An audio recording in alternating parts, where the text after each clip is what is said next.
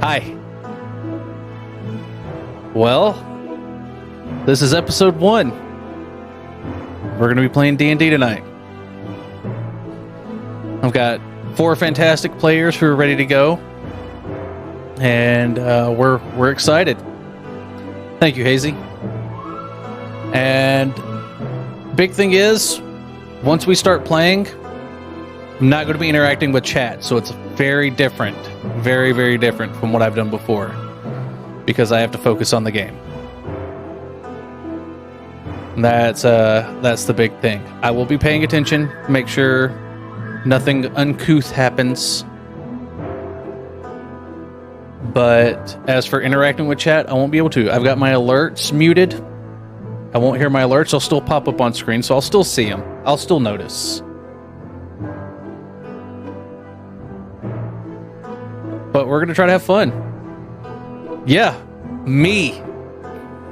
I'm the anti-cheat. And that's one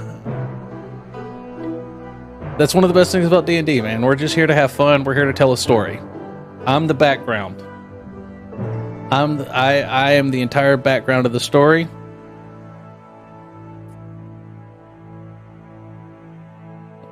And we're just gonna try to have a good time. So I'll roll it back to the introduction screen. Let that play through one more time. And then we'll get started. I'll get everybody ready. Enjoy. Just don't be a dick in chat and we won't have any issues. That's all I can say.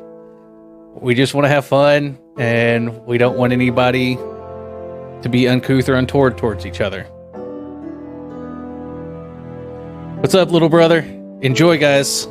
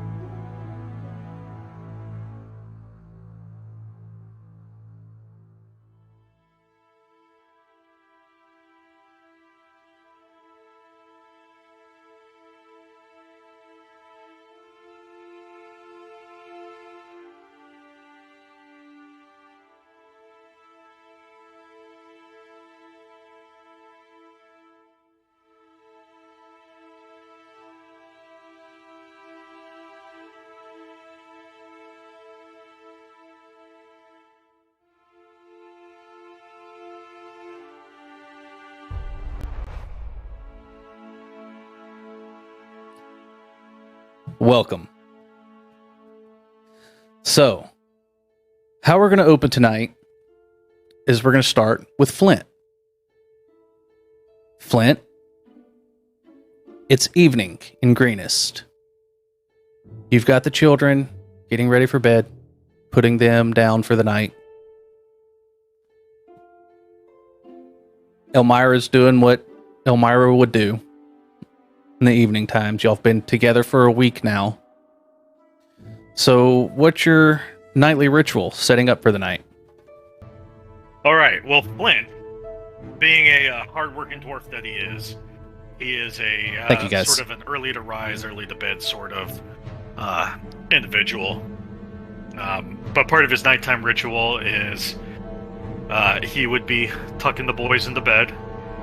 Francis, Rolf, and Arthur. And after that, he'll go ahead and spend a little extra time with Rolf in prayer. And he teaches the little 6-year-old who has shown interest in becoming either a cleric or paladin of Torm to get down on his knees at the edge of his bed, fold his little hands, and say a prayer to the Torm.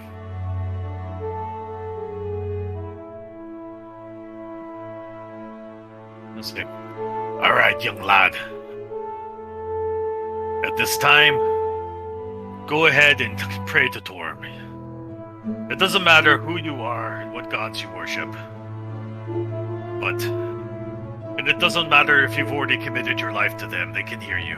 The gods are always listening. So go ahead, young man. Let's hear it.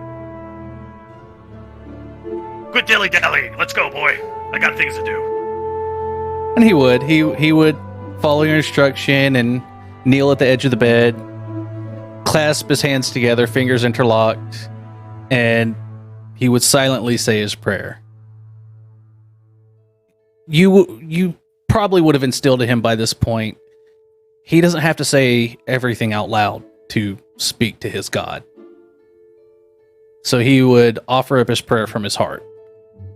You would also notice, out of the corner of your eye, Arthur following suit, though you aren't sure who he's praying to. Flint will take note of it. And then, as soon as he gets Rolf tucked in hand, he would slowly turn around and say, Arthur, head to your room, and I'll be right in. And he would scamper on off. Flint would take what I'm assuming Rolf would probably be sleeping with his hammer. Yes. And I'll say a little blessing over it, like I normally do. Pat him on the head awkwardly, and be like, all right, human child, sleep. And he'll get up and walk out of the room. But not before he takes a slight glance over his shoulder, hiding his smile beneath his large, bushy, red beard. And then he'll keep the door slightly askew, not fully shut, because, you know, doesn't matter what these kids have been through, how tough they are.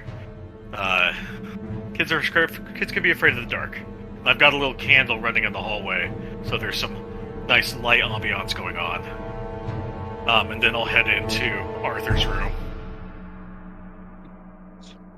Started the fire of green leaf.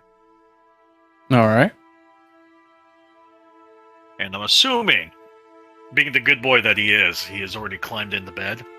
Oh yeah, he's sitting in bed, back against his pillow, covers pulled up around his waist, and he's got his little hammer sitting on his lap. He's just sitting there waiting expectantly for you.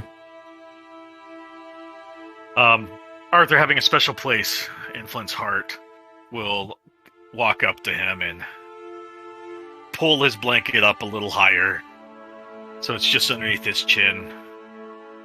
Take the hammer from him and lay it next to his pillow, and be like, all right, boy. You're a big boy, and I've been very proud of you.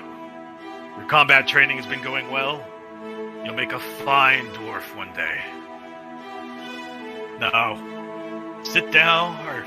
I'm sorry. You're already laying down, It's been a long day. So get yourself cozy. Let me tell you a story. You see, many decades ago, that's years, so over 20 years. Don't count on your fingers, you don't have enough fingers for that. When I was a young dwarf, not much bigger than you, he says that knowing that Arthur is most likely nearly just under half his height already.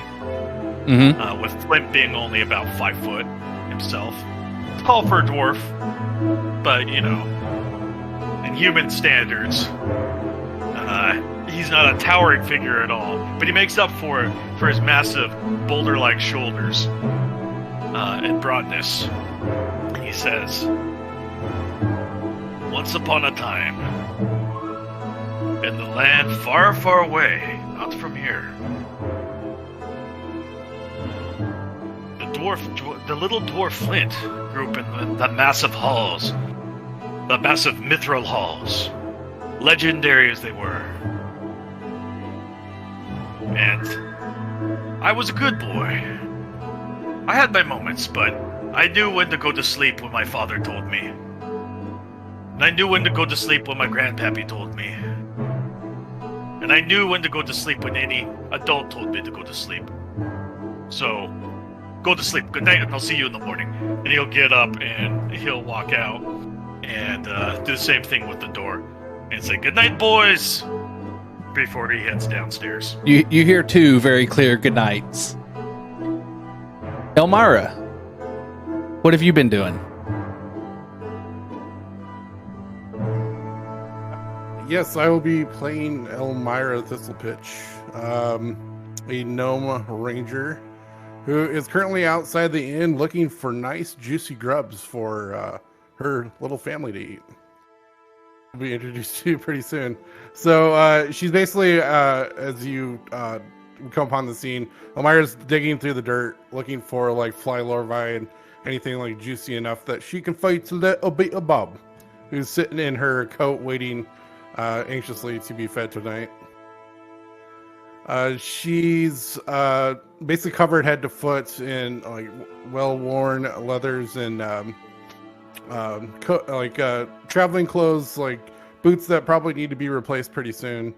It definitely has the look and feel of being on the road for a long time.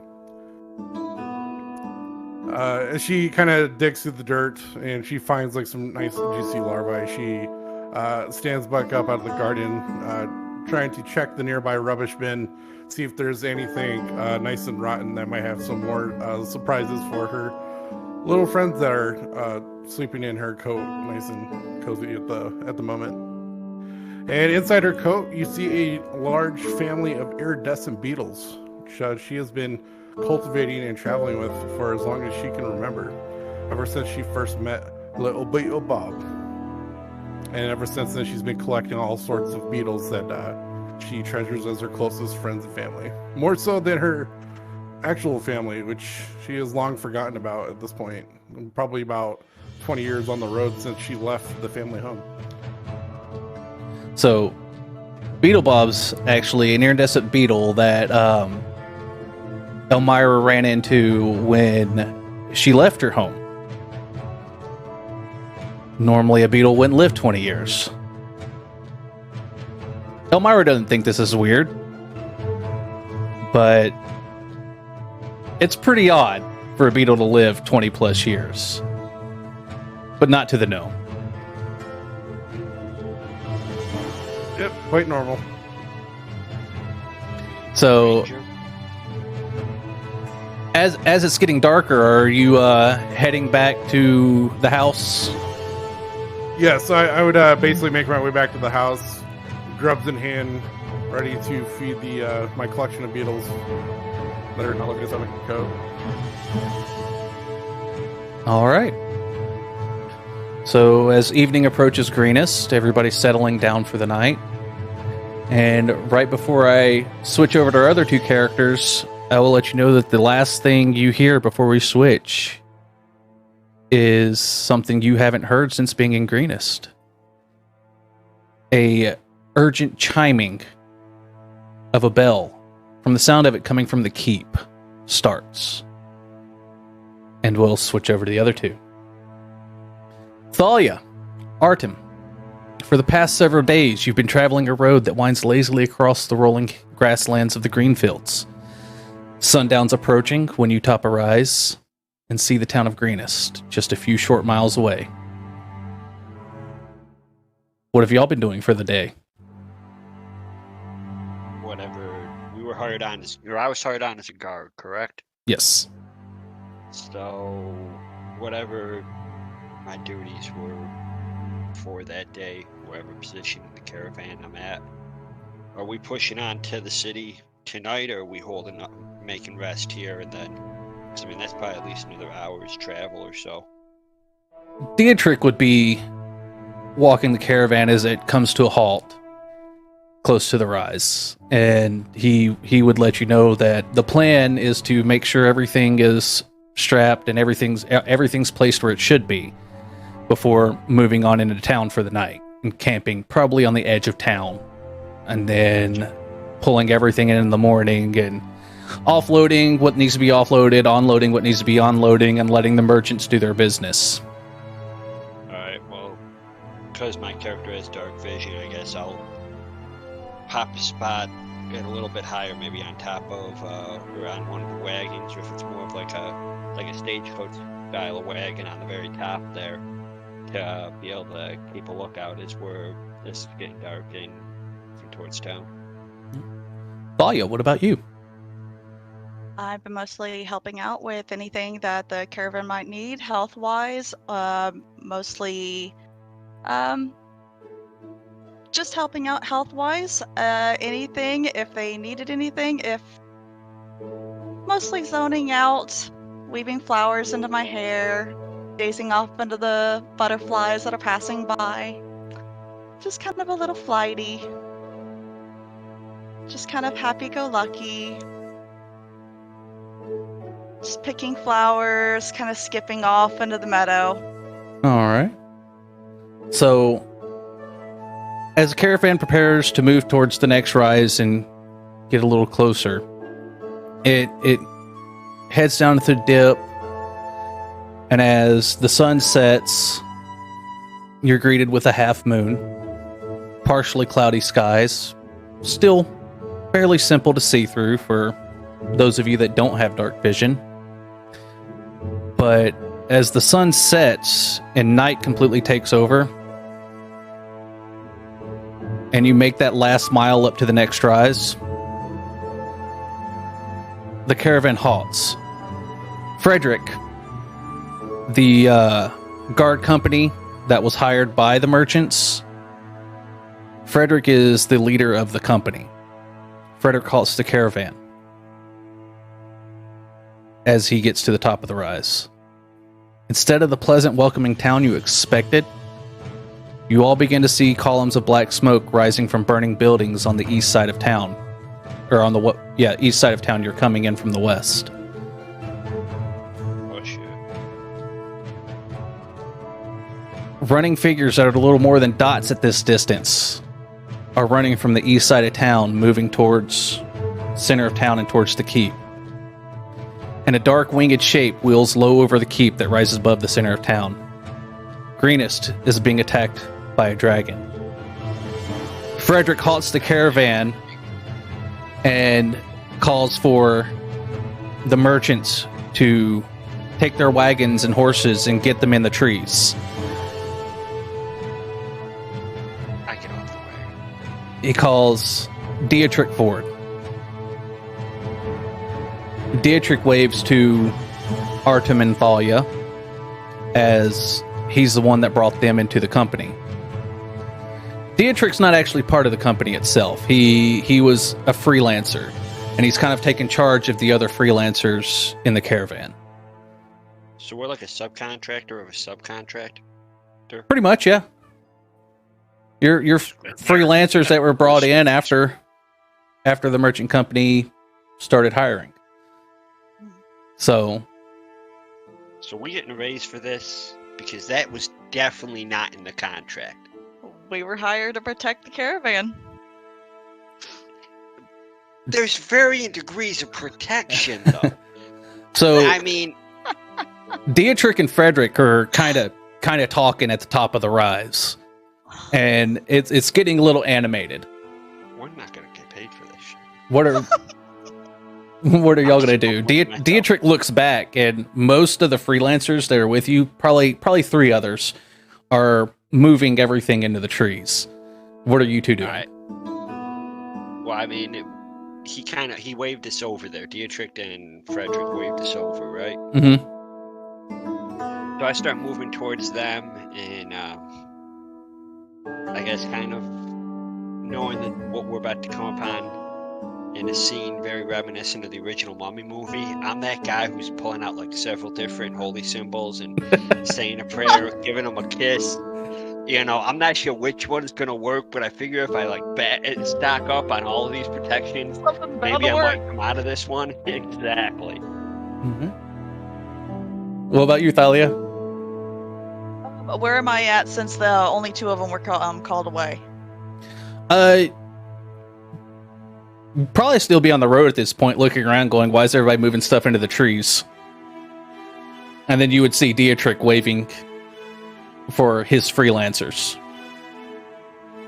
Mostly, I would make sure that the caravan is moved to a safe spot. You said there was a wood line close by? Mm-hmm.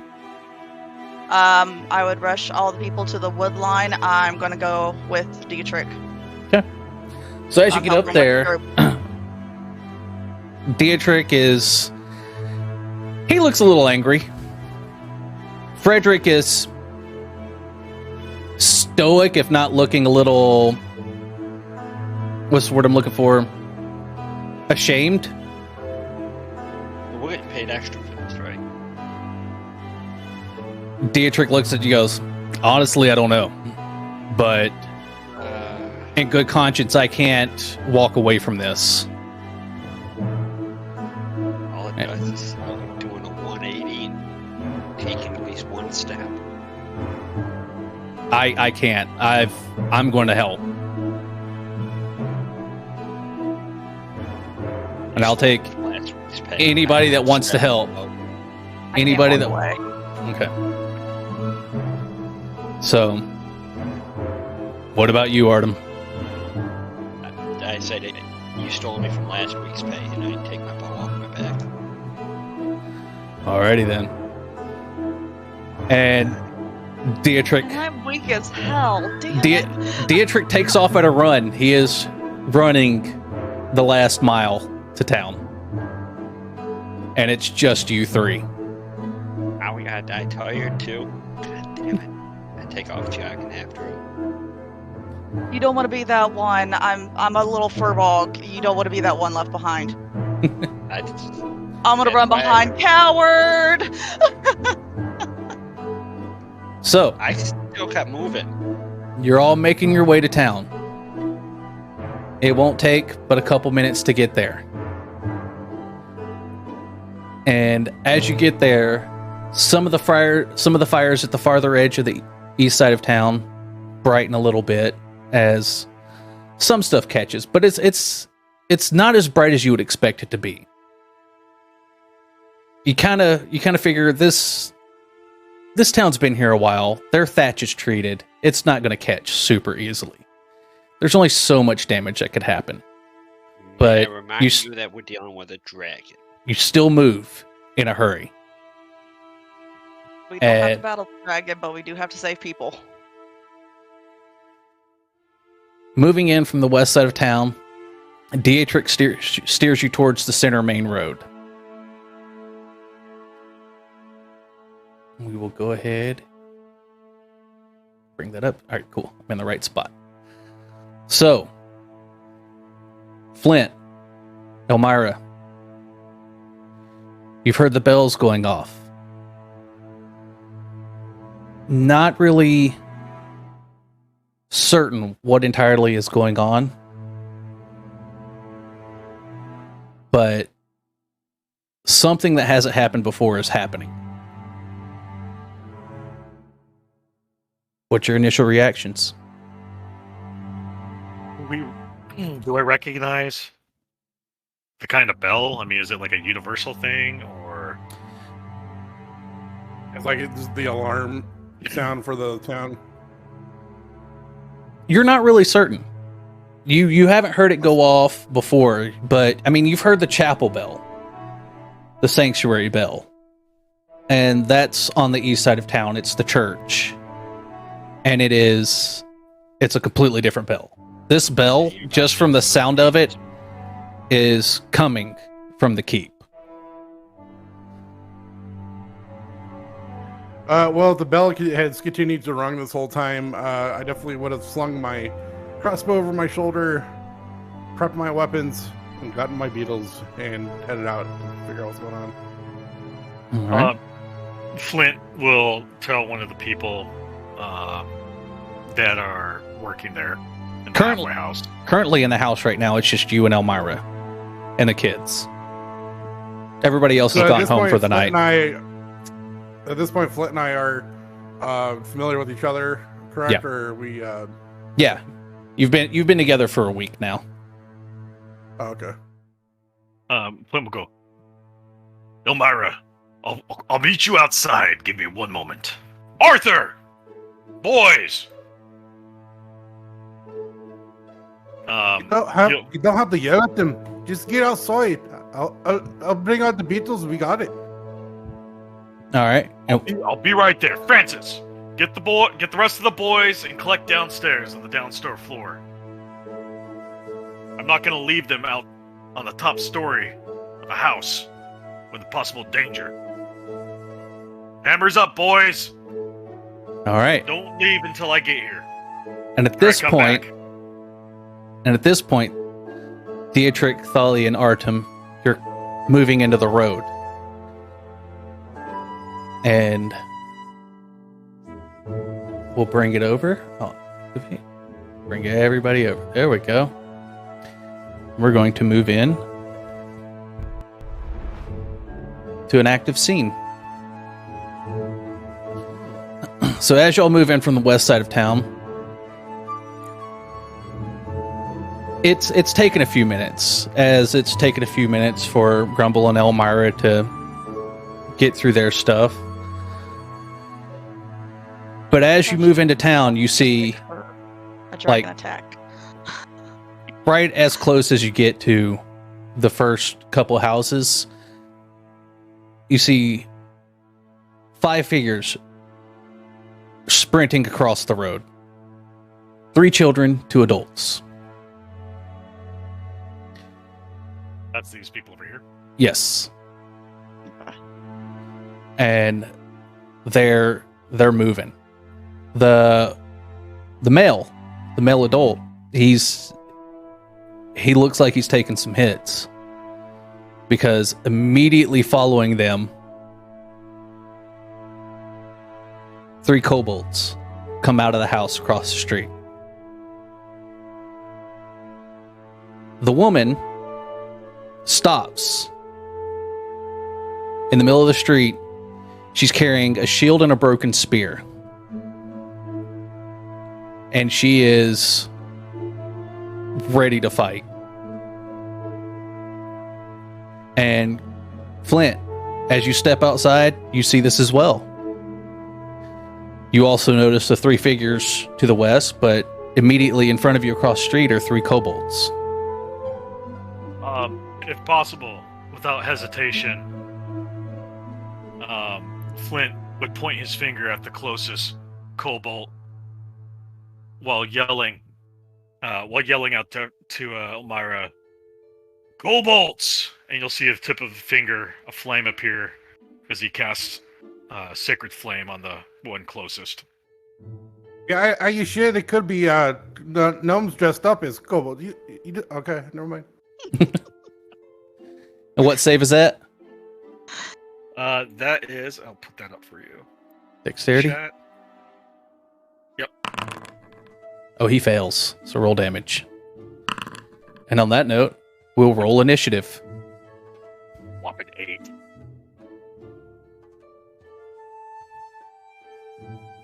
Hey, at least I that have was never just a rolled damage roll. on. So with Foundry, if you select your character, I've got a mod in there that gives you this little kind of, it says magic items, inventory, spells, features. In the utility section, you can roll initiative. Oh, snap. Okay. Ooh. Don't roll it from D&D Beyond. No, don't roll it from D&D Beyond. Okay, so walk me through that again. Sorry, real quick. So there, when you select your character, you've got this menu that pops up, and in the utility section of the menu, if you hover over utility, you can roll initiative. What is the decimals that are going on with it? It's putting in your dexterity as well. I got it. Oh, okay. I thought that what that was. Neat. Cool. Nope.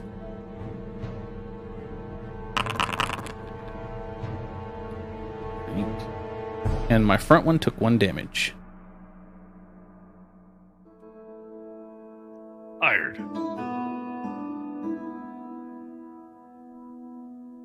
Or Thammer, nobody understands. Okay.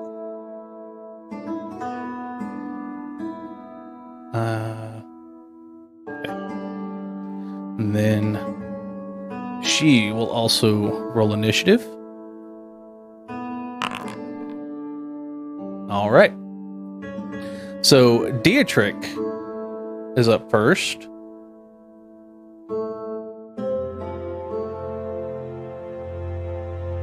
Begin combat. So, Flint, you will hear something. Does anybody else speak Dwarvish? Mm. Ooh. No. Nope, I do not. It's a difficult language. A lot of grunting. Nope. So, Flint, you hear something that you haven't heard in all the years that you've been gone from the Mithril Halls. A very, very familiar war cry. And what it says in Dwarvish is, "The earth is my anvil, and you are the slag to be worked." As Dietrich... Oh, he can almost get there. Dietrich takes his move.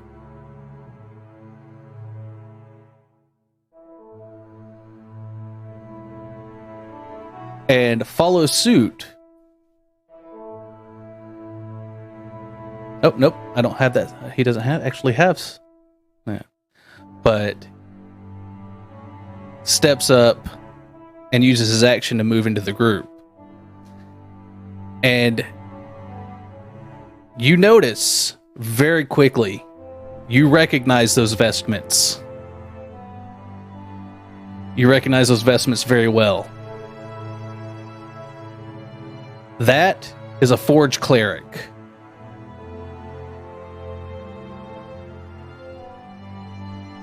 He is a Forge Cleric of Moradin.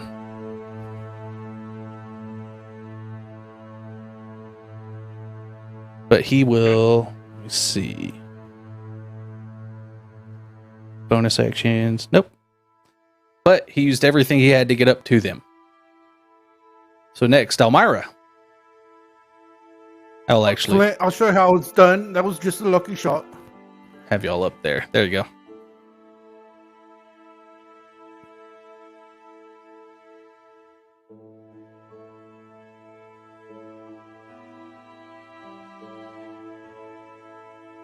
Okay, I'm going to move up close to him on taking out both short swords. All right. And then I'm going to attack the kobold in front of me. All right. Go ahead.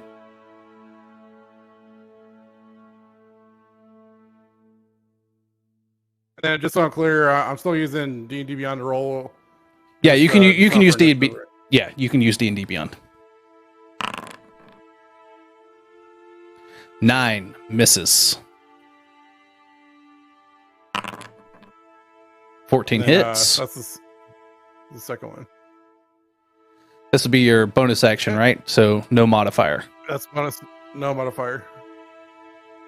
This is going to add a modifier, so just Oh wait, minus do 3 you have 2 weapon fighting for ranger?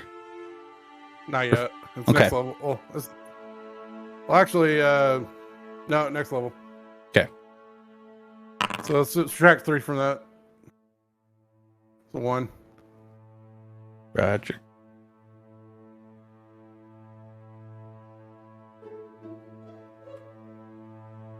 All right. That's my turn. Thalia, You're up next. No, that should be 4. Right. Shouldn't that be 4 damage? No, he did 1 damage. Well, it's No, a no DC. +3. There's no modifier on a offhand. Oh yeah, my bad.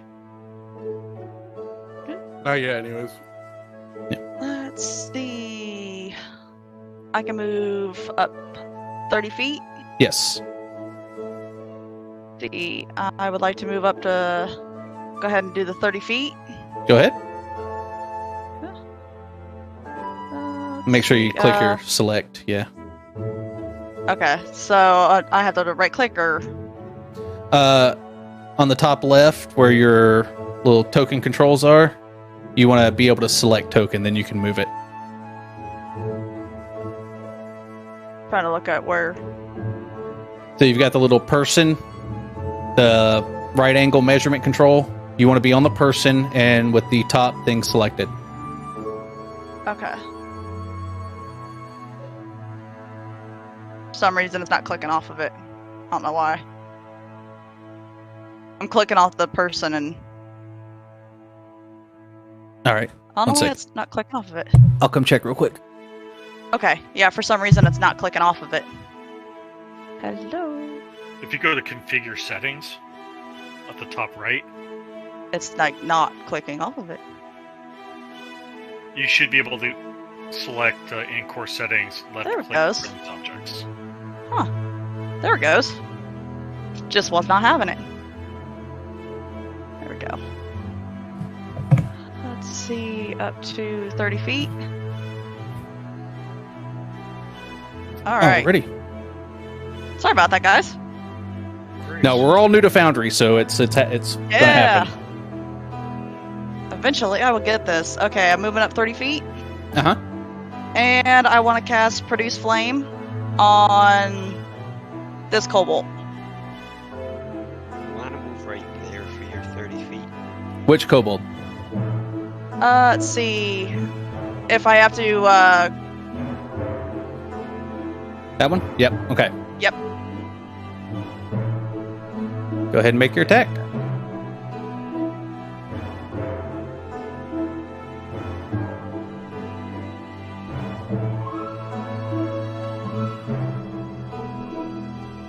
$23 to hit. Roll damage. Nice.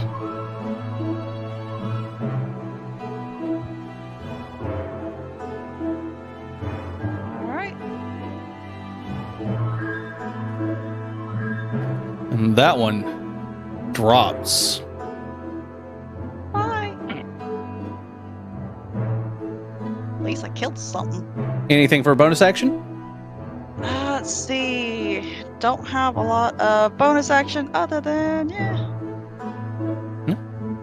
Nope, don't have a bonus action. All right. I'm good. That's the wrong one. Okay. So, next. Which one's this one? That's him. He's dead. Next will be our first kobold. So that's this guy right here. And he's going to go ahead and make his attack. He's going to make a dagger attack.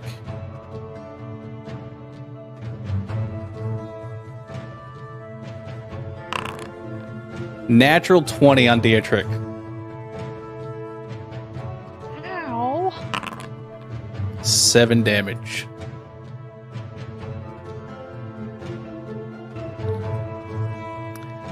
Dietrich takes a mighty hit.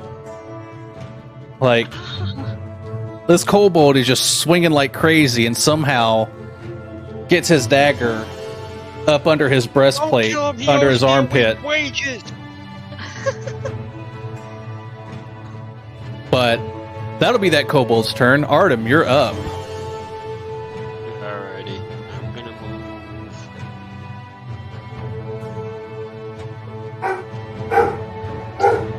Here. 30 feet.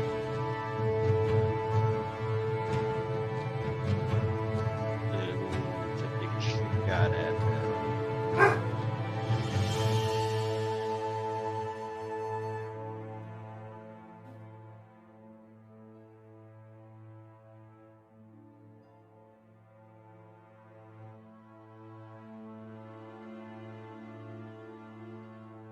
Am I at Right. disadvantage in either way, taking shots at either of those guys? They are not enemies. Those ones you moved up to, those are the families that were running from the kobolds. Yeah, no, those two kobolds that are Oh, the two kobolds up there. top? No disadvantage. Yeah, like, okay. 19? So, yeah, Hits. that'd be the one on the right side, not the one right adjacent to the building, but the one. Right side, He's yeah. probably the one I have. Yeah, he's the one I have an ankle on. And what is it? D6 for wrench on the short bow. So damage and sneak attack because Dietrich is there. Alright, I gotta do this one, to be honest. I'm the same way.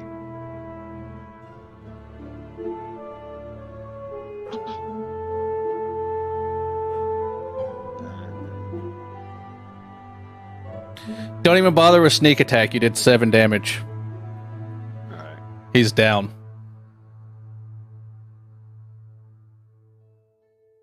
See, Cobalt's easy. Dragon,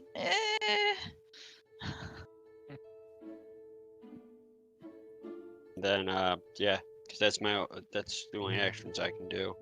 That's it. All right. So next would have been that kobold, but that kobold's dead. So it would be the female, the woman, who looks around quite surprised that all these people are coming out to help. She takes a deep breath, thanks you, and takes a step back to allow y'all to move forward. About to And yell just at her, too. and just readies her spear. So Grumble,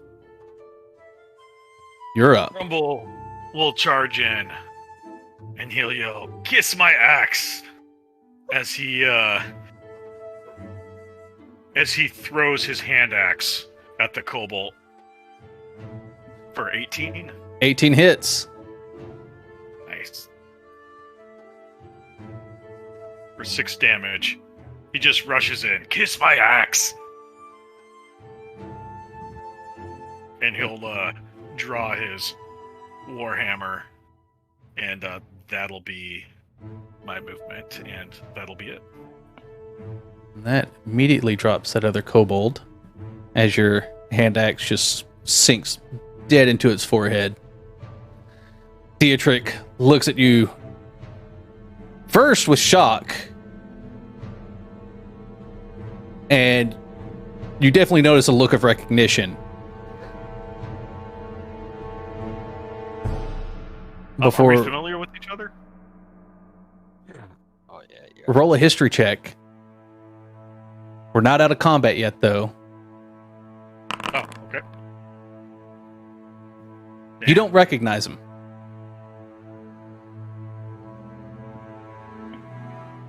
I don't recognize But- him, so I just toss him a wink. As I give my hammer a little spin. you flirt.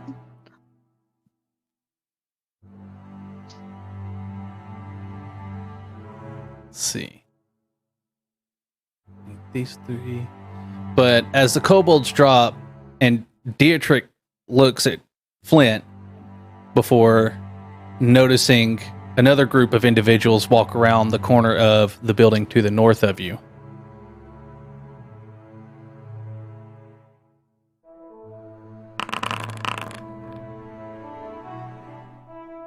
And 3 individuals that Grumble and Elmira, you definitely don't recognize if you've been in town for a week. You've interacted with quite a few people.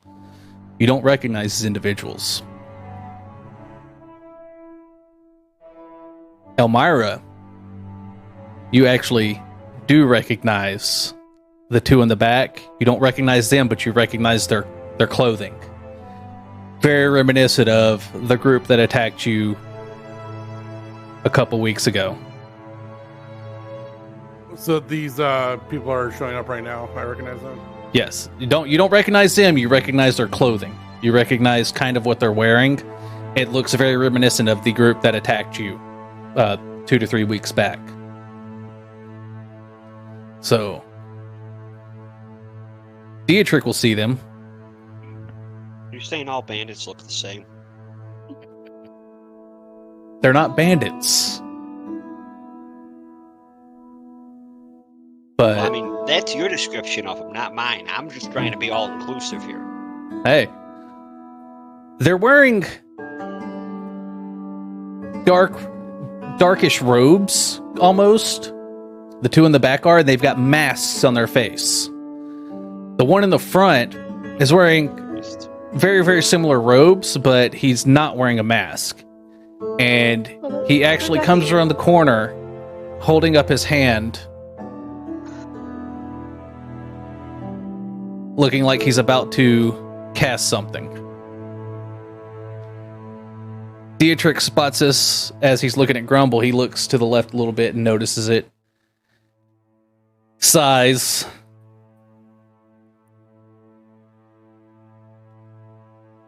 And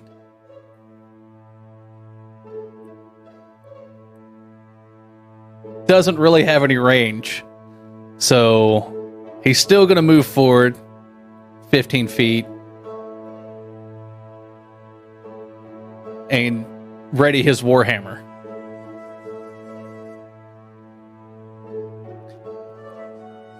Elmira, you'd be up next. Okay. So I'm on the, I think I'm on the same page. The people I just recognized are to the right. It'd be second. I had to look up my Like pinging. ping. There it is. Yeah. This guy and this guy.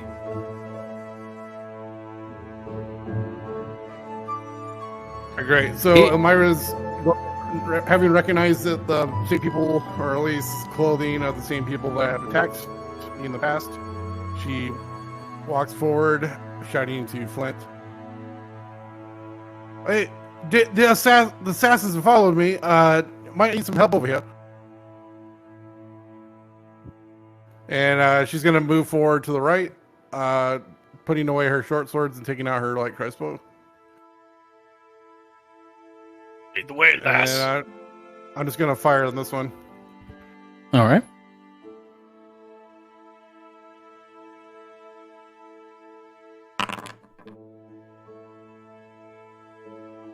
$15 hits. 27 piercing damage. Excuse me.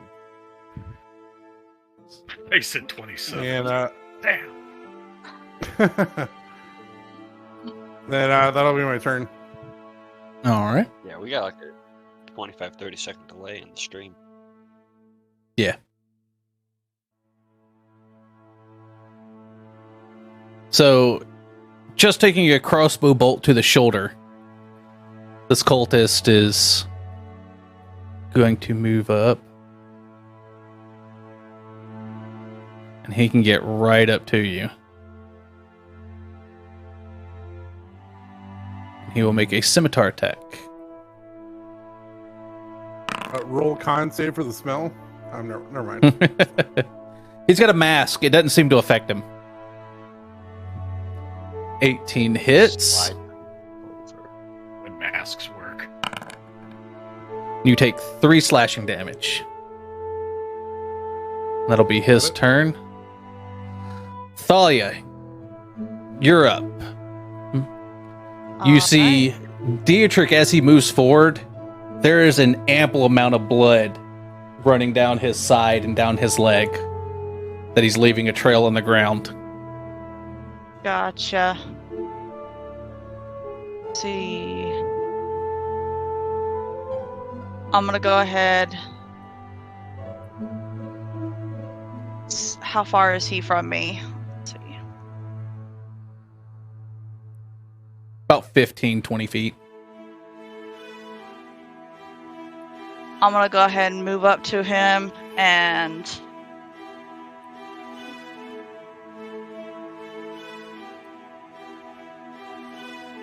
apply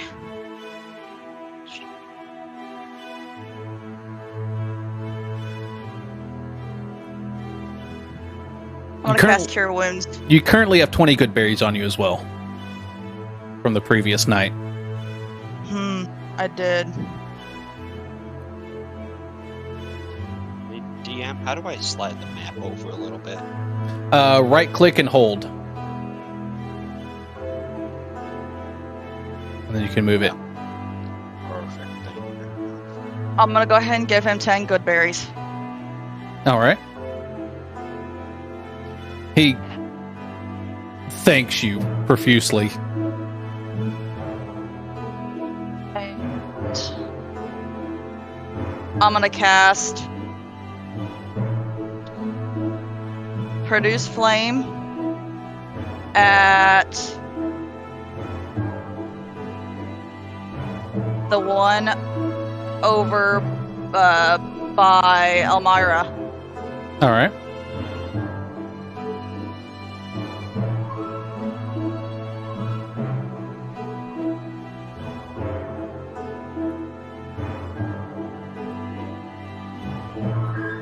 $21's gonna hit. Sweet.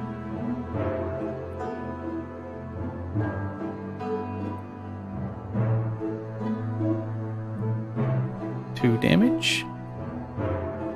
That's exactly what you needed. Cool. So, Elmira, a bit of fire just goes right over your head and hits that cultist directly in the face, and he drops. Almost beginning to catch flame. And me without my marshmallows. Damn. Which brings us to Artem.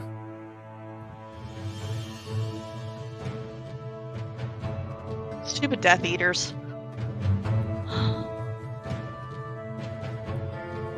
Okay. So, if I say moved over to like right here, you know, kind of behind that cart, would I be considered hidden from that last goblin up there? And at what negative for so I could add in the sneak attack with it? You could move up there and use your bonus action to hide.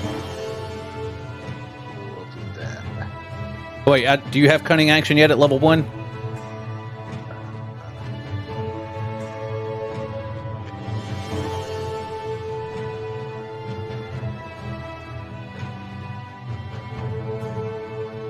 No. Okay. So you can't use your bonus action to hide just yet. You don't have cunning action yet. Gotcha.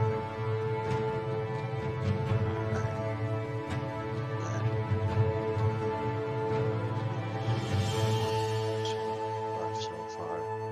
Alright, then I'll move to right here. All right.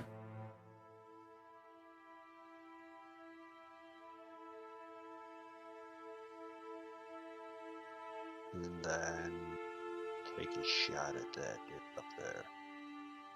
I believe my range is 80. He's only 60 away, so yeah. Yeah, you're good.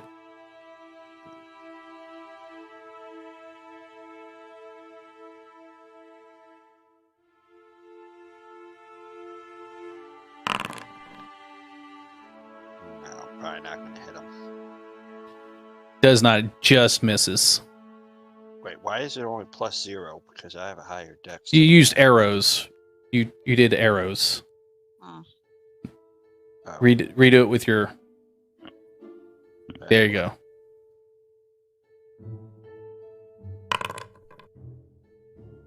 $12 does hit. It was this front guy, right? Yeah. Yep, 12 hits. Well, the other thing, wait, all I see is that one that's in front of that last civilian over there. That's Or is- so that's not a civilian. Oh. That's not a civilian. Yeah, then I shoot him in the face. Okay, that hits. He's a military age male. Roll damage. I don't know why I'm getting a +2, but it's, Are you taking guesses on which this is statutory murderers? well, I saw a childlike figure there, so I'm just, you know, I was like, Need to I make wonder sure if we're I'll killing get the right 6 people. years for this one. Is this 6 years in jail or is this 3? It's all about killing the right people. Exactly. All The right. report afterwards is going to be ridiculous. Yeah. Plus, we I need to mean, make sure that we're asking forgiveness about killing the right people. Listen, I was hired to defend a caravan, not protect a town from dragons and who knows what else. So this is definitely getting added into the bill. Oh, we Just haven't made to saying. the dragon yet. This is just kobolds and bad guys. So this comes down to the Right. next cultist, who,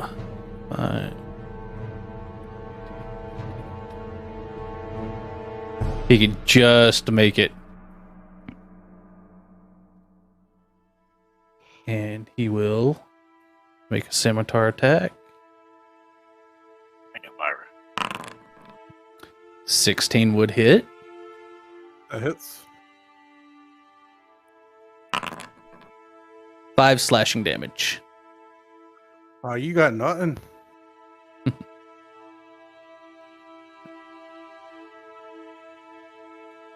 That brings us to this guy, who, having just taken an arrow to the knee, It wasn't me.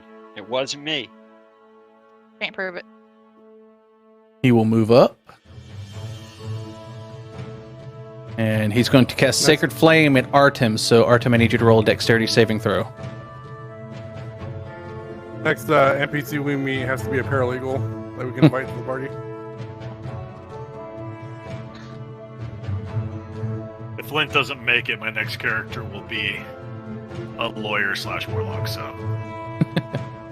Well, we might need it, so you never know. If the arrow don't fit, you must quit. How the hell did I roll that It's low? all about the blood trail. You take 6 radiant damage. Ow. God. How do I signify damage? You can right-click your token and do it, or you can do it in D&DBeyond. Just handle your damage, handle your health stuff in D&DBeyond.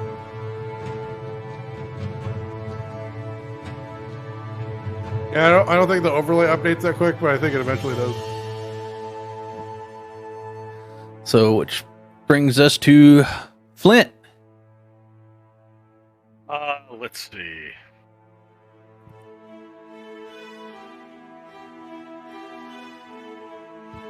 Ah, yes. You can get right there with your 25 feet of movement. He's a fast boy. So he'll run over here. Oops, hold on. He'll run over here and he'll complain. I usually charge a fee for dancing lessons. And with that, he'll swing his warhammer down. There.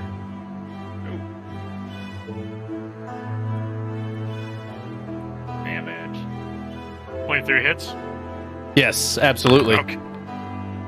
For 7 damage. And how is Elmira looking? Should I tell him, DM? You tell him how you're looking. So Elmira is looking fabulously bad as she's covered in blood across the majority of her body. She looks like she's on her last legs, but she's still grinning and smiling. Positivity, I like that. But Mithram doing a heal ye, and he's gonna cast Healing Word. All right. Use one of my spell slots. 4 hit points.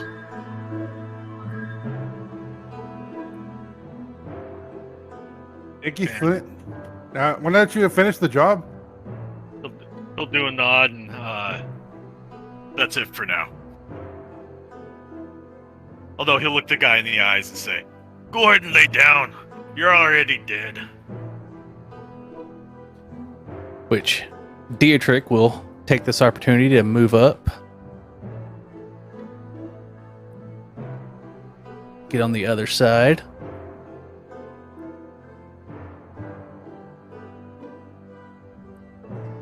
swing away with his warhammer. Also, I didn't say this before, but for my campaigns, potions, consumables, like minor consumables like health potions and stuff, good berries, would be a bonus action to take. Nice. What about force feeding? That would be an action. Okay. Sorry, Dustin. It's cut from the same cloth. All right. And Dietrich, Flint, you notice Dietrich moves a little bit swifter than most dwarves.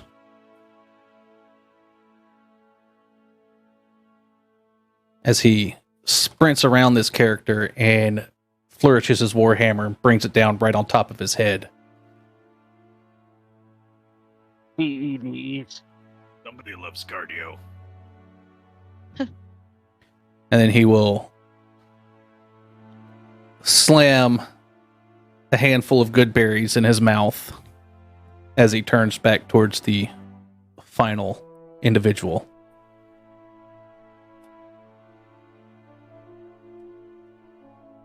Which brings us to Elmira. So last one alive is here, correct? Yes, sir. I'm not going to fire on him instead. Well, let's try this. I'm going to shout at him. Hey, put your arms down before we cut off the rest of you.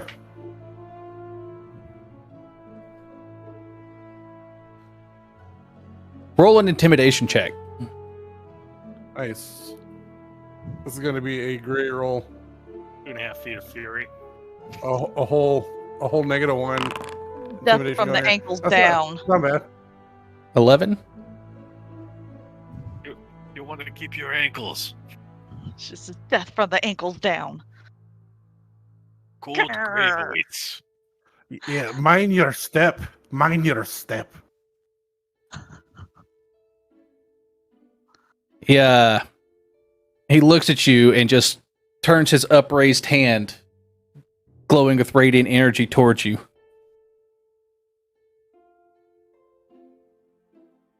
Doesn't respond, doesn't say anything, but it's definitely an aggressive look. Does not look like you intimidated Alright him then. at all.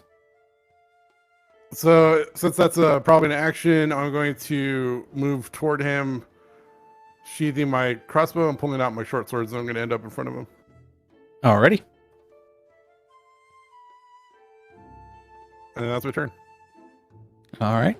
Thalia. How's Artem looking? I got 3 hit points left. Okay. Try not to give us a number. Try to tell us just how you would think your character would be how looking. bad? Yeah. Are you flailing? Are you He's I can see singed. the light. On a scale of 0 to 9, how are you feeling? Like I took a hot poker up the ass. His There we go. his eyeballs are smoking. There we go. I'm also gonna cast Healing Word on him. All right. A ranged attack with berries? Good berries? Yeah, let us slingshot him. Are we sure I those aren't remember- performance enhancing berries? I remember Right? In 3.0, they actually had healing arrows. All where right. it would do 1 subdual damage because it smacks you in the face, but then it would heal you for, X D8 hit points. Artem, you heal 6 hit points. Nice. All right, that put me back up. There you go. You got 6. And see. I don't have any bonus, so that's about as good as I can get right now. So All I'm right. good right now. Yeah, healing word would have been your bonus action. You still have an action. I'll go ahead and move up a little bit farther. Yeah, you've got your movement and an action, so you can still Yeah. cast a cantrip as an action. Your produce flame is a cantrip. Yep. I'll go ahead and move up a little bit farther. I'm gonna produce flame. Try to get him.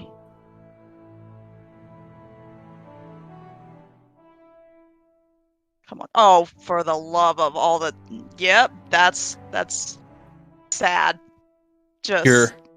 Your little mote of fire goes wide. Up it. All right, Artem. After being healed, you are up, sir. Yeah. Now I'm not gonna. Let's say I slide down 5 feet. Is that gonna impede my shot? No. And since he's already in contact, It would be sneak attack. yeah. Alright. Just doing that so I can click on the stuff to move the token. Alright. There's that. Start the bow. Attack.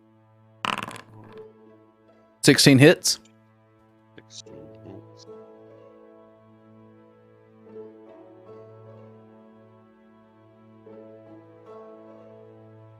So it's what, 1d6 is sneak attack? Yeah.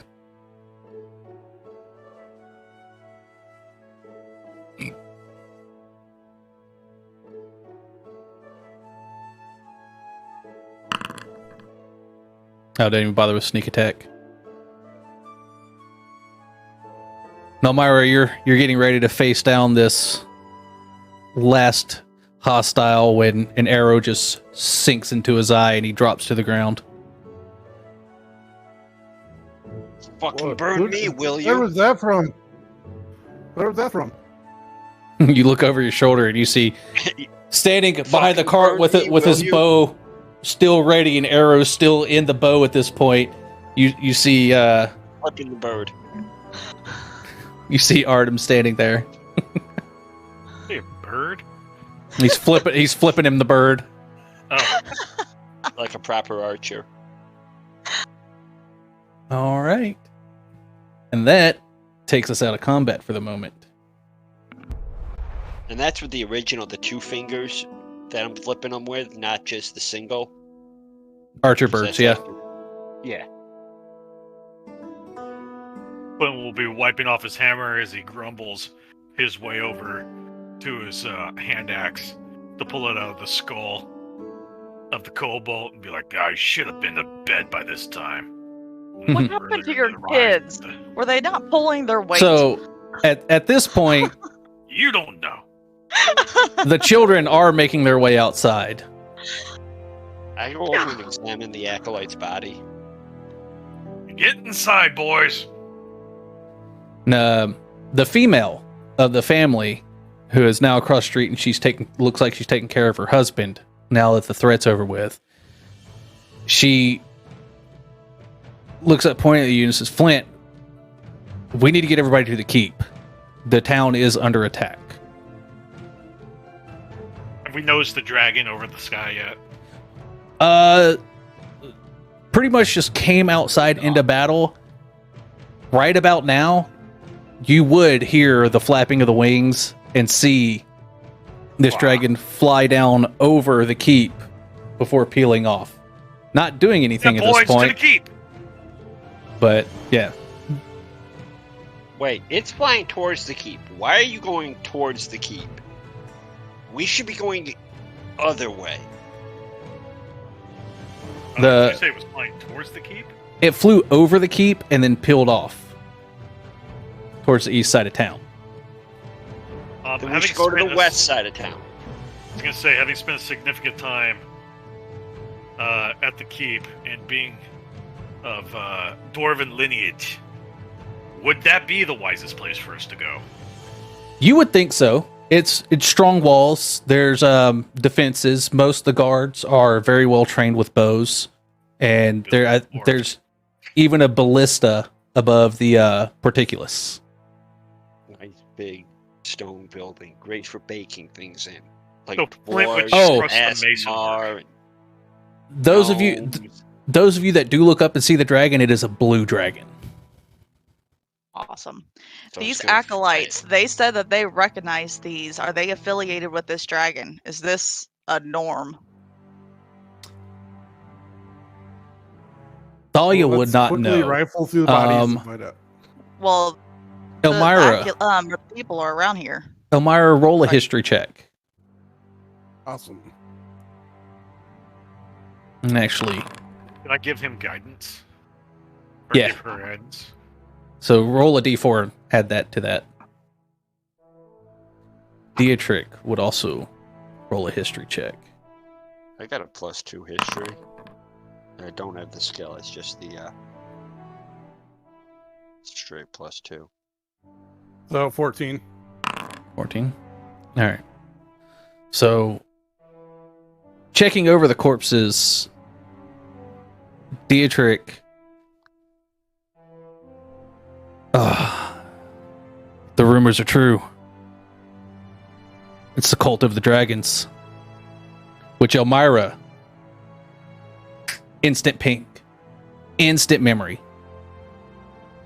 of the group that attacked you and what they said.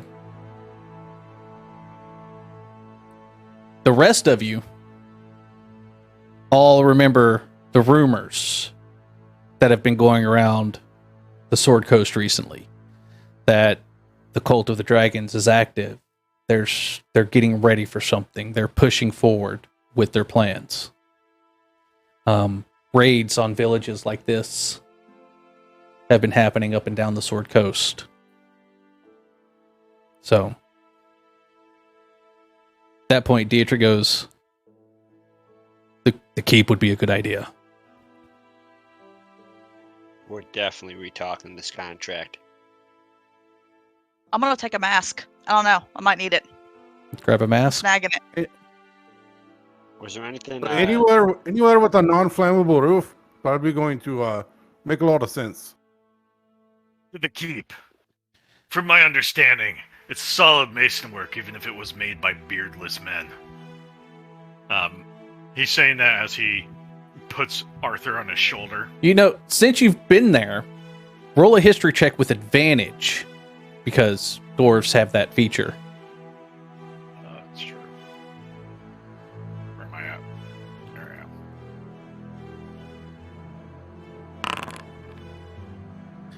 Nice. Yeah, that keep was built by human and dwarvish hands. The dwarvish parts are good. Our hands has had a part of it. I can vouch for that. Plus, they have a ballista. You're free to come and join us, but I'm taking me boys there. The female who you recognize as Leanin' Swift and her husband, Taylor? can we stick with you? Everyone to the keep. There's more than enough room. It does increase the likelihood that one of us will survive if there's more bodies. I mean, I shouldn't have said that. That's dark, but I understand. I like blunt. Blunt's good. Who doesn't? All Is there time to quickly rifle through the bodies before we get out of here? I took a mask. The only I thing already really took one of the grabbable masks. would be the mask on the cultists. The acolyte doesn't have anything on his person other than his clothes, and I think he has a club. Something with the symbol on it. Something with the symbol on it would be great. He does have his holy symbol. It is I'd cop that. I have a feeling we're gonna run into these people later on, so a mask might be something we could It'll go to the You know. flesh. so flash the whole around or The holy symbol. 285 foot dwarf. the holy symbol he's carrying is it's a rough carving in copper of a dragon's head, and it's very rough. It almost doesn't look like a dragon. It looks more like a V, but you can see where the rough carvings were in it. Was this guy a kobold too, or is he human? No, he was human. Well, I still wipe the thing off on his robe first before I Because The blood. Ew. the two cultists had their masks, and they both had just worn out scimitars. This one is the symbol and the mask. For Mr. Statutory over there. Just in case. I can actually show you what these guys look like. Well, at least the So the cultists. details. Let me bring this up real quick. If this game can just dude. turn into Ace Attorney, like in the middle of the campaign somewhere, that'd be great. It's funny, we're getting attacked by a dragon and we're like, hey, can we still close? In my defense, we're gonna need something to identify this later. We need to know who we killed. Well, take a cobalt ear then. Let's strip this guy naked, you know. Hold on, Oh, Honky. whoa. Don't burn us yet. Oh. I was more wondering about that, like, walled house up north of us here. I figured, well, if everyone's heading to the keep, that's probably a rich person's house up there. No, most of these houses are pretty plain. They're very, very simple farm-looking houses. Yeah, but that one's got a gate. Got that money to have a gate. That's the richest plain-looking house that is on the map. They're the richest poor person. Oh, well, y'all definitely can't see that house from your vantage point. So, Flint knows Here's the the way keep. to the keep. I was actually going to try to find a picture of these guys to I show swear, you. This background music is like the calmest I know. music for Yeah, I forgot like to a battle change. scene. I forgot to change to the battle music, so you have to forgive I me for know. that one. I messaged you and you haven't got it, and I was like, wow, this is so relaxing for a dragon battle. I feel calm and collected. I feel so calm for being a The music. I feel like I should be cutting bushes and looking for gems. Collecting chickens. I messaged him. I was like, wow, I feel so zen for getting attacked by a dragon. Well, I feel less confident about that keep because it's on fire. It's not, but It's backlit really nice. I it's just feel like it's just an fuck, image to you know, share. it's It's fog great. cloud. I So- feel like, you know, if a dragon burns me, I can go out and get a massage. So y'all begin heading towards the keep. With the children, you are moving slower than you normally would.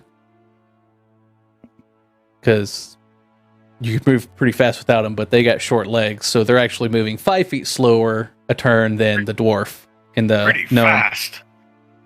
I'm the slowest one here. You know Myra about even.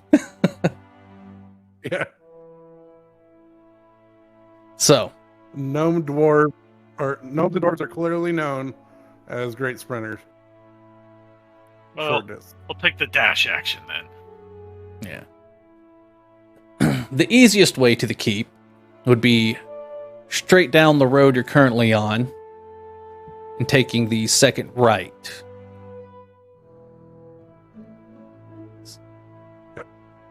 The direct route. All right. Are y'all moving quickly or stealthily? Dragons involved. Oh, and Yeah, with I the think bolt- I think we're all out, right? speed is the key on this one. And I think I'm gonna lead them taking the first right Okay. Yeah. and then taking the parallel road instead Yeah. of the main road to the keep. I'm You know the taking- area I'm gonna- best. I'm gonna take them through the areas I believe would not be filled with cultists. I have All the right. boys with me. Yep. So then why don't we just go down the road and hang a right at those bushes and cut through the yards then?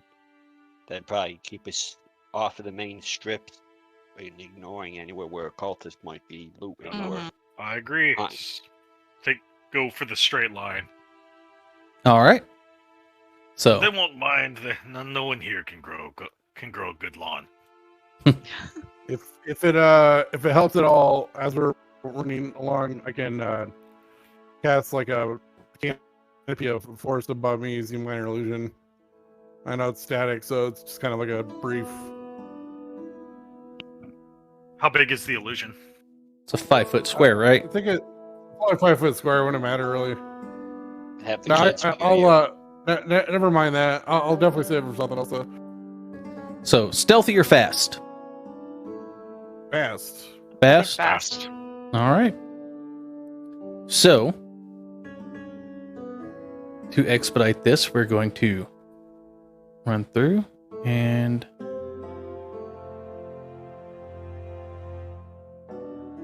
I guess I'd take the lead. Want me to roll a couple perception checks or?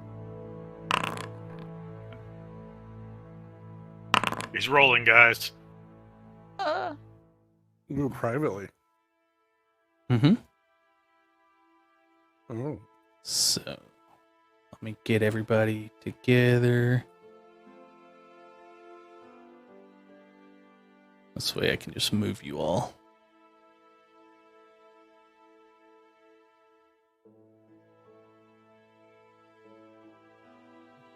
Excuse me.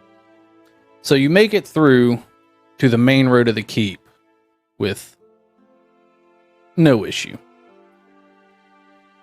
You hear normal sounds. Well, not normal, definitely not in Greenest, but you hear the sounds of what you would suspect would be raiders pillaging houses, the shouts, people moving, trying to get to the keep. But with your path, you don't really encounter anyone. But in front of the keep, Is it I all don't- I goblins? don't hear any. Like as I we don't hear see anybody them in trouble, do I? running by, is it all or kobolds? I'm sorry. what's that? Is it all kobolds, or are there humans interspersed with them? What do you mean? The raiders that were kind of. So what you saw, the 3 kobolds were the only kobolds you saw so far, and the other 3 Okay. were all humans. Okay. So you took their masks off. Yeah, they were humans. Right. But And we don't see any others. I mean, they could be. so far you haven't. Okay.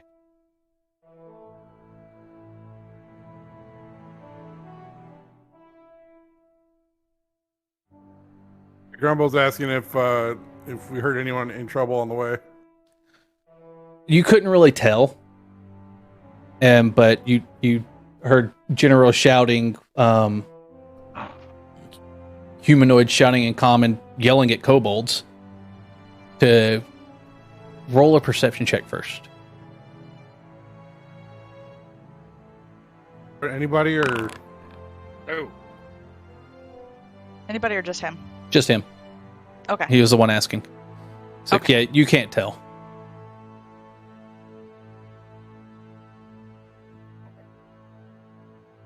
I'll just keep pushing to the keep. Do I see anyone else running out of their houses, moving towards the keep? Currently, Just no. in general calamity? No. Okay. Okay, we'll just keep moving on. Yeah. So, actually, had to move y'all back just a hair. So directly in front of you guys, as I'm sure you probably would have stopped about here. Let me make some rolls.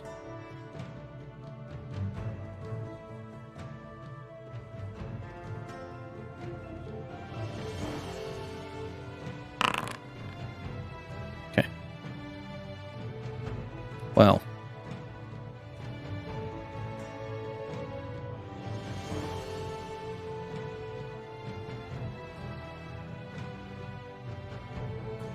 You see a couple groups of kobolds and cultists.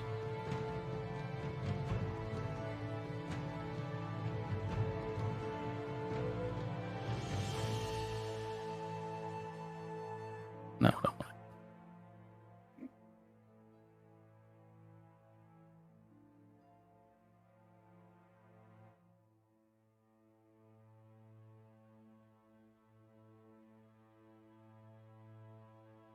still learning this system as well. Nope. Yeah, Foundry looks pretty cool. I might switch to it. Still trying to get used to it. Talking about Foundry? Yeah. Yeah. I've been working on it for the last 5 or 6 days with Josh, and it's solid, man. Yeah. Wait until you see tomorrow. Yeah, I've been building my Dark Sun game in it. Seems to look pretty good. So as you get to this point, you notice on the road to the keep in front, there is a group of cultists and kobolds harrying the gate, but not pushing into it. The gate is open, and they're not pushing in, but they're kind of standing in the path. Yeah, they're making sure nothing can come out. Yeah. And actually, to protect those, they wouldn't be wanting to take fire from the guards, so they would be further back. I'm going to quietly motion for the civilians and the kids to hide behind the house. Can they see us come around the bend yet or hear us? They haven't noticed. Their eyes are on the keep. Okay. So I would, noticing up ahead, holding my hand up, and looking over. But at this point, I would have y'all roll a stealth check if you're going to try to be stealthy with it. I was about to say I want to go ninja mode. I'm going to cast guidance on myself.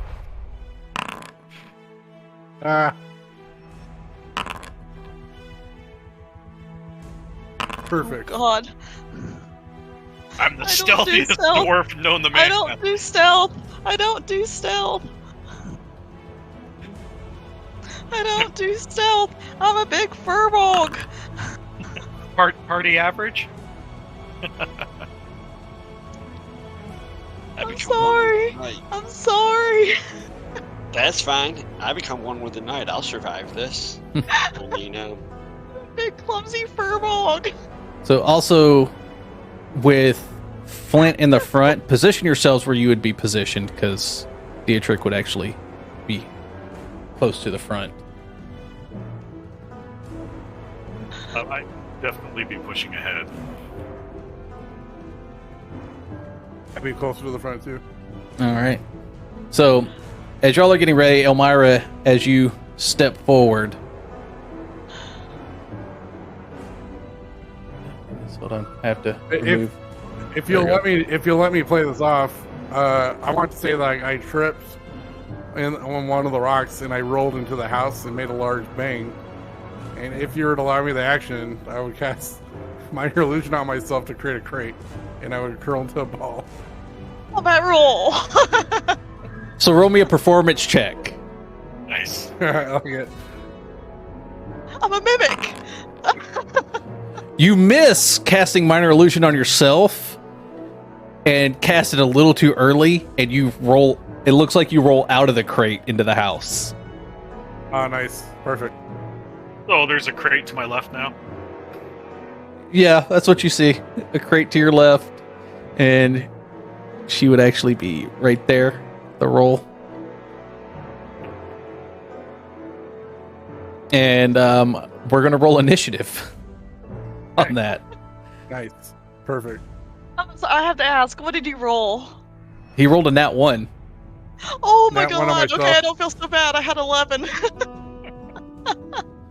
2 above 20s, 3 below 12s, and a nat 1. It's always sad when the Ranger's not rolling well himself. Don't forget to change the audio, DM. Yeah, it's very peaceful for fights. Ooh. I mean, I'll be, Audio has changed.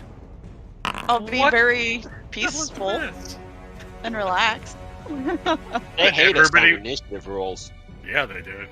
I'll fight while catching butterflies. We rolled 0, 2, 2, How do 3. I get this audio work? Wow. Ooh, wow. The baddies get to kick her ass first. Wow. Is this how it's gonna roll now? I already have my Uh-huh. warlock rolled up. This is how it's gonna roll. Wow. Well, the good news is God.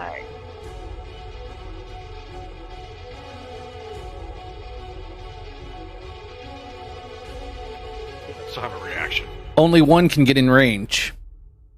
All right. Hey, I'm giggity. My man. My man. Unless they dash. Well, Yeah. They all dash. which he's the only one that can actually get in range.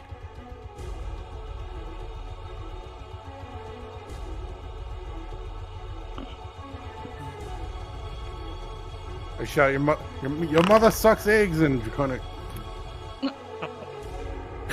Natural 20. Nice. So Elmira takes 6 piercing damage. Okay. Forgot I'm carrying bagpipes. Wow. If you'll allow me to illustrate this one. Still, however, Elmira is bleeding profusely onto the ground. Her right arm has gone limp. All right. Wait, what happened? I basically drove like his short sword or dagger into my shoulder, and my arm has gone limp. I'm near death's door. Oh, Jesus. So this one.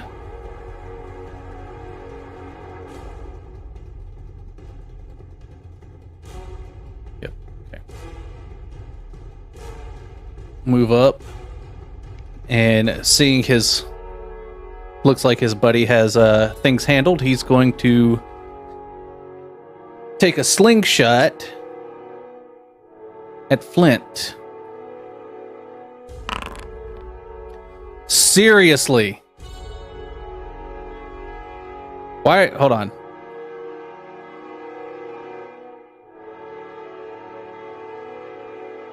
And just make sure I reveal. I forgot I was rolling privately, so I'm going to reveal all this. You forgot to turn off your automatic roll 20. Yeah. I don't know. But- 20.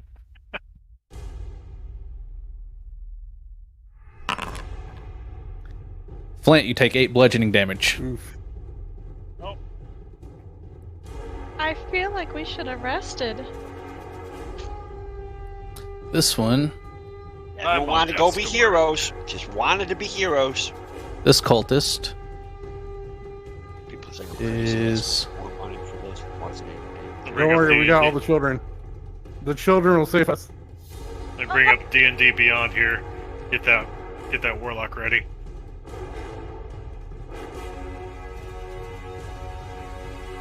He will move up, but he had to use his action to be able to move up. Not my Union rebel. Yes, in town. This kobold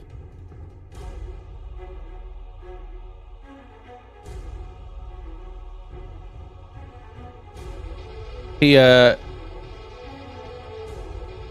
might think things are handled. He's going to roll a perception check to see if he notices. No, he does not notice anything. He rolled a 0 on perception. There is nobody hiding behind that building to No. his left. No, so he is just going to take his movement. And as far as he can get. See, Was that kobold or a cultist? the one that just moved is a kobold. Okay. I just didn't know which shapes were which. And that would be this cultist. So he is going to.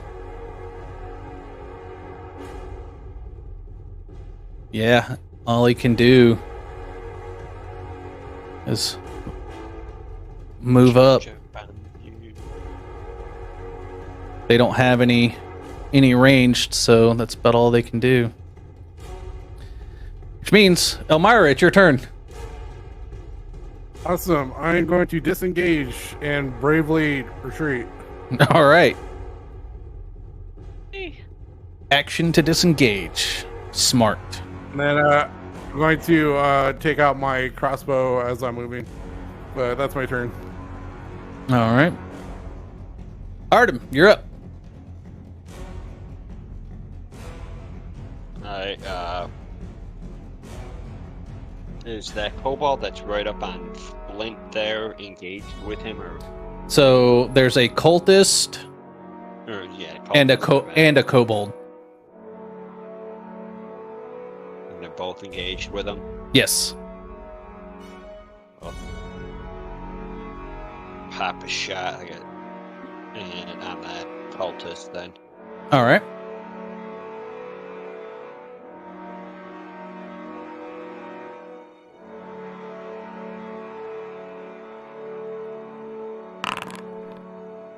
$18 hits.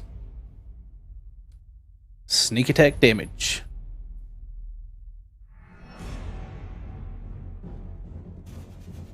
Now, when I add in this situational here, that's where you get this sneak attack. Do I have to put the @ symbol in first before I put the 1d6? 1d6.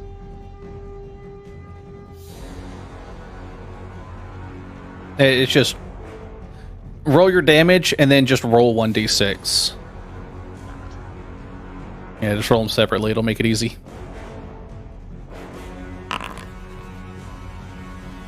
So there's the damage. So 6 there. Then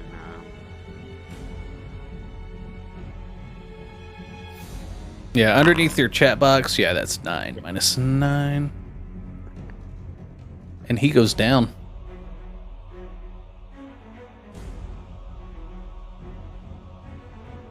and then I take it to 5 minutes. Yeah, right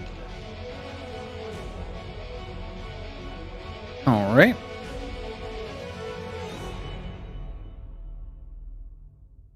And Flint, it is your turn, and somehow I did not get an initiative roll for Dietrich. So Flint, we're actually going to go Dietrich before you, and it's my first. Yeah, you may not actually have taken that damage, that critical hit earlier. All right. Because Dietrich would have. He would have moved up to here. Well, that wasn't the one that threw the sling. It was the No, one- it was this one. It was this one right here that used. No, it was this one that used a sling. Yeah, that's what I was thinking.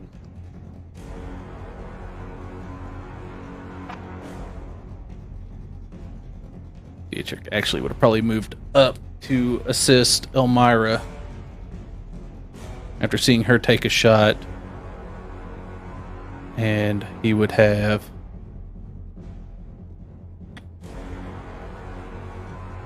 done a Warhammer attack. Damage 7. So that one would have gone down, and Dietrich actually would have taken that hit at that point. So, yep. So the attack against Elmira would have happened, but the attack against Grumble or Flint would not have. And then that kobold would have done. How much was it? It was 8 damage. 8 damage. Yeah.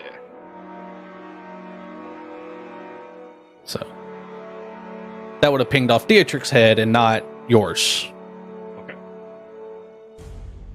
And then we would have proceeded. Everything else would have proceeded normally, and it would have been Grumble's turn, Flint's turn. Well, Dietrich would have gotten an attack of opportunity on that kobold. That's there right up. That one? Engaged. Nope. Yeah. It's still engaged with him. Oh, it's engaged with him, not with Flint. Okay. It's engaged with both of them. It's within 5 feet of both of them. Oh, well, I just figured. I thought. Again, it's been a few years, but with Yeah, it would not have moved out of his range, Okay. so it wouldn't have got. He wouldn't have gotten an attack of opportunity. Is that an occupiable space? It is. From me, is it safe to say if I was here that essentially I can't see one of the kids? Yeah, if you were there, you wouldn't be able to see any of the children. Well, yeah, because actually I got those backwards. So the kids would have been back here. She has a weapon and a spear, or a spear and a shield. So she would have been there. The children would have been back behind the house. That's where they all would have been. I'm going to move here then. All right. And you'll see Flint raise his hammer up into the sky as electricity starts to gather at the end of his hammer. And I'm going to hold my action for the end of the last cultist. So at the top of the at the top of, well, actually this is better, at the top of the next round, and I'm going to release Thunderwave.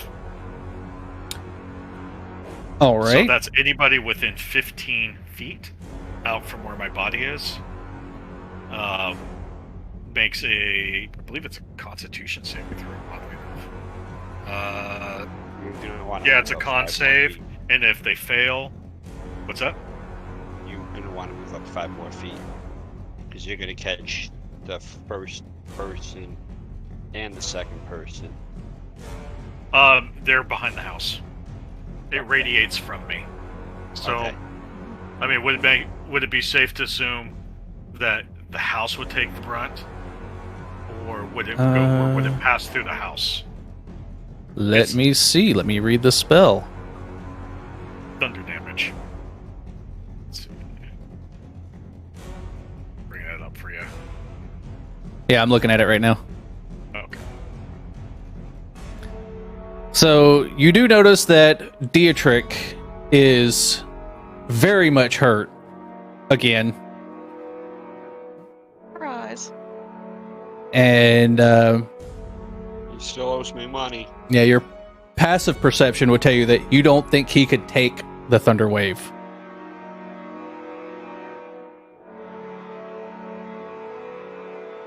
He is familiar to you. You haven't recognized him yet, but he is familiar, and his vestments are from the Mithril Halls.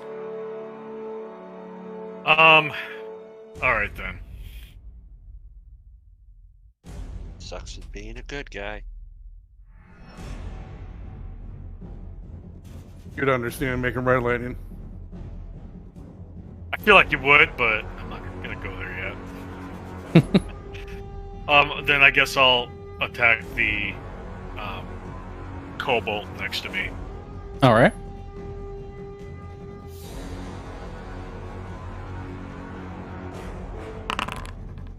$19 definitely hits. For 9 damage.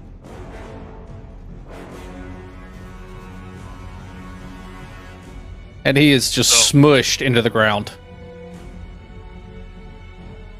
And as he was swinging, he yells, "Let my hammer sound upon thy skull. By my father, for my father's father, for my father's father." And his voice kind of trails off as it goes to the next person's turn, and he's still going on. We'll say for about 7 more generations. Dietrich is nodding next to you, grinning This is ear all to in ear. Dwarven, by the way. Yeah, grinning ear to ear, blood just running down his beard. Father. Well, I have noticed that he was injured. Oh yeah, That sling, that rock he took, hit him dead in the head, and he is bleeding profusely from his forehead. So then, as I'm saying that, I casually point at him with my hammer and use my last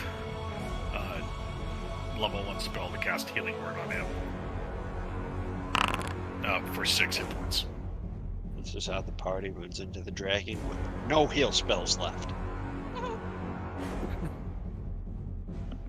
Alright. You see the wound close up, and it's still there, but it's not bleeding anymore. And he is standing a little bit straighter. Still grinning ear to ear. Slap him on the back with the inside of the shield. You And may then- not have concussion.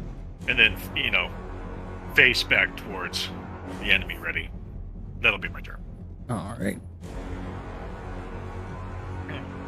This guy. Yeah, that'll be it. So, yes, use movement and action to get up there.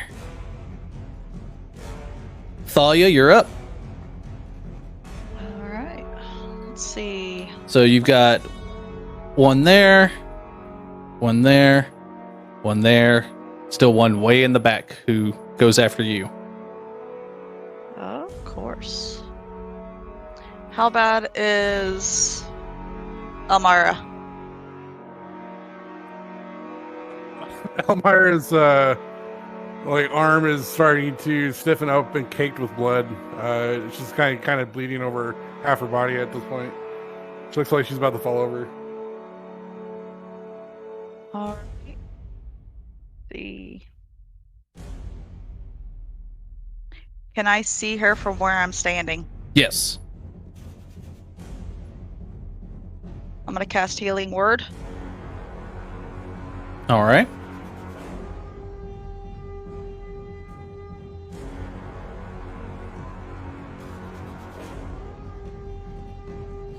Myra, you get 6 healing. Nice. Oh, All that right. is better. That is much better. Good, good, good. Gonna move up.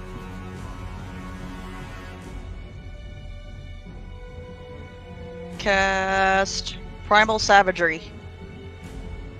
All right.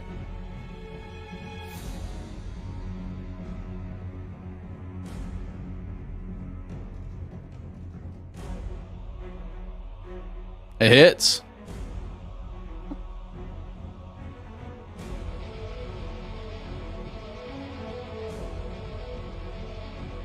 Which I love that spell just because she's a boss.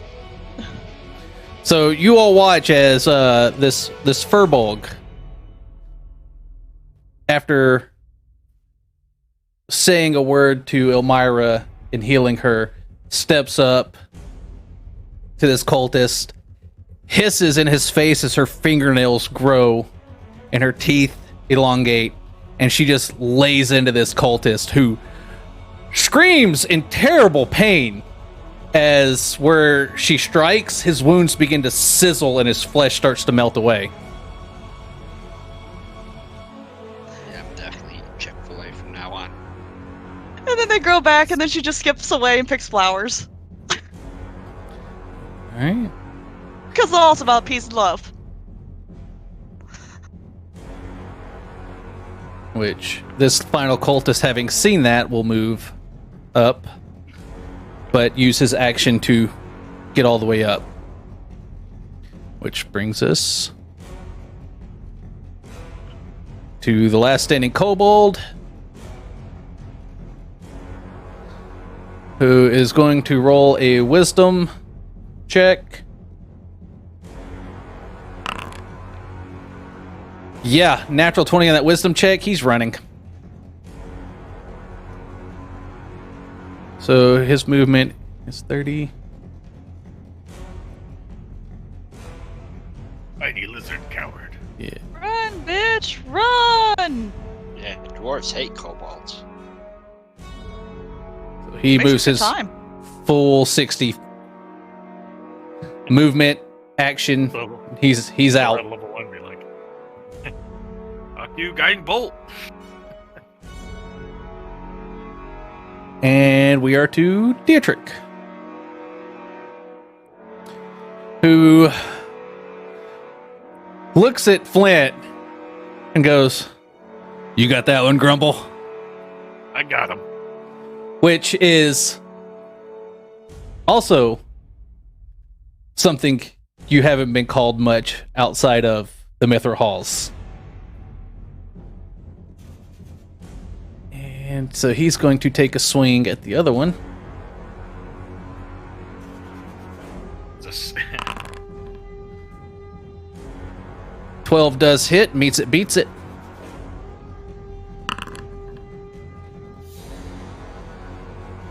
And he brings his warhammer up over his head, swinging his shield out of the way. And pins that cultist to the earth.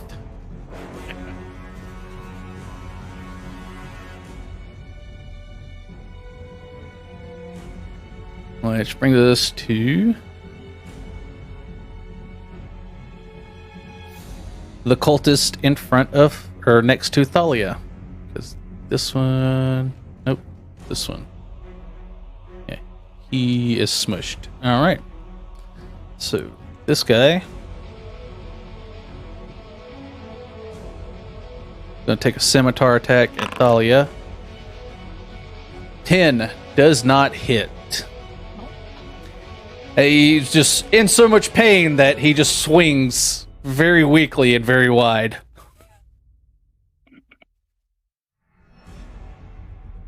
Which brings us to Elmira. You're All here. right, so Elmira's going to step out from behind the house, fully not afraid. And you ever heard of Flint's speech, ridiculous speech earlier? She points her crossbow at the one in front of Thalia. She says, and this is for my third cousin Tyler, and second cousin Skylar, my first cousin Kyler, and my brother, 15th oldest brother I don't like so much. And she's gonna fire. All right. Because it's all about family.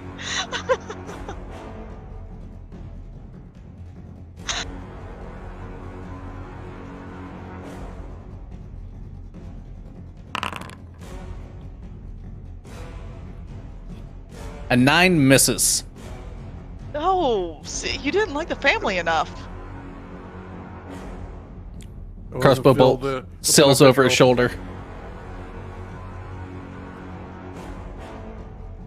Artem, you're up.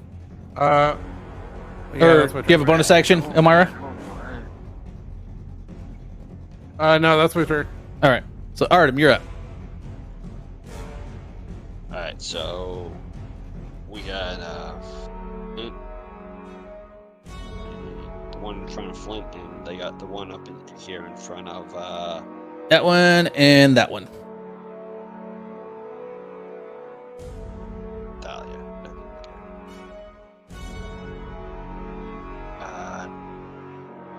Well, Flint hasn't gone yet, and he's pretty good with this mess. She can mash. So I'll hit this one that's right over here by Thalia. All right.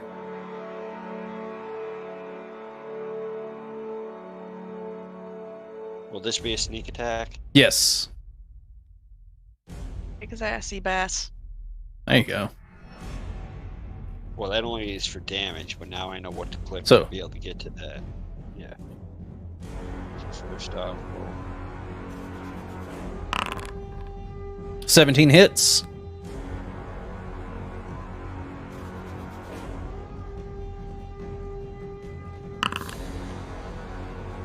Oh yeah.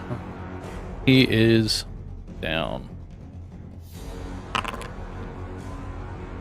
and one sneak attack as well. I just wanted to see what that did for that roll so we can do. All right. Flint, you're up. Flint's gonna say, "We're gonna need one of these to answer for their crimes," and he's gonna swing his warhammer at the one in front of him and do non-lethal damage, Alrighty. trying to knock him unconscious. Did I make a couple foot move up? Yeah, you after can that move. shot? Fuck Jesus, man, my rolls are high today. 23. All right. For 6 bludgeoning. All right. He's still up. Let's see. It's like a girl.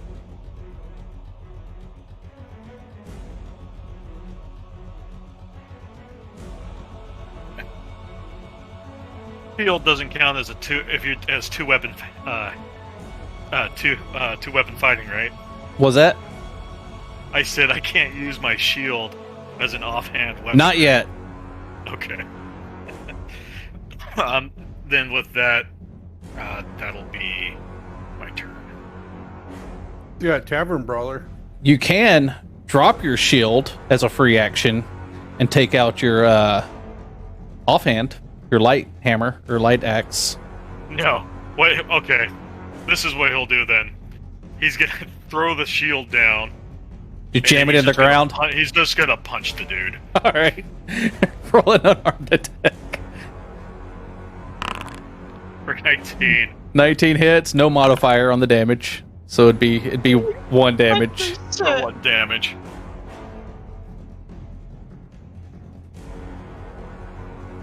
All right.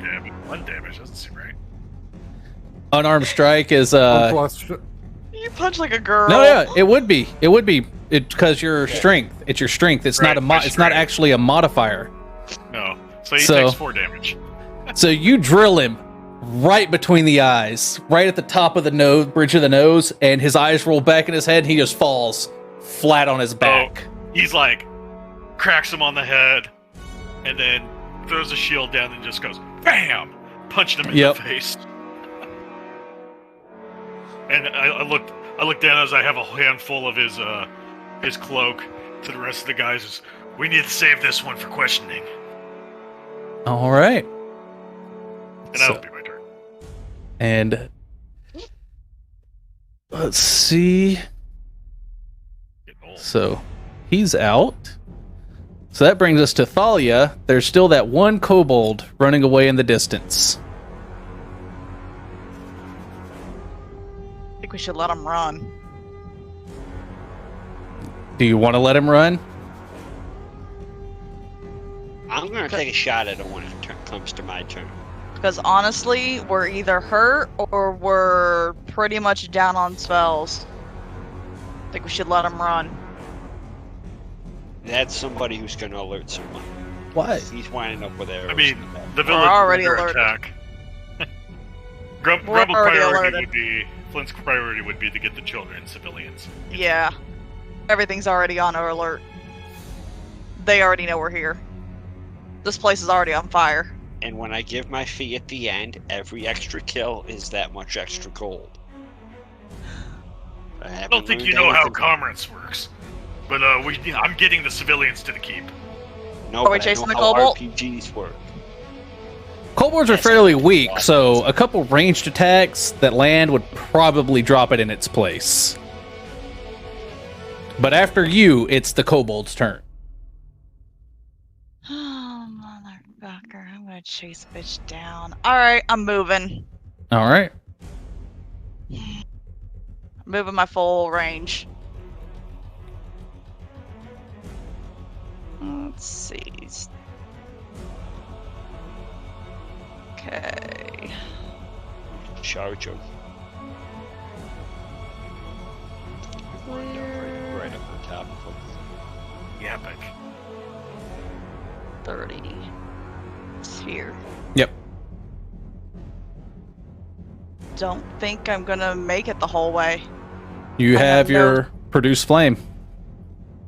Is it And a gonna crossbow, right? make it? No. What's your range on your produce flame?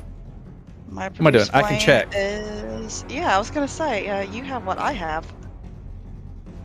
the I 30 think it's feet. 30 feet. Yeah. Is it just enough? It might be just enough. That's Oh, he's 35. just outside. It's not enough. That's what I was saying. I'm not gonna make it. Everybody's like, chase him down. I'm not gonna make this bitch. For the record, can, like, nobody said chase him down. Butter. Yeah. Yeah, I'm just gonna be shooting, filling them with arrows. Everybody's like, chase him down. What am I gonna do if I chase him down? However, you could move up to him, and if he tries to run away from you, you do have attack of opportunity. Because you can get right next to him. I did just move. I moved my full range. You can use your action to move as well. Yeah, you can double move. So I So, can double my movement. yep. Isn't a charge? Alright, that's my 60 double my feet, movement. Too? No. Not in 5e. Okay. I just doubled. All right. Which will bring it to the kobold's turn, who will attempt to move out of your range. which lets you. So, attack of opportunity. Mm-hmm. Rip that All right. fool. However, you don't have Warcaster, so it can't be a spell. That's fine. Well, that's fine. I don't have any spells anyways. Well, your cantrips are spells. Yeah. Lily. Come at me, bro. So, could be your quarterstaff or a dagger. Staff. All right. Beat him with the stick. I'm gonna beat him with a stick. Alright, let's see what damage I can do with the sucker. What could I do with half my crap?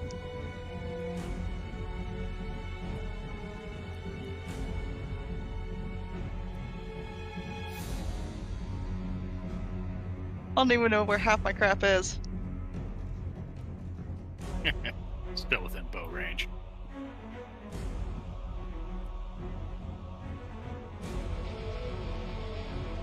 Oh yeah, What do I use for my, easy. You use your quarterstaff. And you just roll it like a normal attack. So, remember that little menu I showed you in Foundry? Oh, you show me a lot in Foundry. Up your screen, it says inventory, spells, features, skills. Yeah. After you select your token, Yeah, you inventory. you go over inventory and your weapon should be there. Okay. Okay, I see my quarterstaff. So I just go to the quarterstaff? Yep. Okay, I see the quarterstaff. Where? Here, go back and go into Foundry. Look at Foundry. Okay. There you go. I put it up on so you can click it in chat to attack.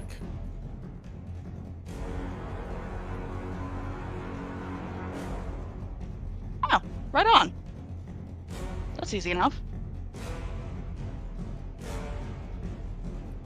And yet, still nothing. Like, I see attack, damage, and versatile, but yet Go click attack. Click attack. I'm hitting attack. It's not. Okay.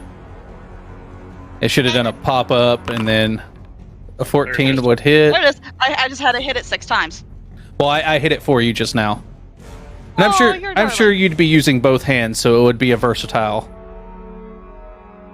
Or I just flail like I just did.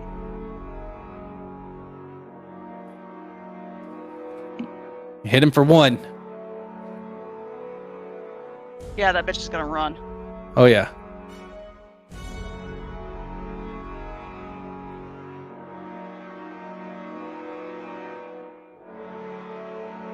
It's like, hey, use 4 different apps to play a game. So it's from this That's point. 50. He's got 10 more feet. Great. Do I have to chase? For the love. You Anybody else take want to that. chase the guy? You see how much stuff I have out when I play in real person or in real life. Oh dear lord. All right. Table's covered. Dietrich This dude's gone. could get to there, but he has He's so not any range to do anything. So he's gonna move back and make sure he's gonna check on Elmira and go, "Are you okay?" Yeah, I'll be all right. All right. And that's gonna be Dietrich's turn. She's got nothing. So Elmira, you're up.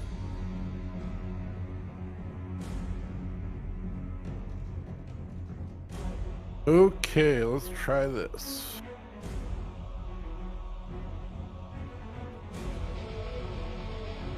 Good shot.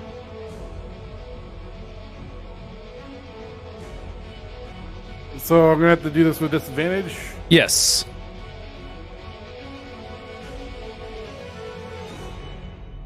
Fire my crossbow. Let's see what's a good way to do this. So is there a good way to designate this in Foundry? And Foundry, Or you could bring up your crossbow. So you would do it like you would normally fire your crossbow. Okay. Do the inventory, so it brings it up in chat, and when you do attack, you can do advantage, normal, or disadvantage. Oh, it actually asks you. Okay, got it. Yep. Well, that's not bad. 11 misses. It just goes right past his ear. Looks like he's gone. Is that it for your turn? I tried. That's my turn. Artem, you're up. Hold on.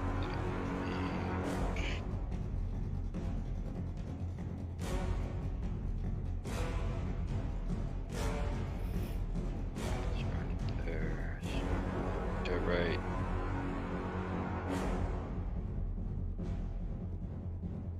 Oh, Alimai? Yes. There. My quarterstaff, I just know it was under my actions. I should have had a +2 for my hit DC. So what was showing up with that doesn't show the same with my D&D Beyond. It's +2 to hit? Yes. Yeah, it showed up +2 to hit. Okay, because I was looking at this and it said +0 and all that. +0, +2. So it's doing your proficiency and all that stuff. Yeah. Okay, because I was looking, I was like, they said go to inventory, and I was like, I'm not seeing this, and it was under actions. Yeah. So I was looking up D&D Beyond. All right, Now gotcha. with his back to us, technically he's flat-footed. So wouldn't that give us a +2 to hit? So then technically we would just be at a straight roll. That's If he's- 3-5 rules. They don't necessarily. This do is that 5e. definition. I can hear that Pathfinder slipping in with the 5 foot steps. I'm doing what I can here, you know. You tried. A for effort. I missed. Misses. Like, Wait, then I'm why going to the use my mythic here. Hell did that have 2d20? Oh, okay. All right. It's back to rules. Grumble, you're up. Let's see. Don't have a bad roll until the one that's running away from us. I'm gonna put the You're all rolling really great. sling my hammer, pick up my shield, and toss this dude over my shoulder. Okay. I'm gonna call back. I'm gonna call back to Francis to carry to carry Arthur, Mm-hmm. and we're going to. I'm assuming just regular movement because picking him up would probably be an action. Yeah, and you would be at half movement speed. Okay, so then, well, he doesn't make me encumbered, does he? No, but carrying a person in 5e is, well, he's unconscious. Let's see, what's your strength? You're gonna make me get into 16. So I should be able to carry like 16 plus 3. well over 300 pounds. Yeah, I wouldn't say you'd be encumbered. I'd say you'd have normal movement. So I'll do it in the classic dwarven fireman carry. Yeah. And move my 25 feet. Guess it'd be Flint, you got room? You got room for one more? on top. No.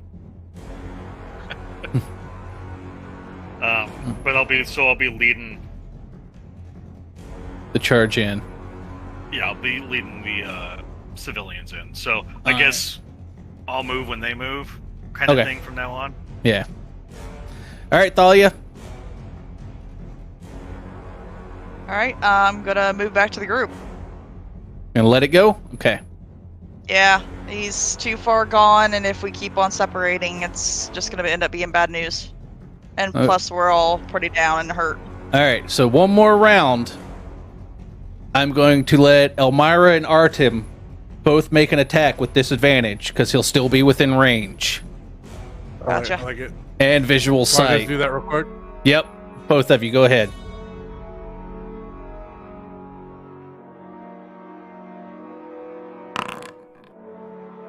Elmira misses. Yeah. Arda misses. Oh. And on that, he turns quarter around the building and is out of sight. I look at Elmira and be like, "Why'd you let him go?" It don't matter. Just let him go. Slacking. All right. Towards the And we are out of combat, so you gather everybody up and move into the keep. Was there anything on the dead bodies? Nothing that went on the previous one. So, I mean, you can get some daggers. Each of the kobolds had a dagger. They had This slings. is Skyrim. I'm not trying to do all that. They're Filthy in the pretty dragon circle. pretty terrible daggers. It's only been maybe 5 minutes since y'all started rushing towards the keep, so it only took you about 5 minutes to get there, and we had 3 rounds of combat, so that was 18 seconds. So have not seen the dragon again just yet. Okay. So as soon as y'all get through, you kind of figure you don't know if anybody else is coming through as they begin to shut the gates. Let me see where. Okay. So Flint and Elmira, you recognize Governor Nighthill is standing in the courtyard of the keep, directing guards and directing supplies all over. There's quite a few civilians that have made their way in. And he would... Let me see if I have...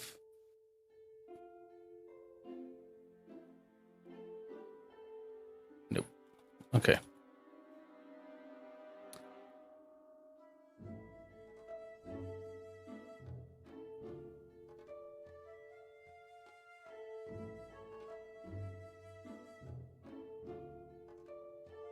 So, show you that he does not have his that golden cup in his hand, but that's him. Fancy. A little too fancy. He looks lovely. I mean, he looks very disheveled at this point, and he's just trying to get his people safely in the keep and out of the guards' way so they can prepare. What's his name again? He's the one we gotta keep Nighthill. alive, Thalia, because he's the one who will pay us for, helping save his town. Say again. Governor something. Nighthill. Governor Nighthill? Okay.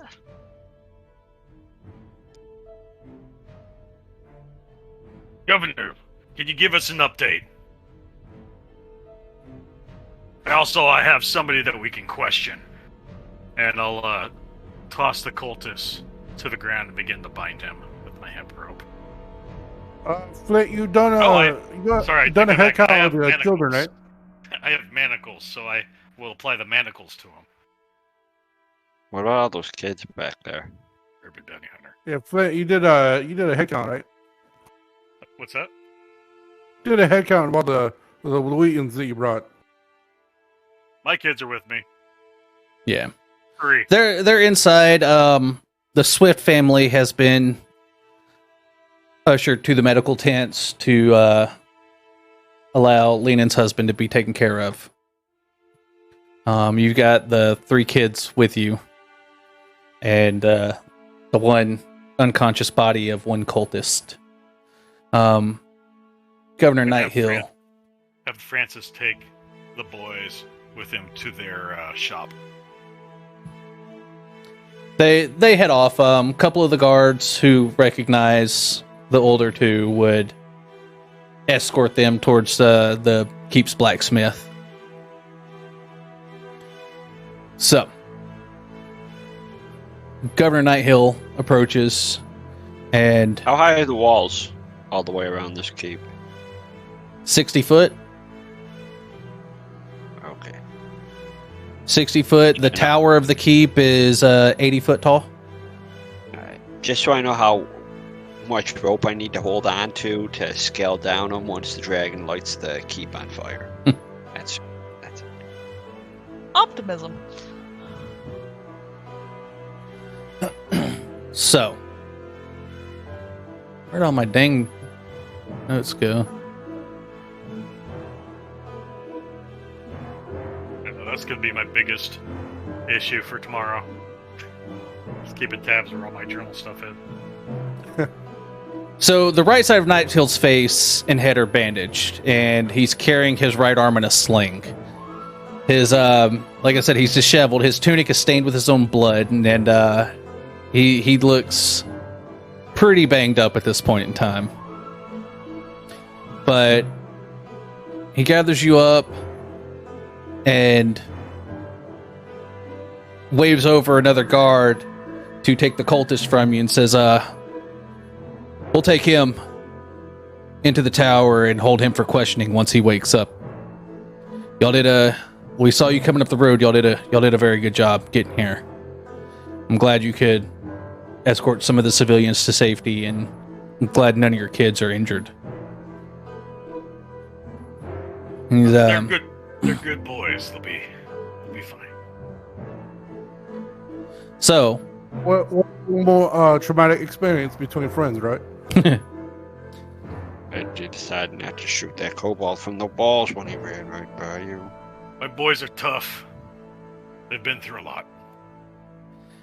he offers to take you up to the parapet, the walkway along the top of the wall, and invite you up to survey what's pretty much going on outside town. They're, I'm assuming because they did the call of arms.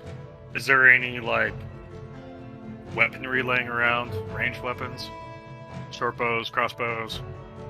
Bundle of arrows or two. I'd let a guard... I'd say to as a guard passes by, So, we can get you out, crossbow Kip. if you got one. Roger that. Anyone else? Bundle of arrows or two. Roger. I wouldn't mind Heavy, a bit. heavy if you can, because I'm a man. I wouldn't mind a bit of turkey or something. Yeah, no, it's fine. Food's at the mess hall. All right.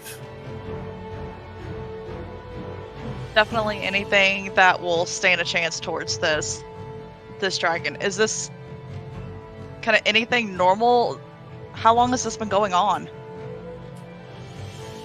It started probably 15 minutes ago at this point. Maybe Everybody 20. seems like they've seen these cultists before. Like, people have been It's not so much noticing this. It's not so much the They've been cultists, but recognizing these cultists. he points up to the top of the tower and there's a large bell. He says, "We every 3 months or so we'll run the bell so people know." And Governor Nighthill looks at you, Flint, and he goes, "I'm sorry that we haven't gotten the chance to run the bell and let you know that it's a warning. That's partially our fault. It's been so calm the last few years, we just haven't thought about it." That's perfectly understandable. You know, Hagram, now would be the perfect time to be figuring out what the contract for, private forces helping out save a town going pay rate is. Just saying. Okay. Nighthill looks directly at you and goes, "Well, if you're not here to help, I guess we don't. Here to help. But if you are here to help, I'll gladly reward whatever help you give." And goes, "Let's go survey the damage, see what we have going on." And starts walking up takes the stairs towards the parapet. Motherfucker, we're getting stop loss. Flint will start to grumble under his breath about all this walking and climbing. It's way past my bedtime. And as y'all move up, Dietrich Do walks I up, look like a wood elf? I'm not a runner. Dietrich, that's who it was. and as y'all start moving up, following Nighthill, Dietrich steps up beside you, Flint, and throws an arm over your shoulder. Haven't seen you in, 15 years? 5 years higher than I can on my hand, and I'm not sure who you are. You look familiar, though. And getting this close of a look, you do see... You don't so much recognize the face, but you do recognize the markings on the face. Those two distinct triangles, black triangles under his eyes, are the markings of a tempered, one of the tested clerics, one of the tested forge clerics of the Temple of Moradin. And noticing those, you look at his eyes.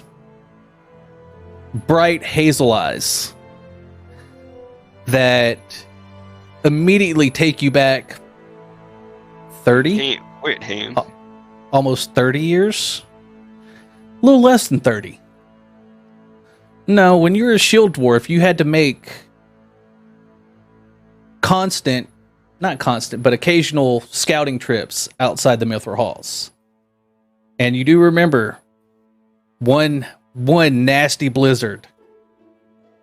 You don't know how you found him, but you found a child, a newborn, in his, it looked as though his mother passed away protecting him. She was curled into the fetal position with her furs wrapped around her, with a newborn baby in her arms. You don't know how he survived. You don't know how you found him. You don't know how you heard his cries. But this was a child that you saved and delivered to the Temple of Moradin because of a certain mark on his shoulder. A birthmark in the shape of an anvil. Do I see this birthmark? Currently, no. He's wearing very, very fine dwarven breastplate. I mean, a lot of it's covered in blood at this point, but you also see his holy symbol is in the shape of a blacksmith's hammer hanging from the pommel, covered, plated in electrum. He'll lean forward, and he'll go, "Little Indy?" He nods and he goes, "Yeah. I made it through my training. I crafted and became tempered." Flint will take a step back and put his hands on his hip and says, "By Mythhammer's, by Morden's hammer. What, a beard? You've become a man and a fine cleric, too. It's good to see you, boy. Bring it in here." And he'll pull him into a big warrior's hug. He returns it heartily. And then he'll give him a dwarven punch to the face as hard as he can, and say, "Ha ha ha! You've grown to be quite the warrior, I see." He doesn't punch you back, but he grabs you by the ears and brings your foreheads together, smiles, and then headbutts your nose. As blood's pouring down the front of Flint's face, soaking his reddish beard, he gives out a huge hearty laugh. Oh, this is great. Things couldn't have been any better. I mean, you hear off in the distance the screech of a dragon. He goes, besides that thing. He goes, "Yeah, we should go," and points up and starts walking. Flint looks up and goes, "Damn stairs." And he starts to hobble up the stairs, following Dietrich. The rest of y'all notice the exchange, and you all notice that Dietrich, though very dwarven in manner, is about 3 inches taller than Flint.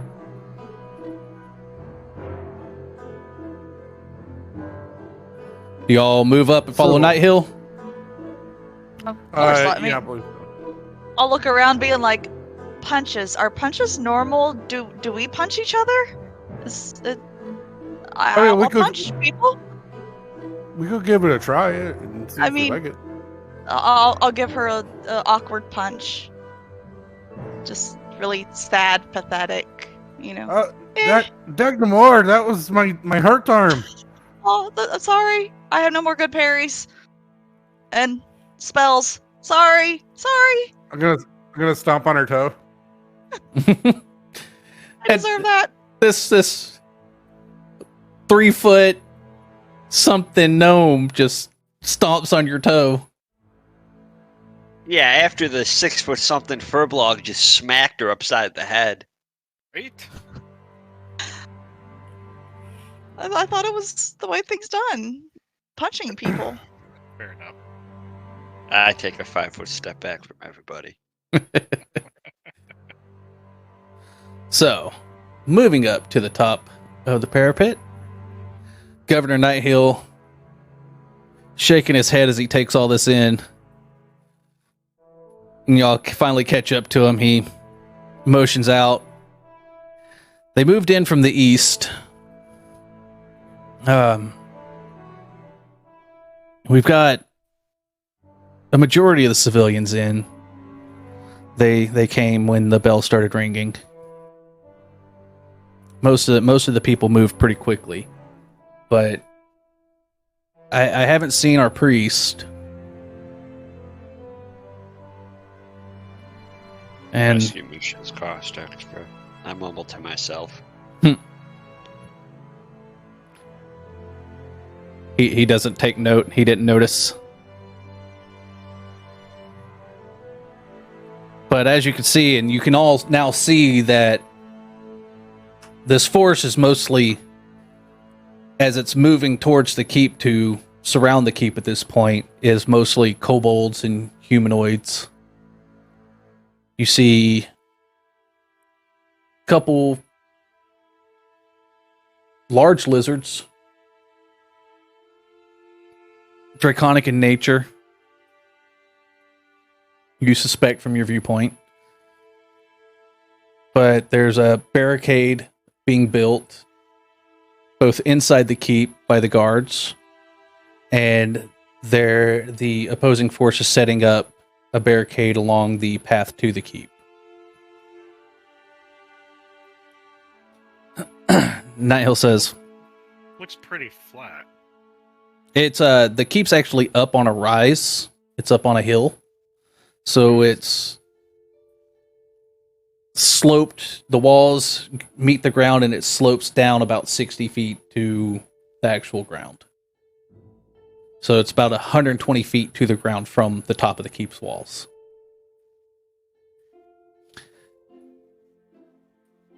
Combat being combat, you didn't really notice as you were going up the road. But the map is not an accurate representation of the span of this town. I just did the map like that for combat and for ease of use. So it's actually quite a bit larger than what the map would show.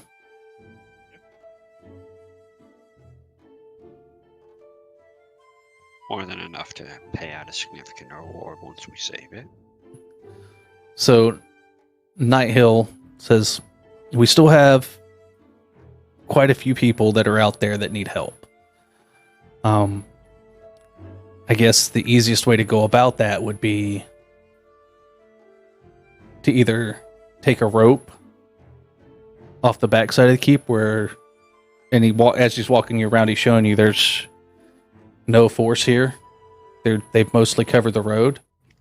We also have an old... Have a sally. Say again? No sally ports out the backside? We have an old tunnel that runs from the cellar to the creek, the bank of the stream. It's wide enough to allow warriors to pass in single file, but it hasn't been used not in my lifetime. Well, we Send might a be scout needing down it. to check it out. Honestly, we should just push through and use that as our way in and out. we solved 2 birds with 1 stone. 1, we have an effective way to get water if this turns into some type of siege, but 2, we have a secret way in and out now. Yeah. Was the And entrance hidden? No, yeah. The entrance at the creek, he describes it as sort of sewer grate. It's probably 7 feet wide and 7 feet tall. But have you sent a runner down there to make sure that We haven't had it. are not trying to make their way in? We haven't had a chance, but if we go overlook it, there's forces patrolling around that area. I think we've got some people trapped down there who might be trying to defend themselves down on the other side of the stream. But so far, it doesn't look like they've noticed it. And he takes you up and he points out down to the south where it would come out at the stream bed. Which, past the bushes and the roughage down there, you can't see it, but he points pretty much directly to where it would come out. So southern right or southern left, directly hard south? Are we looking? Points down towards this area. Gotcha, okay.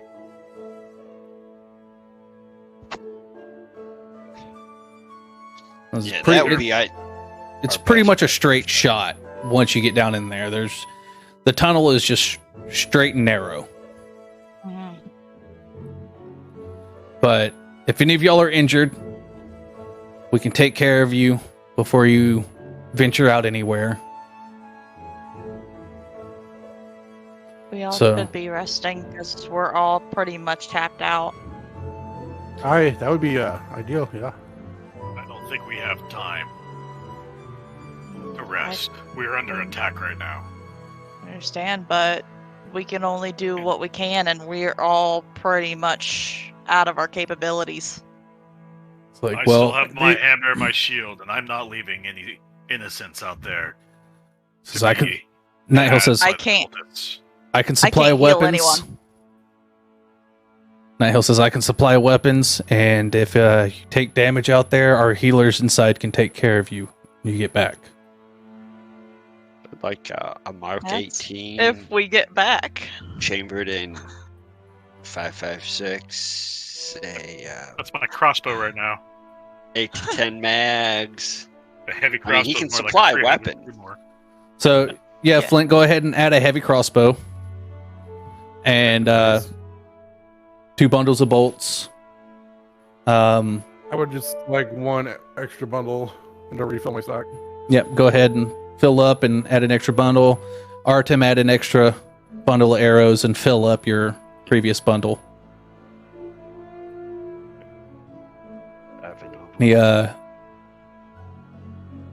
Dietrich looks at you, Thalia, and says, "You could try a crossbow." I'll take it, but I'm just warning everybody, I will not be able to heal anyone. Not a soul.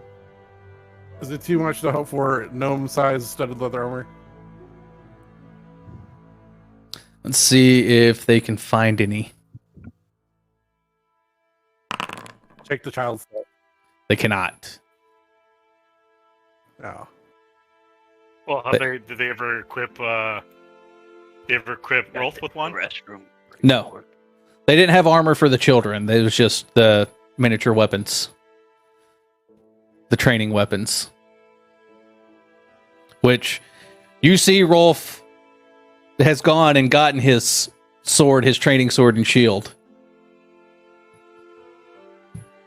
I'll point back to the shop. Oh yeah, you just see him walking as he hasn't even noticed you. He's just picked it up and he's walking back to the shop now. Governor, is there any chance you can supply us with any potions of any kind? That I can do. We will need them. So A potion of dragon annihilation. A potion of dragon slaying.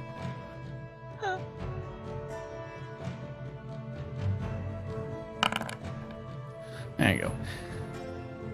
He brings out 7 potions of healing, normal. Nice.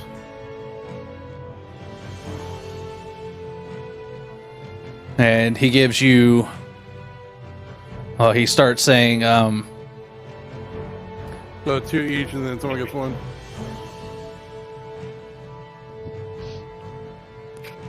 Whoever gets what everybody needs. The frontliners should probably pack 2. Yeah. Artemis, All right. you're ranged and tend to stay out of physical harm. Because I have Yeah, I have I'll a take- ranged I'll hold attack one. and an up close. Unless you want me to have a second one, 'cause in case one of these frontliners goes down, I can move up and shove it down their throat. You can also take it off our body. Right. I'm gonna let everybody I know where guess I my should- blowout kit is. It's at the base of my back. So that means fall on your Yeah. face. You're a pretty big So boy. DM, Wanna I guess go? I'll ask the governor. I'll ask the governor if they have any shields available too. Just have one available if I need it. he takes a look at your size and goes, Rolf! Who immediately peeks his head out of the blacksmith. Yeah. He goes, bring a shield. This is it. This is the moment he's been dreaming of. He goes, Flit, you wanna get that from him? Give it to your friend. He'll look over and say, Rolf, it's your time. We need you.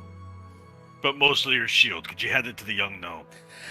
He lets out a huge sigh of relief and just walks over to Elmira and goes, here you go. And like, he's standing like probably 3 inches taller than you at this point. Or I'm probably older than you are, dwarf. But I think he. Rolf, take the shield back. She's not gonna need it. No. She's You might- arming herself with sass. And sass will protect her in any encounter we have. You're a good boy.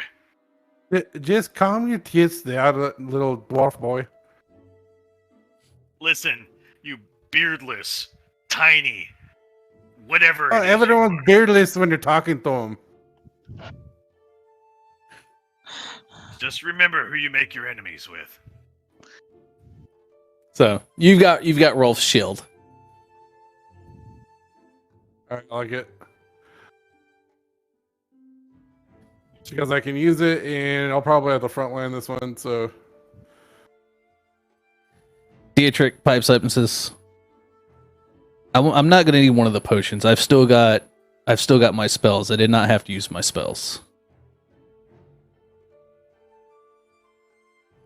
I guess I'll take 2 potions of healing. Let's I think I can be doing better up front, I guess.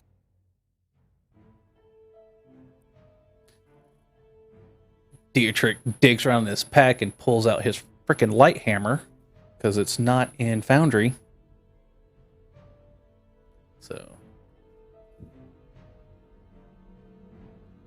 I'm going to do... Oh, Alamai, just for some unknown reason, every time you talk, your microphone is starting to get like a metallic rattling.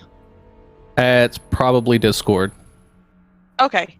Just for some reason, it just started up like 5 minutes ago. You're Just solid tracking in it my up too. I headset. was having a stroke.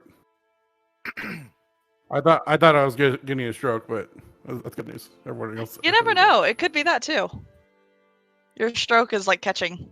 Yeah, I caught you a little All right. robotic there as well. So, Because I'm Mr. Roboto. no, I was talking to my wife. She got a little Oh. robotic.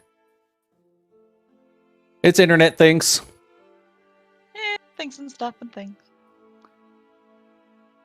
All right, let's go get our ass kicked, TPK and all.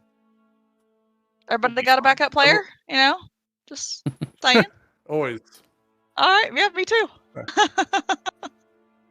Got my rogues gallery. There you go. We got backup I character. guess We're I'll- good. I guess Elmira will stop by the healer's tent on the way out as well, just to get the topped up. last HP filled up. Yeah. Yeah, if you're injured, go ahead. You would stop by the healers and get topped up. So. Shortest campaign ever. It's like, all right, this time next week we'll be back with our new characters. Okay, the first time. Been shorter campaigns. I had a campaign die in 10 minutes. Shit. And all because he threatened the King's Guard in the throne room in front of the king. I had a 40k campaign where we went through 3 characters at least in that first game session. Oh, like a crusade? Yeah.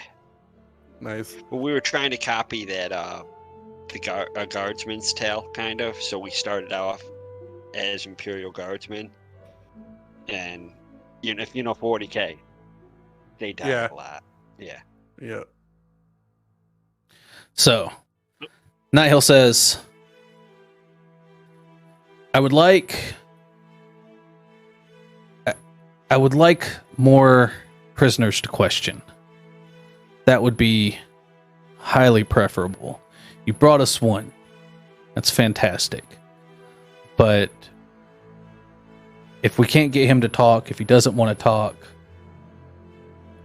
a couple more would be helpful. We have ways of making you talk, Mr. Bond. Yes. Governor, we'll do what we can. Also, We're not miracle workers. since we haven't seen the priest, Sanctuary would probably be a good place to check to make sure they're safe.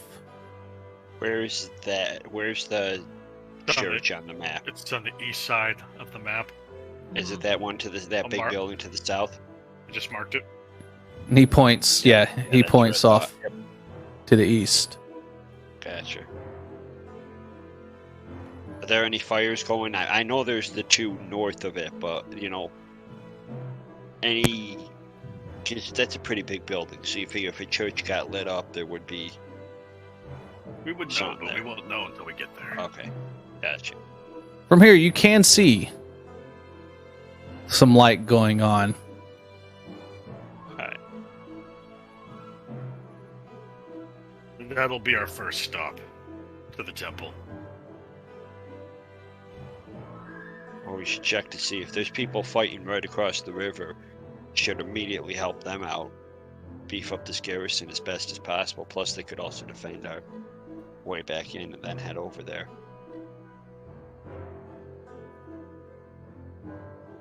Nighthill says, if you're going to use the tunnel, maybe stop by and talk to Escobar. Which, Flint, you've met Escobar. He's actually a shield dwarf. He's called Escobar the Red. He's the Fort Castellan. He's master of the keep. He's basically who you convince to take Rolf and start training Rolf. We should go find Escobar before we leave. He might have some information about the sewers. He's the master of the keep. And a Gotcha. dwarf. Which makes him totally trustworthy now. I mean, he's a dwarf. He's not a Mithril Hall dwarf, but he's a dwarf. But he's a dwarf. We're people of our word. So, Is it because you have Right. beards? People with beards are automatically trustworthy. This is a true story. She gets it. I like you. Of course. It's Find the hairy one folk. dishonest dwarf in our venture. And I I'm going to can't- show it to you, and I'm I going to can't bring it hear up the every sounds. single All I time. hear when you speak is squeak, squeak, squeak, squeak, like little mouse. It's the people. so- That's the hairy folk. Oh, So- keep it so keep it small. going. I don't. What is that? And he'll just walk towards the master. She automatically just starts walking away Yeah, yeah, yeah. because she gets easily distracted. She zones out. it's easy to find Escobar. he's directing traffic pretty heavily. He's got a crew of guards around him. They're making plans. And I mean, it's hard to see him, but pretty easy to find him because he's dwarfed by the guards. Escobar. Flint! Get over business here. ass over here. No, you get over here. No, you come over here. I'm the master of this No, keep. I'm the cleric. Get your ass over Funny here. 'cause they think it's funny because they think they're people. The little mouse squeaking. Nobody speaks that language. And I'll make my way over there to him. I start cursing in numbers pretty soon. We're in Dwarvish, I'll speak to Escobar about and say to him, we've been tasked to use the sewers to get to the river. Oh, the old tunnel. So what you got for me? He digs in a pouch for a second, pulls out a pretty sizable iron ring and flicks it to you. He says, "That's the way in. Takes care of the lock down below. It takes care of the lock at the gate."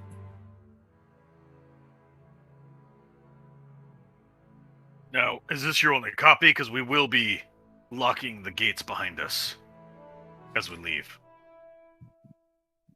I'm sure I could find another one. Alright. Is there anything else we should know? Tunnel hasn't been used in quite some time. Probably gonna have to clear out the entrance. Alright. Keep your head down. Be safe. He lifts up his massive shield. He's like, "I'm not gonna keep it down. I'm just gonna keep behind the shield." Humor. I'll slap him on the shoulder. He bumps Like, you with "All his right." shield and says, "Get on your way. Find out what the hell's going on out there."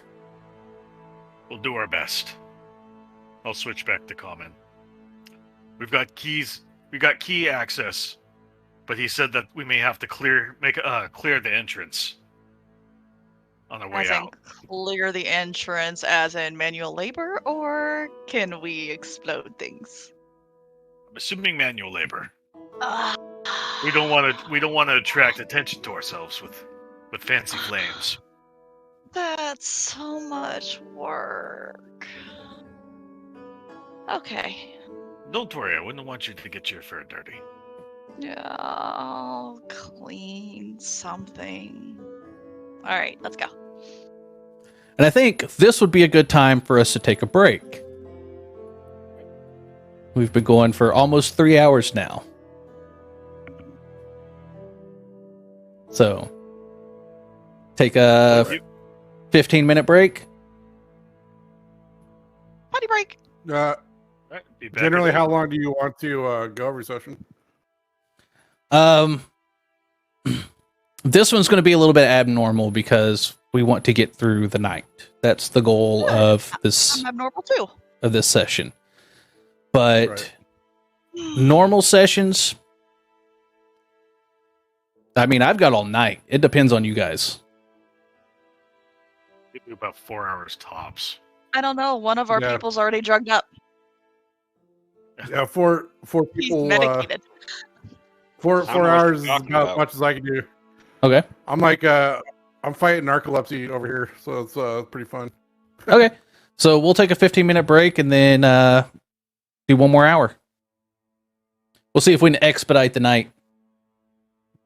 Yeah, no problem. All right. Oh. So go ahead and start your break, and I will get us on. Be right back.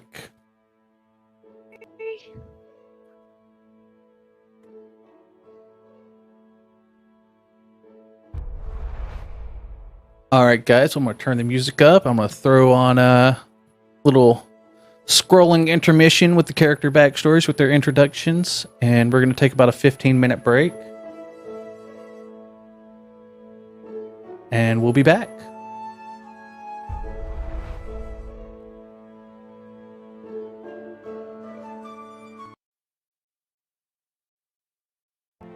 That was the wrong one. There we go. All right, we'll be back, guys.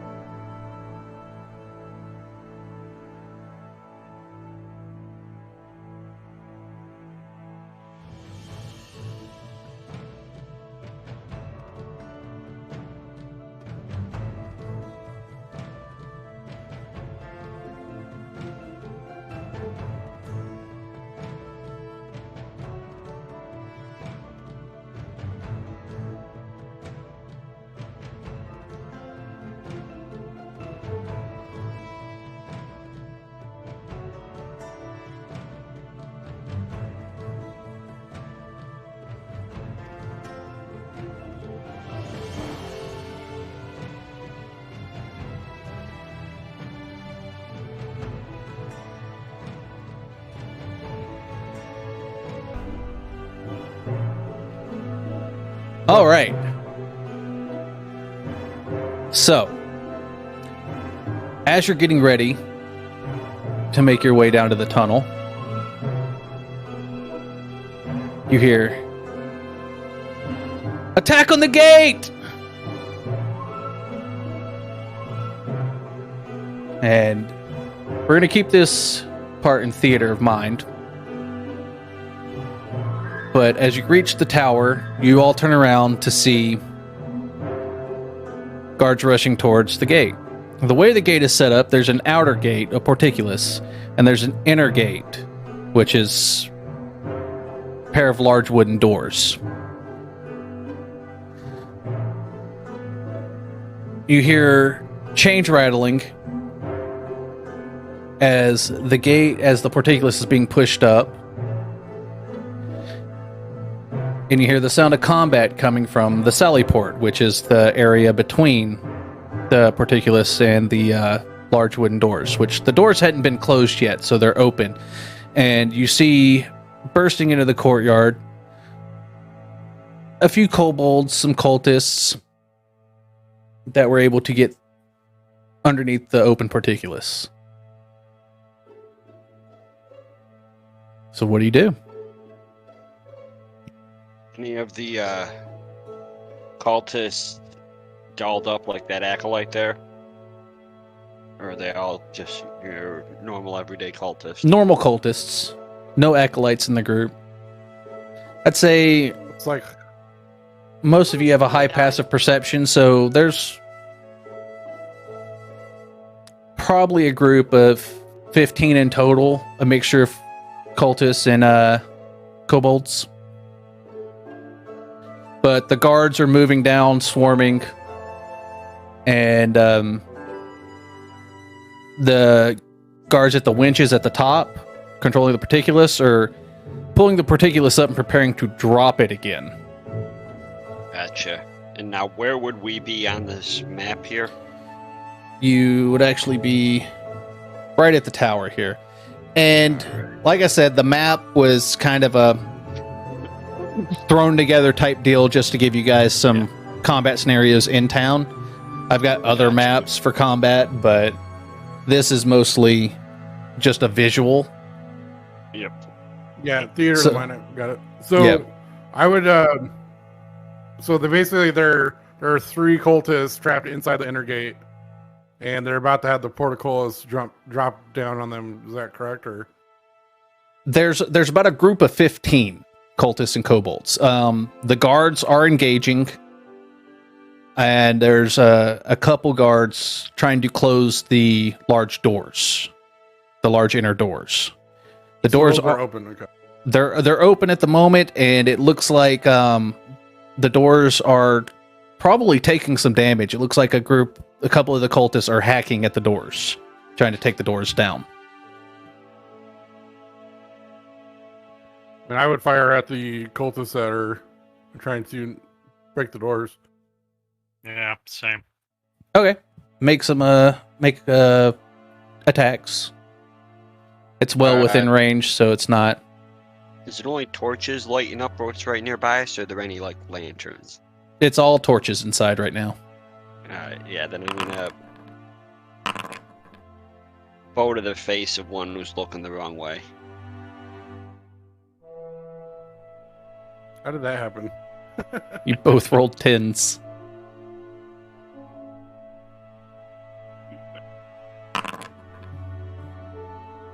So don't even roll damage. Artem, there's 4 cultists that's- attacking the doors. Sorry, Artem- that's wrong. I rolled bolts and rolled for the attack. Yeah, so There we go. We're good. okay. So Flint hits one as well. Drops one. So there's 2 more on the doors. Don't even worry about damage at the moment. We're doing I do it like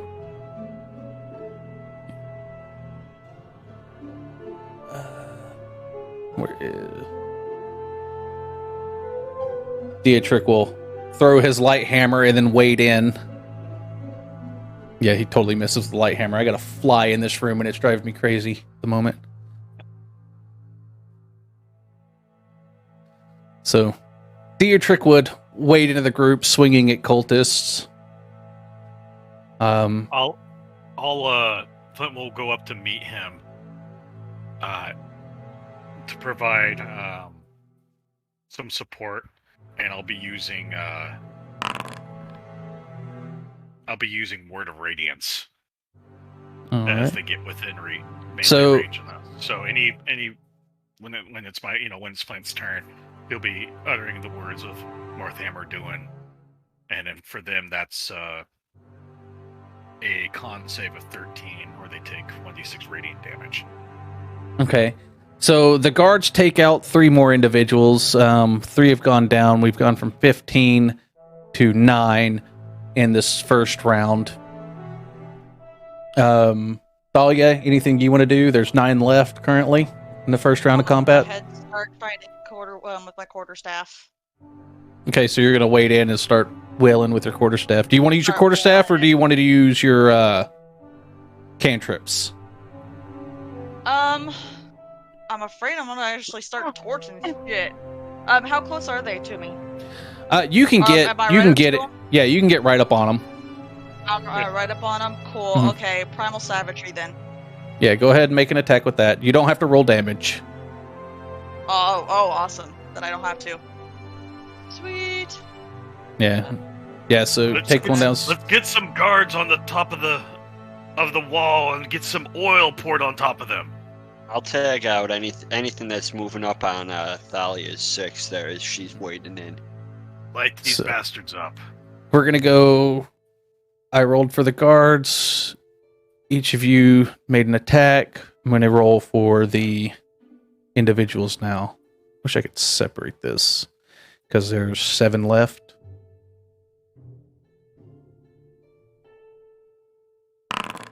Yep. I want to get right. One into the middle of misses. it and start attacking. 1 hits a guard. Another guard goes down. Another guard goes down. Hmm. Oh, wait. No. What am I doing here? No guard. 1 guard goes down out of all of that. That's 1, 2, 3, 4, 5. 1. 2 guards down. 3 guards down. 4 guards down. So after this, they have noticed you and your next round of attacks. Dietrich is in the middle of the melee now.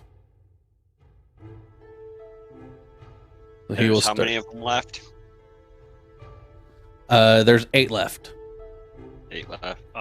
Flint's gonna stay in the melee with Diedrich, and I'll do 7 left.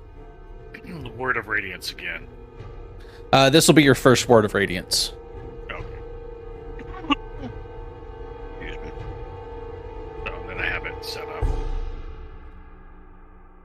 So all the guys that are within that Yeah. box. So I'm going to get a single cultist and a single kobold so I can do their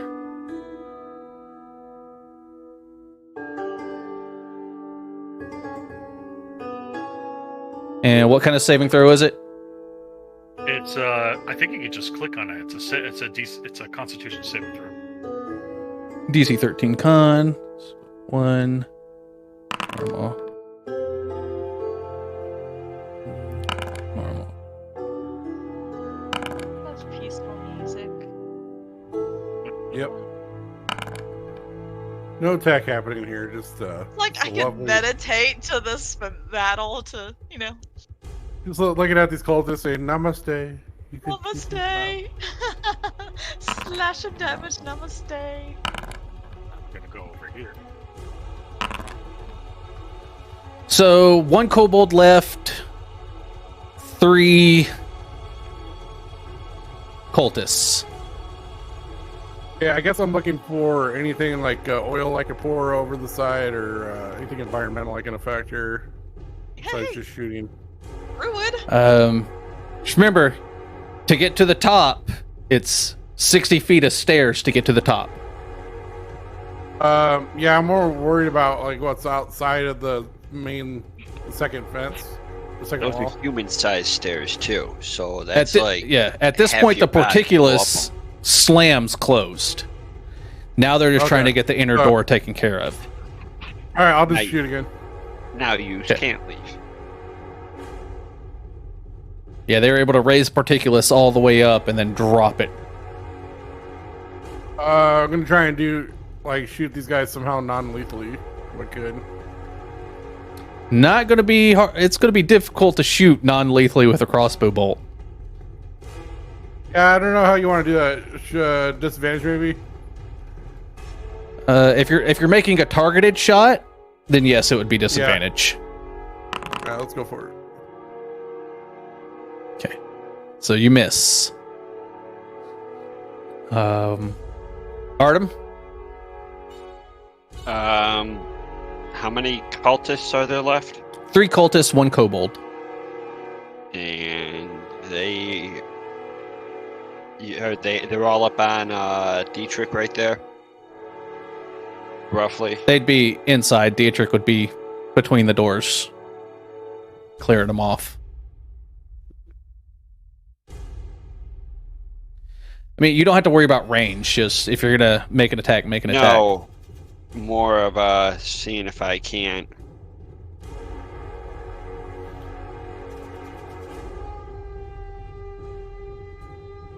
So I want to move up here 30 feet. And So you're then going inside the sally port. I'm getting right up next to that cultist there because I want to yoke him up. Theater of mind. There's 3 cultists around there. I'm Okay, just there's 3 of marking them? where they were, and I was using their tokens so I could roll their saving throws. All Yeah. right. Well, I want to get like to the closest one. If let's say like one's over up top here. You don't have to worry about any damage, so you don't have to worry about sneak attack damage. We're just going if your attacks hit. I'm That's- just trying to yoke one of them up so that Flint or Dietrich can knock them out. So we got more prisoners. That's basically what I'm doing right now. Because the odds are in our favor now. Now it's time to be getting some extra info from what's left. Put an arrow in the knee. Or yeah, I could do an arrow in the knee there. So a targeted Alright. shot would be at disadvantage. That's fine. I'll do Which a is targeted fatal. shot from back there then. I'm aiming to knock one of these SOBs in the knee. You're gonna need to get some padded arrows that do bludgeoning damage. Yeah, I was thinking about that. That's kind of where I want to go for like, an occupation with this guy. Green arrow.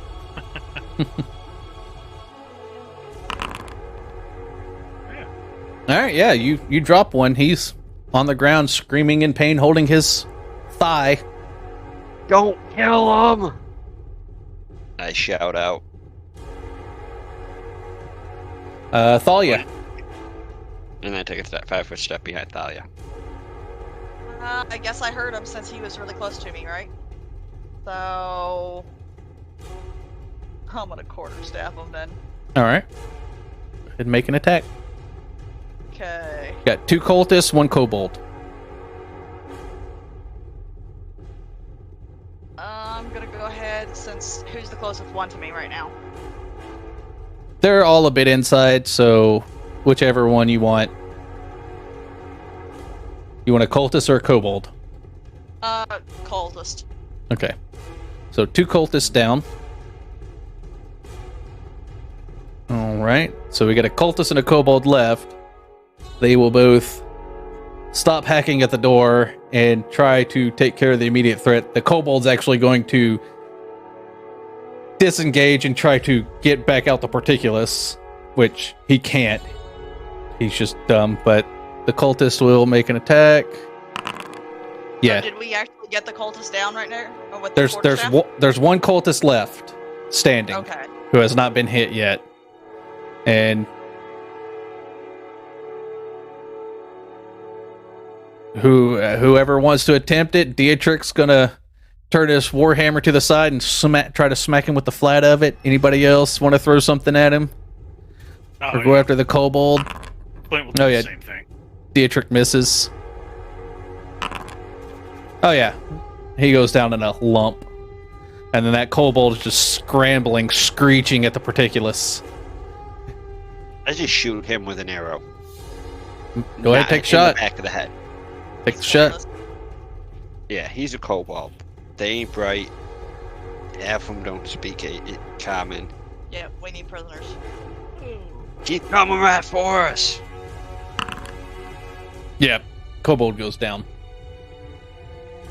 Dietrich's gonna turn around and take a look at the door, and the door's in pretty rough shape, and he's gonna begin casting mending on the door.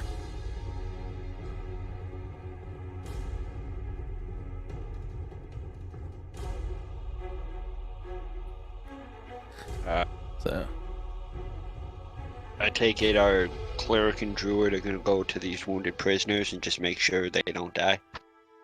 With what? yeah, I mean, spare the dying. A lot of spare the dyings around. Gotcha. Call the healers. The healers come over and they bundle up the ones that were taken alive. So what, we had 3 non-lethals. Okay. We can Rub tie dirt a in mean it. tourniquet. I'm dirt. I retrieve either of any of my arrows. Yeah, you can. I'm assuming the knee one is probably sharp. What about the kobold? You can get restocked on arrows. They will gladly restock you on arrows. No problem. Gotcha. All right, now I'm just gonna go up to a full 80 rather than sitting around here at like 70 and 2 or 3 or whatever. So, It's full. was Flint? Will point at, I was gonna say Flint will point at the guards and says, "You tie this prisoner up. We've got to get moving." And then I'll make a motion to the group. The sewer access is this way. Dietrich hollers into the crowd. Anyone who knows mending, take care of these gates. A son of a! And he turns around. And Dietrich's gonna spend about 2 minutes getting as much as he can done as other clerics and casters within the keep move over to assist. And once he gets done with his 2 castings, he's gonna start moving. So I'll do the same. Okay. Someone always asking for me to cast spells. And I make a note that's goals to bash. off to the side. I mean, now we're at 6 kills, 2 of which were kobolds, and 1 prisoner. He's taking tallies. I am delivering a documented invoice here. This All right. is my bill. I am an independent contractor. I have to submit all of my documentation to get paid. Be like, huh? Can you sign my hours sheet? Yeah, this is outside of the already agreed upon contract. This is this should be considered overtime as well. Extra hazardous because there's a dragon. Dietrich walks over and smacks you in the back of the head. Is like, keep it mental. We gotta go. The night's moving. DM, while Flood's doing Ow! the mending and stuff, is there any like livestock Assault or in the workplace. Nothing. livestock or horses that got recovered? Nothing in the keep currently. No livestock in the keep. Okay. Thalia's just skipping along like, this is so great.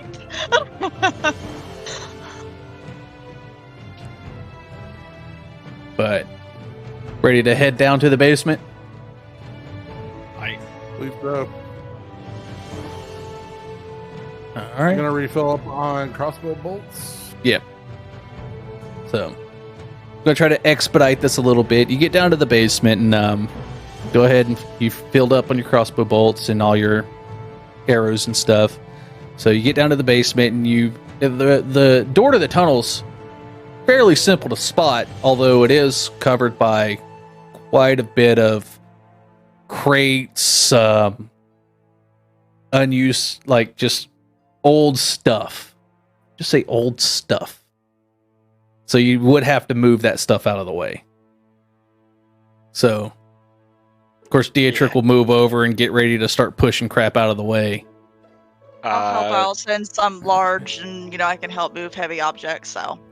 quick inspection to see if there's any expensive labels on these crates? Oh no, it's all just it's an old storage stuff for just it's just a random assortment of crap.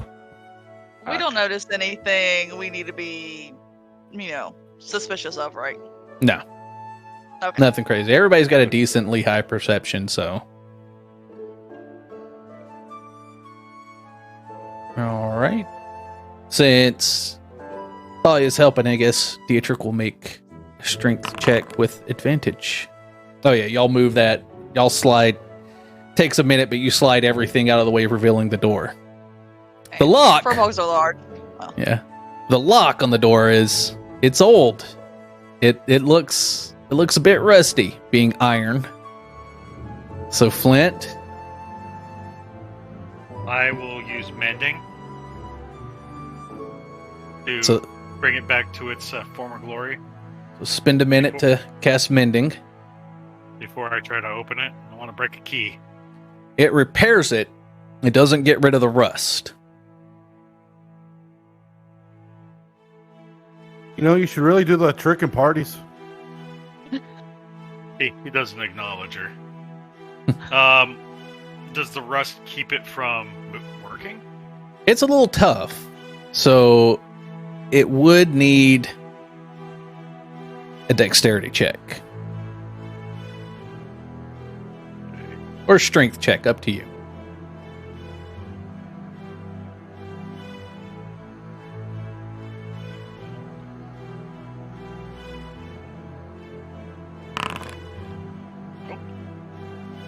As a saving throw. Oh, was it? Yeah, a check. Oh. Well, before I even do that, can I cast guidance on myself? Sure. Uh,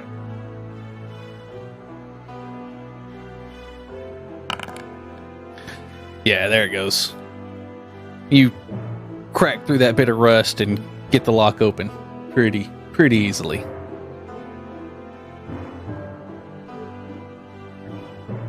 I'll open it. All right. And descend down into the tunnel.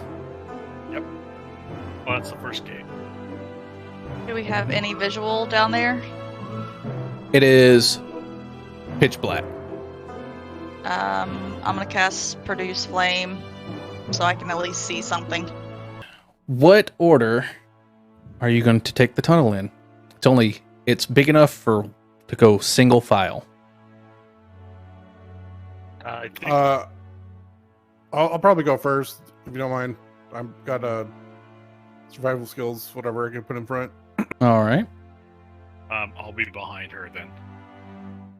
Let's see. Am I the only one that does not have dark vision? Yeah, so Yes. you should be right behind him, and then I'll be behind you. Okay, I'll probably be in the back with my flame. Use the buddy system. Yeah, that's why I want to play Talon and Charlie with my dark vision, so then Thalia can't get lost on us. Okay, the stream voice is not up and going now. Say again. It's not going. Oh, At the all? stream? Yeah, I don't have the stream up at the moment because I don't know what happened there Oh, on okay. Discord. Oh, okay. I didn't know if we were doing that or you just shut that down. I'll get it back up. Okay. Won't take me a second. I was just making sure. I was like, are we just continuing this or are we just didn't know what we had going on here?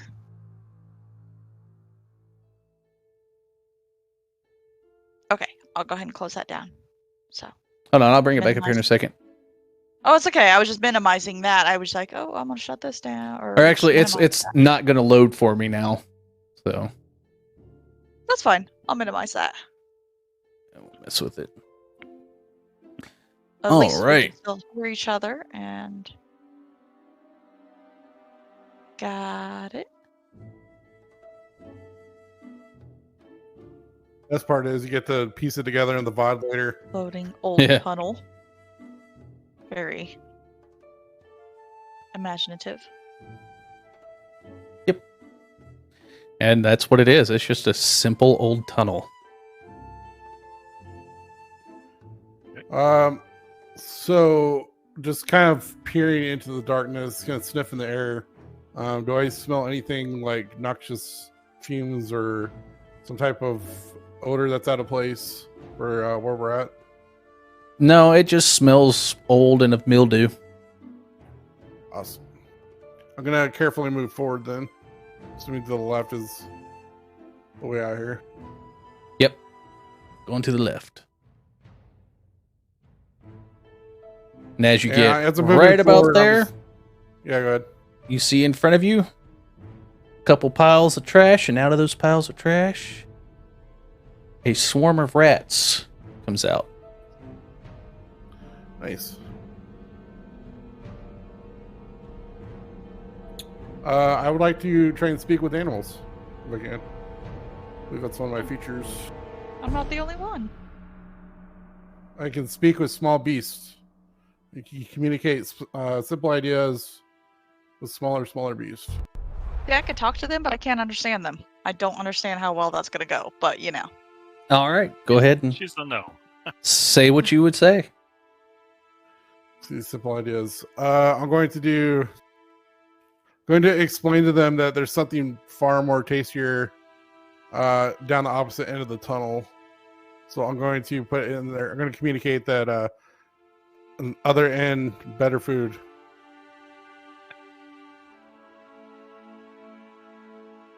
All right, make a persuasion check. Or Can I give him guidance? persuasion or deception. Yeah, you can give guidance. All right. I don't know what you're doing, small one, but I feel like you need guidance. Nice. And they all perk up and go from feral, perk up, and they all look behind them, and they all take off down the tunnel, which a second swarm comes out of a bag behind them and immediately follows them out of the tunnel. Very nice. You just have to know how to speak rat. I've not the rat once. Wonderful creatures. Very loyal. Yeah, I got to see. We can have some agreements from time to time. This is the last one. Yeah. See, now you ruined the moment. I'm sorry, I'm gassy. All right. Don't be gassy. I have flame. So that was the only encounter you would have in the tunnel. You make it through to the end of the tunnel, and there is a Okay. rusted iron grate at the end, which is locked. Bitch. Anybody got prestidigitation? Nope. I'm gonna try mending on it again. Assuming it doesn't take the rust off it. Does not take the rest of it. What happened to your webcam? My webcam. Thalia. I don't know. I don't see anybody's webcam. Whoa. Yeah, I'm seeing yours is messed up. Reload your... Just refresh your Video Ninja. Yeah, it glitched out. Yeah. I think the shrooms are kicking in, guys. Here I thought the mushrooms had finally kicked in. Alright. Easy, Grandor.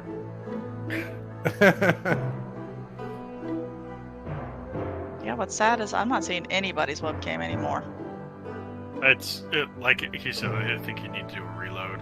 Yeah, just refresh your page.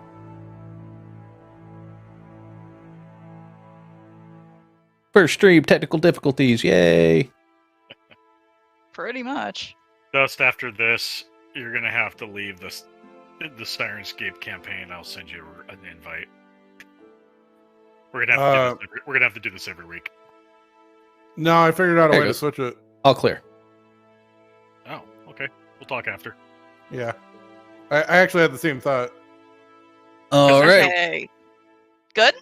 Yep. Sweet. There's a way to do an API call, Ben. Okay, let's talk about this after the stream because we got to do. Yep. We're trying to expedite this a little bit. Yeah, sorry. So,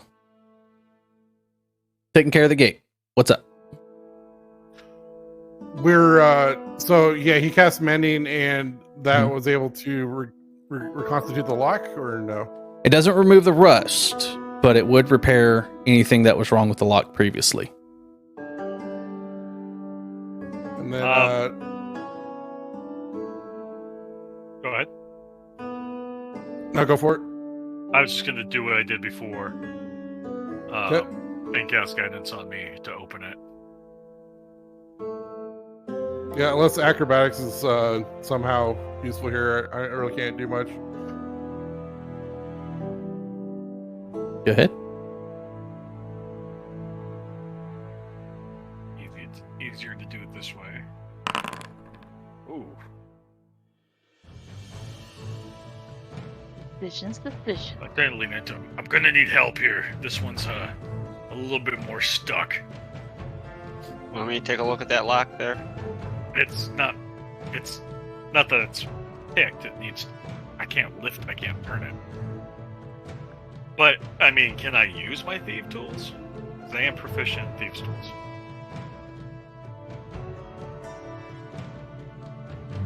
Would Flint have thieves' tools? It does, because I picked it up as a bounty hunter. Okay. Oh. Sometimes when you have to repo a wagon, you have to have the ability to get into it. Repo a wagon. Although, would you prefer your rogue with the higher dexterity to do it? In the training. I've got some training too. But go ahead.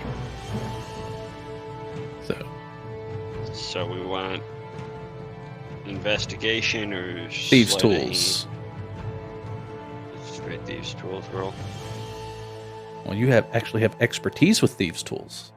So it Yes, would I be D20 plus your dexterity plus double your proficiency. If he clicks his token goes to inventory and has thieves' tools, he just has to click them. Mm-hmm. Like, yeah. Well, it's not letting me roll them.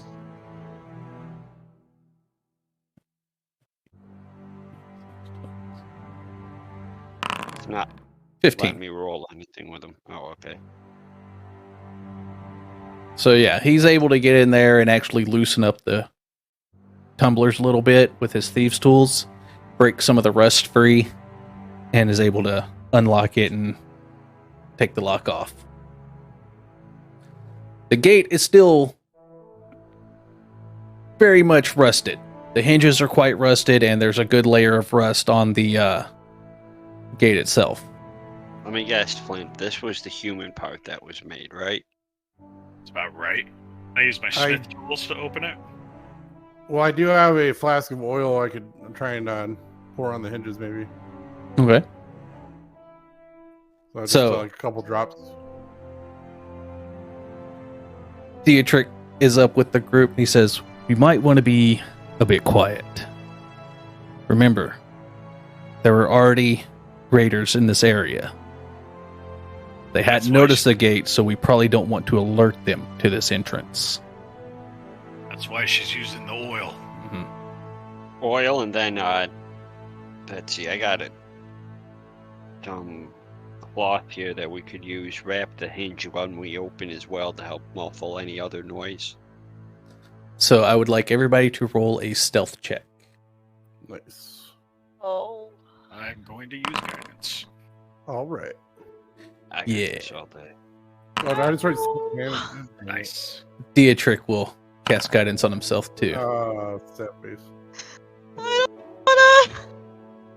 Wait, technically I can cast it on you now, but Thank you. Can I also have guidance? It's one, so each of them can cast it on one person at the time. Right. Thank you. Natural 20. How am I feeling all Oh, this? Dietrich doesn't have guidance. I'm sorry. So he's not going to cast guidance on himself. So he is going to roll stealth. Nat 20, bitches. I stood perfectly still, Nice. knowing I'm a klutz. But You know, she does pretty much with the nat 20 cover for everyone for the 3 and the 10, as well as Flint's 23 covers down. So overall, very, very good group stealth check. I had a bad roll. I'm a complete klutz, so all I did was stop breathing. Stop breathing. Yeah. Stop breathing. The door, the gate opens pretty much silently. And as you all make your way out and get ready to start heading towards the chapel. So we'll expedite the travel to the chapel with the stealth roll. You stay. We sneak. We're hunting wabbits. Just gonna get you all moved over there.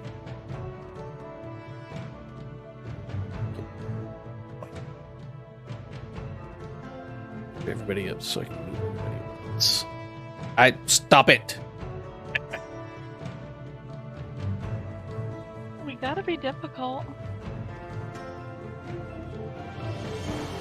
Oh, way over there. And we're moving. We're moving. And we're moving. Don't touch the wall. And we're moving. All right.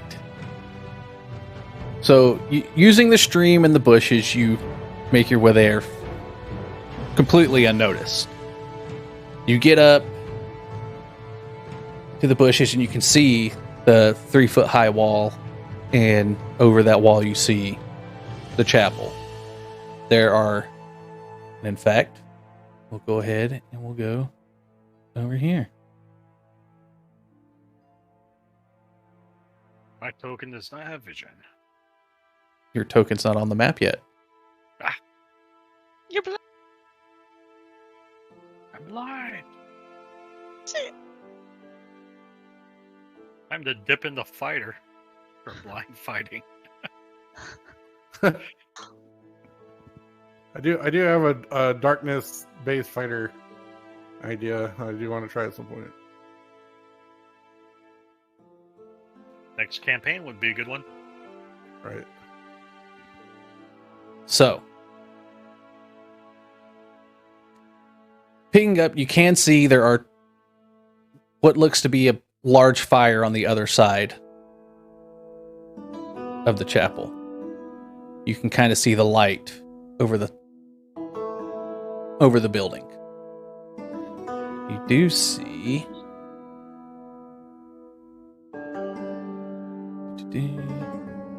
let me get some stuff placed here.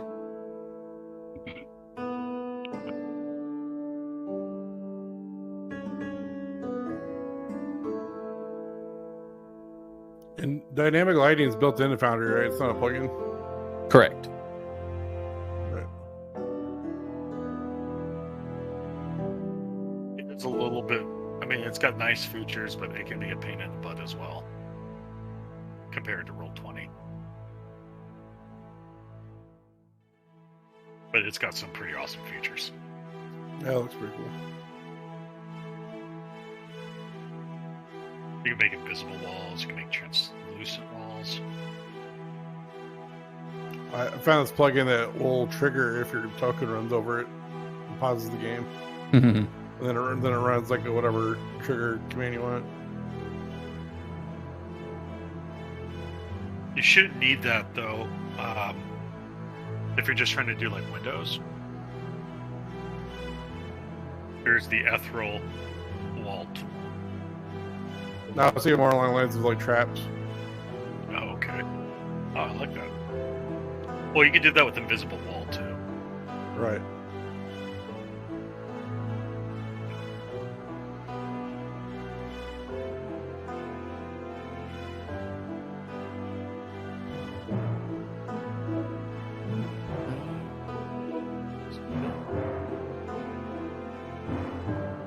I forgot to preload this scene, so that's my bad. Yeah, no problem. Let me tell you about the time one of my players decided to, over the course of the whole campaign, summon 136 zombies that he put in a bag of holding. How does that work? Serious? Well, they don't need to breathe, so I mean, it kind of works. Yeah, he lost control of them. They don't need to breathe. Doesn't the bag of holding have interior dimensions though? It does. And the way way we worked that out was he tore a hole in it to astral space so the zombies could drift outside of the bag. Wouldn't that destroy the bag? It was, and I was kind of doing a real cool with it, but I did allow him to do it because at the ending boss fight, he basically unleashed a horde of 136 zombies that would just start attacking everybody. Oh, Get them through the righty. opening. Oh my god. So,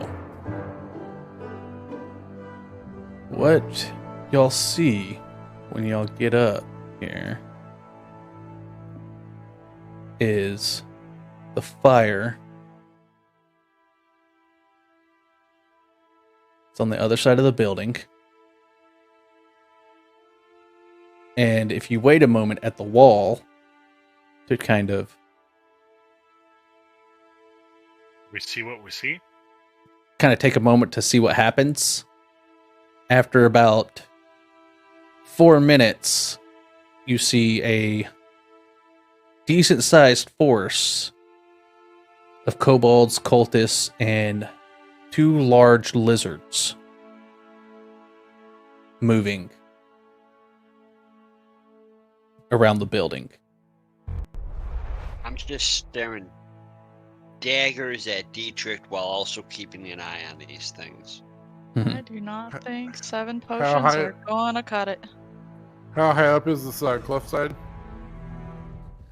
You've got about a 3-foot wall in front of you. That's the wall. Okay, I'm gonna drop prone. Yeah, I'm gonna crouch low. Yeah. Yep. Elmira, you don't need to drop prone. All you need to do is duck your head. It's a 3-foot wall. I do need. I'm taller than you think. You cad.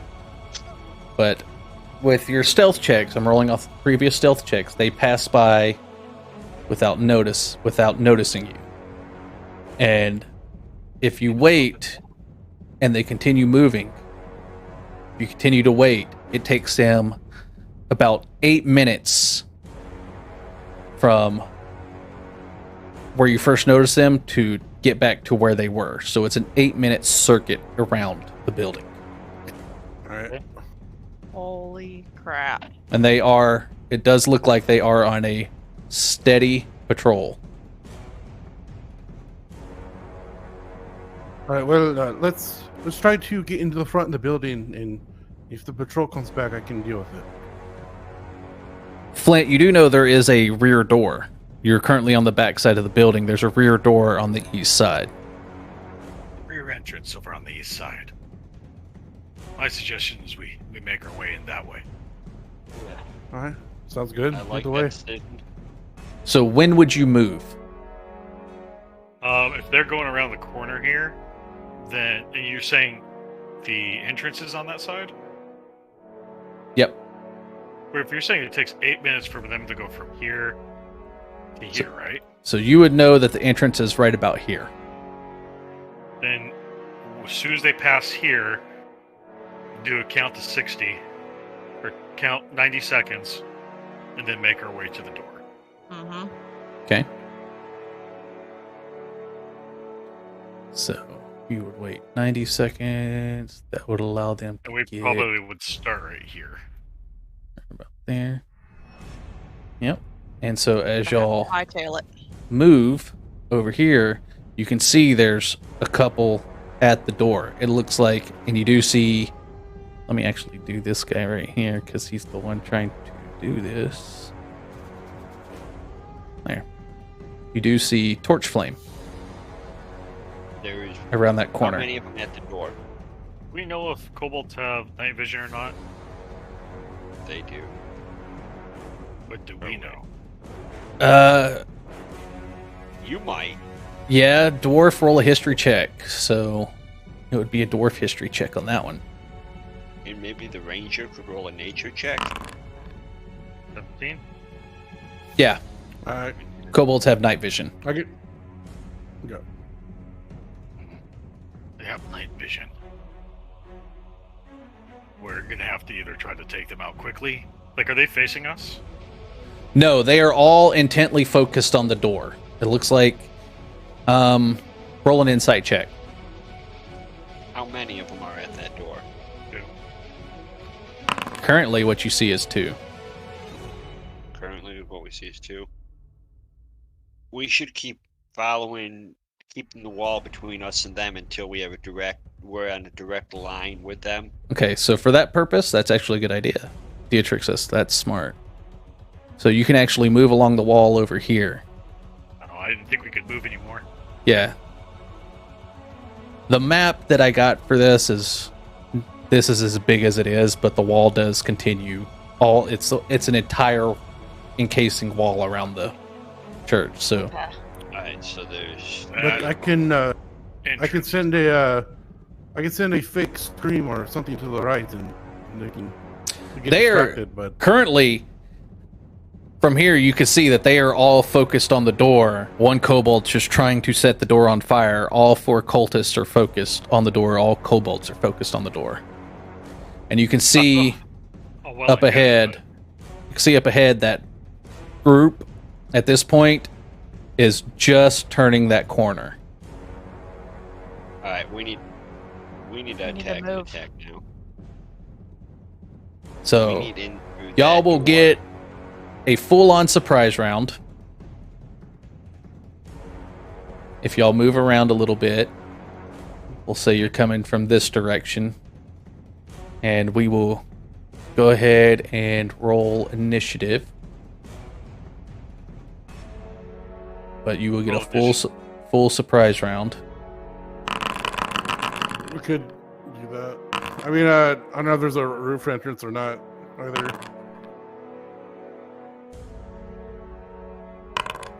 But all right, I guess let's go for it. If you ask, Flint would know that there's not. There's not a roof entrance. There's no access to this from the roof. So This is such a bad idea. they are not paying attention. You're assuming that we're gonna all hit our shots. Yeah, Flint, you can go ahead and Are these with the, Move are these in. with advantage? oh yeah, you'll have advantage on your attacks because this is a straight up surprise round. So we'll start with Flint. We'll go in order of player, and then I am going to. It's just an action, right? yeah, Is it a reaction or a surprise round? it's a surprise round. So we can move as well. Yeah, you can move up and position yourself on them. Alright, so I'm going to make my attack. Are you moving? On this one, this is with my heavy Oh, crossbow. heavy crossbow. And then Which one are you attacking? this one right here. Okay. Then I'll move to here. No, you can move all the way up if you want. I'm saying Okay. the positioning. You can position yourselves at the start of this. Okay. Yeah. So you that'll made your be- crossbow attack beforehand and then did that. All right. Artem?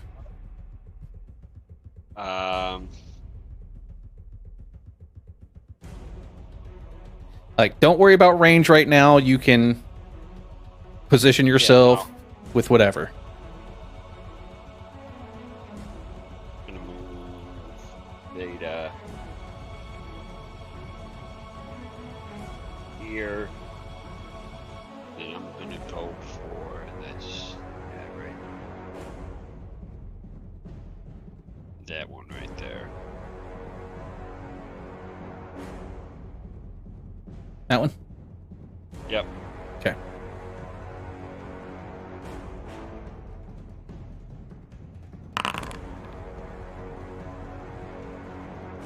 That's a hit. 15. Roll sneak attack damage too.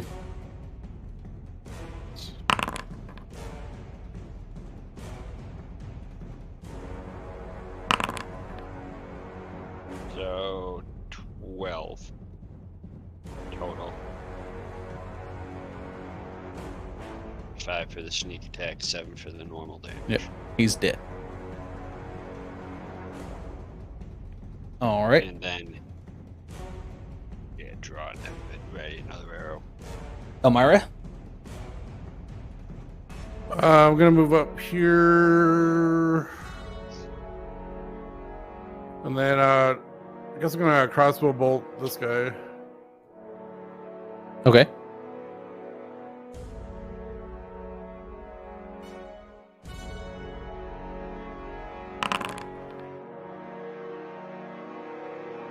Yep.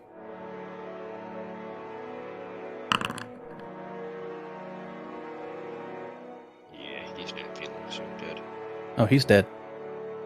Then I was gonna stow my crossbow, pull out my shield, and short sword, and move forward. Roger Dodger. So I'm at 16 AC now. All right. That's my turn. Dahlia? Alright, I'm going to go ahead and. You got anything like Tangle? I'm gonna move up my full range. Oh, you can position yourself wherever you want. Okay, cool. Yeah. So I don't have to move just my 30. No, you can position yourself wherever you want. Cool. Alright, I'm gonna go ahead and move my full and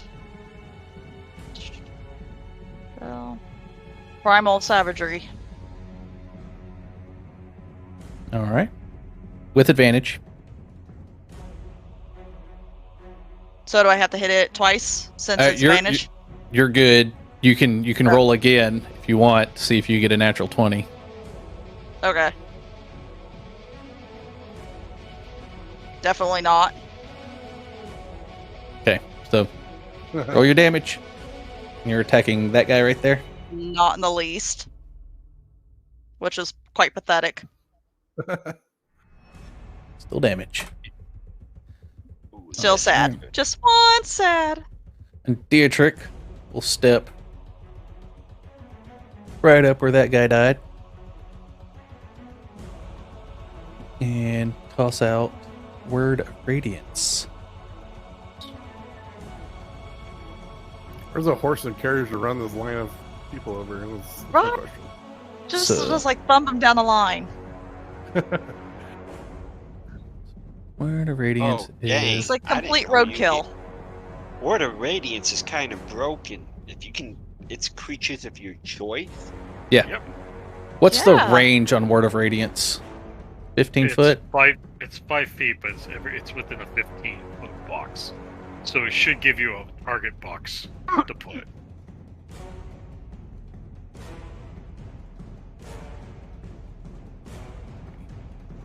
Yeah. So, spell it. Word of Radiance. It's a 15 feet cube Right. on self. Right. So where you have it. With the way it's worded, looks like he could actually position it like that. That's how I normally run it. Okay. Yeah, that's what it's going to happen. As long as they're within a 15-foot. Like, yeah. Well, it says it erupts from you. Right. I got you. But it doesn't doesn't specify that necessarily it's say- centered on you. It's not centered on Right. you. Gotcha. So save. Constitution saving throw. Fail.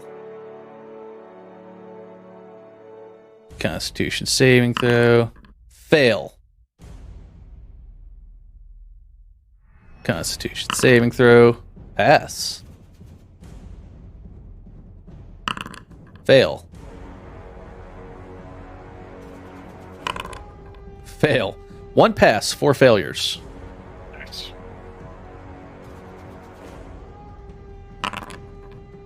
Six damage to each of them. Nice damage. Nice. Very nice.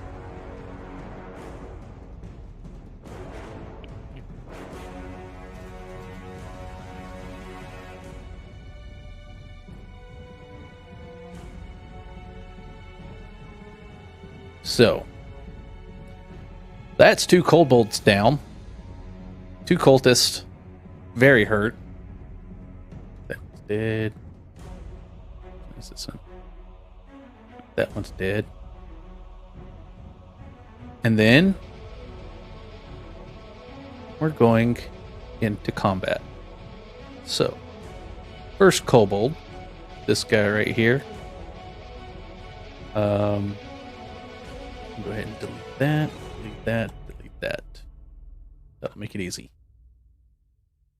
He's gonna move up and take a swing and grumble with his dagger. 15 to hit. Does not. All right. Which means it's Flint's turn. With that, he is going to do the same thing his brother did. And Alright. speak a word of radiance. And he says death in Dwarven. Which I have not found yet.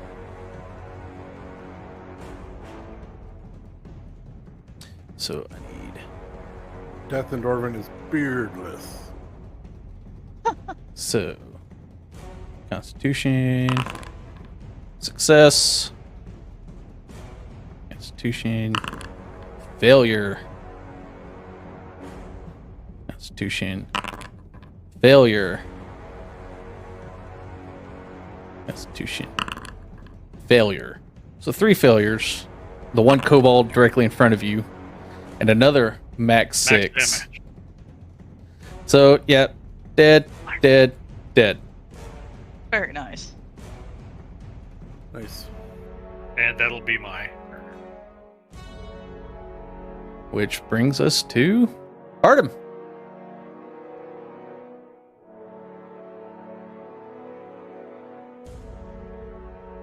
You know what to do, my bowed friend. Yeah, I was debating whether we want. No, we need him dead quick. Yeah, we're not taking prisoners. Actually, who's right after me? Elmira. Elmira. All right, then. You know what? I'm ignoring Kobold, and I'm moving right up on that door because they were trying to light it up. Is the door locked? And start checking that. 'Cause we only got X amount of time before friends come around. Nice. Bodies are gonna get spotted. There's no Unlock. point in me killing them. Unlock the door. Yeah. So with your positioning, you could get to the door, but you wouldn't be able to perform an action to unlock it. Okay. Yeah. Then I'm moving right up onto the door Okay. and giving it an investigate. I'd be able to bonus action investigation it, wouldn't I? No. It would be your action to investigate it, but you can move up to it. Gotcha. Not even passive. I mean, you jiggle the handle, it's locked. And it's not on fire. Alright. Yeah. Then yep. Next round. All right. Elmira. Stabby, stabby. Stabby, stabby.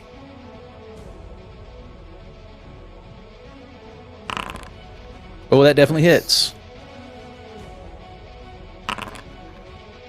For 5. 5 damage. That'll do it. Nice. All right, so for the purpose of this, we will stay in combat because that troop will move 30 feet around the building. Well, we should be relatively fine if each round is 6 seconds. Yep. So, Artem, would you like to go ahead and try to unlock the door? Well, Yeah. we won't do any combat order, but we'll take it like 6 seconds at a time. I mean, Gotcha. get the bodies ready to be dragged inside. Okay. Yeah, Yeah. I was just about to say that as I was diving on the door. Pull Yeah. the bodies into the shadows. Dietrich will snag 2 of them. I'll grab 2. So that's investigation, correct? thieves' tools to unlock the door. Oh, gee, yeah, we just unlocked the door. My bad. I'll give him guidance. I'm going to go out on a limb and disguise self as one of the Cultists. cultists, and I'm going to run out there and point in the opposite direction and try to yell and say that we have, criminals and all that stuff that are on the premises. We were already stealthy. How did you get to that? Because that's what I was just taunting for. So there is, when you select your token, there's a little menu that pops up that has, it has inventory. So down in your inventory, it has your thieves' tools. His skills should be way higher than that. Well, it's a D20 plus 2 plus 4. It had expertise though, right? That's the plus 4. Oh, okay. No, that's the, yeah. Because what's your dexterity? Well, the plus 2 is proficiency. Yeah, your dexterity is plus 4. Your proficiency is 2. Right, so it Yeah. should be higher if he's an expert, right? Yeah. Oh no, his dexterity is plus 2 right now. So yes, Oh, I thought it was his plus dexterity is plus 2 and his proficiency is plus 4 with the expertise. So that's right. So that's one action. So Dahlia, you're doing what? I'm gonna cast disguise self, and I'm gonna tell him to tell everybody to pick the lock.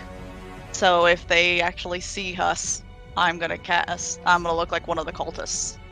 Okay. So you've probably got about 6 minutes before that group makes it around to you guys. That way, if they see us, I look like one of the cultists. I can probably try to steer them in a different direction. Okay. So, Artem, would you like to try again? Oh wait, hold on. We forgot to add.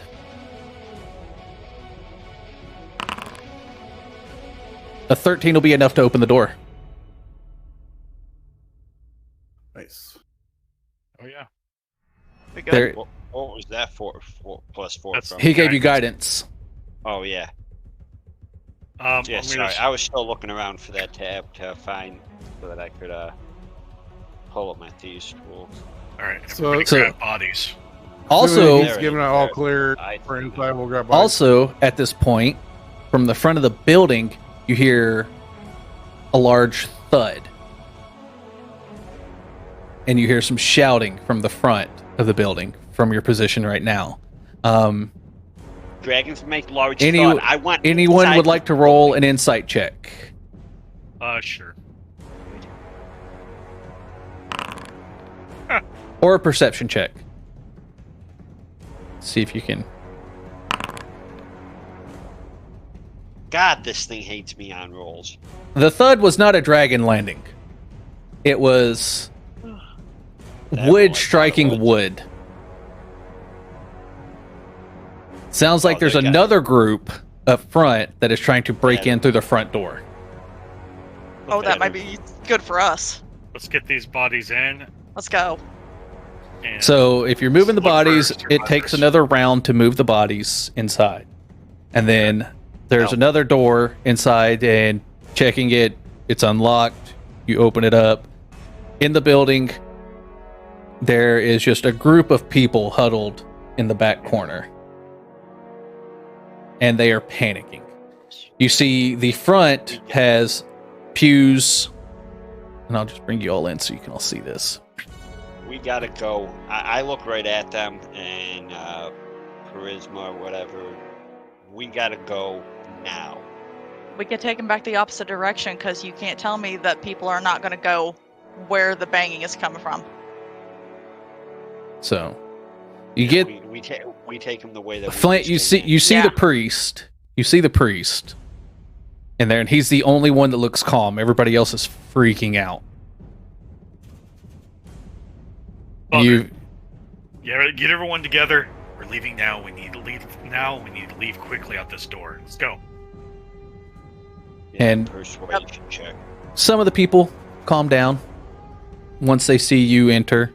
Some are still freaking out, but you're able to gather everyone and start moving towards the door.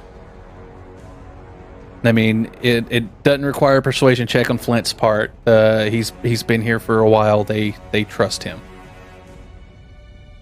So you gather the group, and it's probably a good 15 people. And we'll take him back the direction. And within 2 minutes of getting in the door, not even 2 minutes, you're taking the group out. And we will switch back to role playing because y'all are going to be on your way back through the creek bed, through the stream bed, without much issue. But when you get to the stream bed, I am going to have another group stealth check. And I'm going to have to make a stealth check for some scared people. Or so or you can run for it. Stealth check. Maybe stealth. Stealth? Is there any like choke points that we can use to maybe I can cut off like an area, like a small area, like make it look like it's empty or doored off? What do you mean? A minor illusion. So if there's a 5-foot space, we can choke it off. We can create an illusion and then escape behind that. Be right back. Okay. So, with the speed at which you're moving, you'd be able to get out the door and get over the wall and get well into the bushes, into the stream bed, before that group made it around the building to be able to see you. Plenty of time. Okay.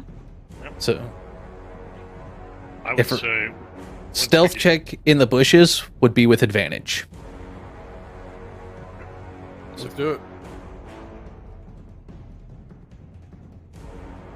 Oh, for the love of, I roll the same. Try to cut me a break and it's still really crap. Yeah, I rolled exactly the same. Same here.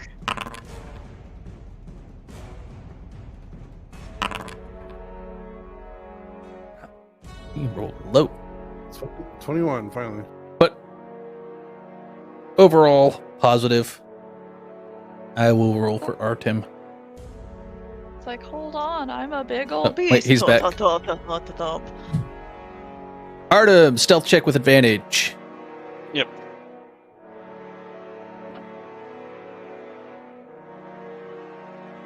Gotta win some more for this mouse station. Alright. Well, That- The best way to use is the utility. Okay. Did we 14 have for the- any injured or anybody from the room? There's They're all no way perfect. his stealth check is. There we go. Oh yeah, y'all are good. Y'all are golden. Y'all make it all the way back with no problem. Wait. Nice. I note that onto my my inventory there. Successful rescue mission. His tally 15 mark. 15 people saved. Minimum body count. Body All count right. doesn't Rules of matter. engagement have I been was like to followed. say technically maximum body count. Yeah. One kill. So Our ROE has been met. One door picked. you get the group 2 Into the- locks saved. into the keep.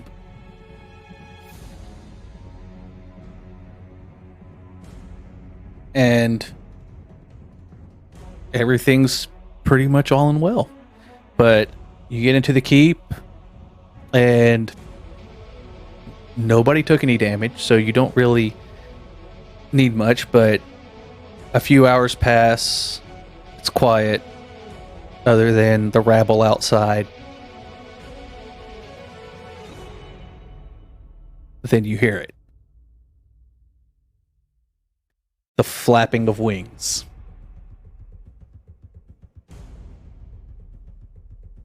Nighthill, looking up, calls for people to get to the tower, get all ranged personnel on the parapet. and prepare to defend as the dragon starts its dive. This bitch. So Jack, how far am I from the tunnel? you're upstairs. You're in the keep. Damn it. Damn it. You can make a So run it's for like- it if you want, but Dietrich No, I can't do it around with all of them around. is grabbing a heavy crossbow and heading up to the parapet. I will be following him. I'm staring daggers at Dietrich. I'm just going to position us. Yeah, I'm right behind Flint with my crossbow. Taking the Are, crossbow. are you going to spread out, or is everybody sticking together? Spread out. Spread out. I'll stay over by that door there. Well, who's and, running the ballast? That's Currently, what's his face? Where'd he go? Forgot his name already, because I forget things. Escobar. Escobar's on it. Mm-hmm. Escobar? Pablo Escobar. I was like, hold on, let me look at my notes. So, It's like the ruby weapon in Final Fantasy VII all yeah, over I'm again. staying over where I can dive back into the building if necessary. Dietrich readies his crossbow, and he's holding until the dragon's within range. Let me see. Where are the items?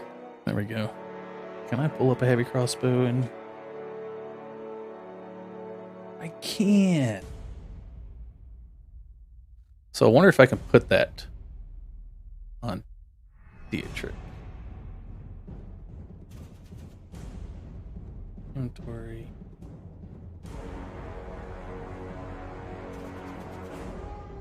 Yep, cool. So now I can actually use that.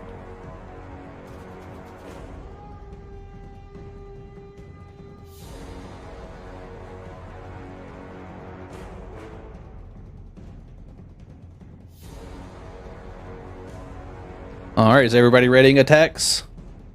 I Yep. suppose. Yeah. As I'm Yeah.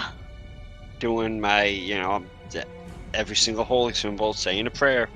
God. Range on a heavy crossbow is 100 feet, 400 at disadvantage. 400. Mm-hmm. Disadvantage after 100 feet up to 400 feet. So Dietrich's, Only he's going to wait till it's within 100 1d10. feet. Mine is 80 feet. 80 feet? All right. So it makes a dive straight towards the keep. And as soon as it's within 100 feet, those with the range of 100 feet who want to take their attack, make their attack. Dietrich misses. Flint misses. Nice. All you misses. Nice. All right, within 80 feet. I'm hauled back on this thing. I'll go at disadvantage. I'm aiming for its eye.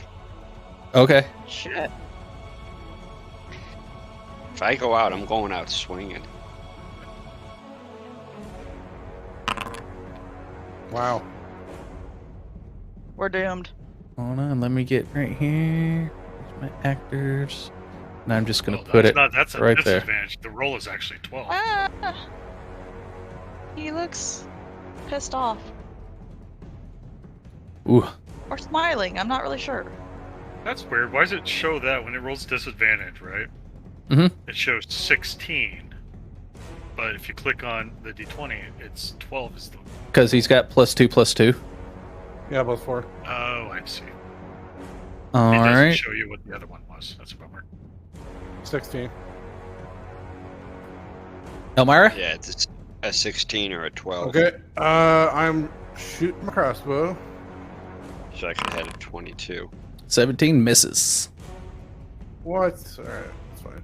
All right. I have to pull something up right quick, so I need to go. D&DBeyond shares.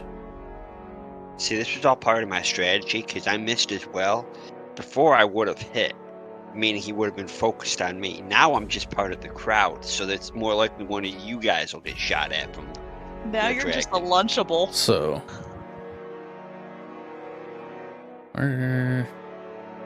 Dropping on those things back, I decided.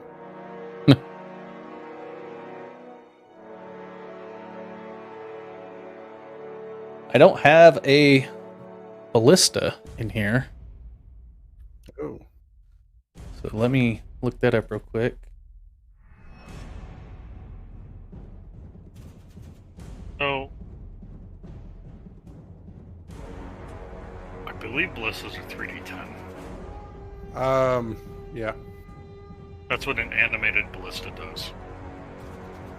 Yeah, it's 3d10 fire damage, so you know what, I will just put an animated ballista up there, because I do have that. We'll thump it right down in the center there.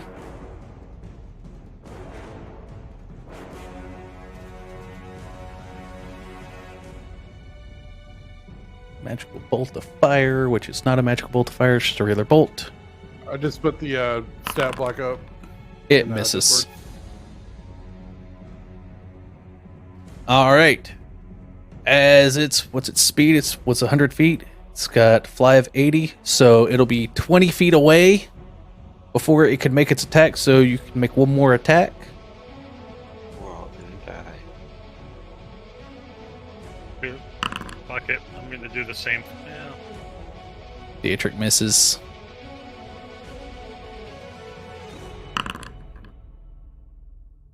Misses.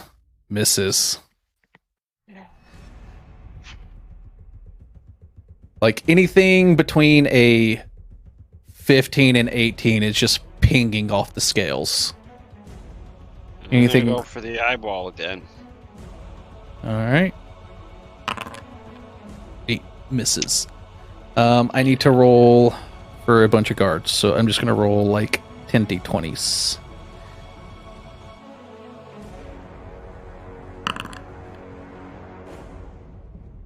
I have a natural 20. This is all plus 4. So I've got 1 hit, 2 hit, a natural 20, 3 hits, 4 hits, 5 hits, 6 hits. So 6 hits and 1 critical. what is a longbow damage? 1d8. 1d8. Yeah, So let's see how 6 hits. 68. 78 total.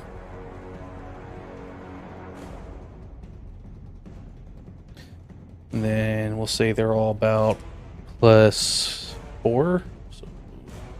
Oh yeah. More than enough.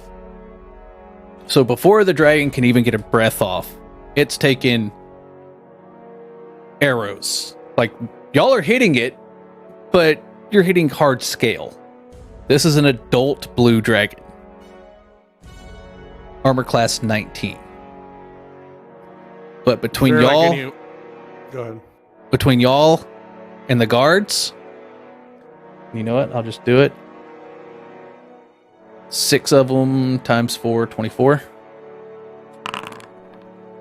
54 damage. You get the idea of this dragon's with the damage dragon taken as quick as it peels off from that damage, and with the way it looks down at the raiders that are now amassed. Let me see if I can mark an area. In that area. And the way that dragon looks, and roll an insight check, all of you. I'll roll one for Dietrich. Oh.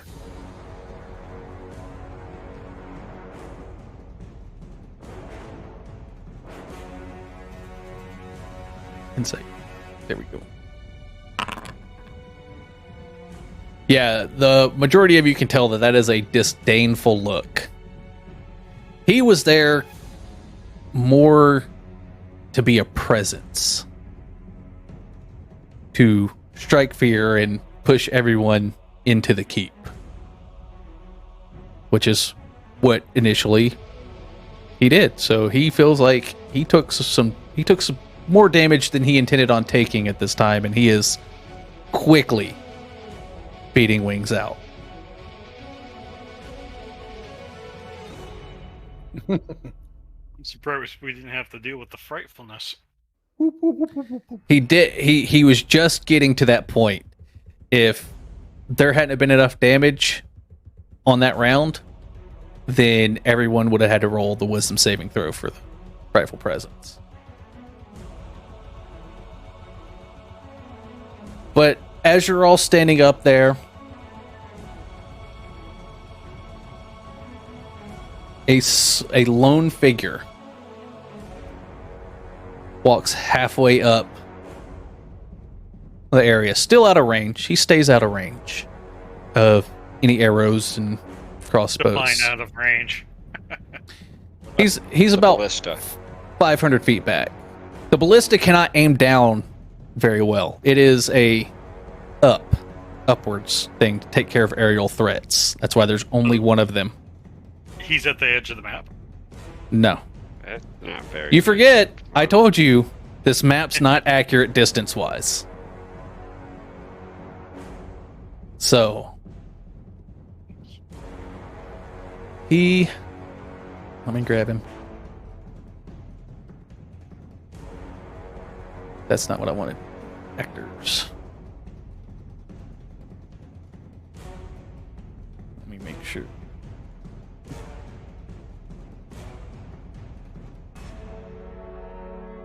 Right. A blue dragonborn steps forward.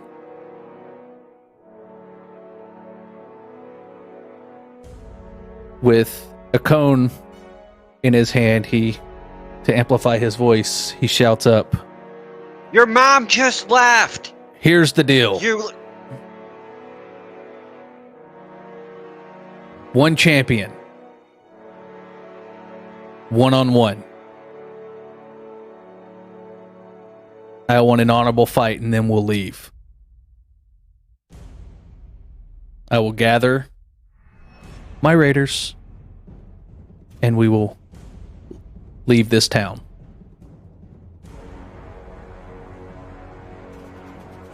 What say you?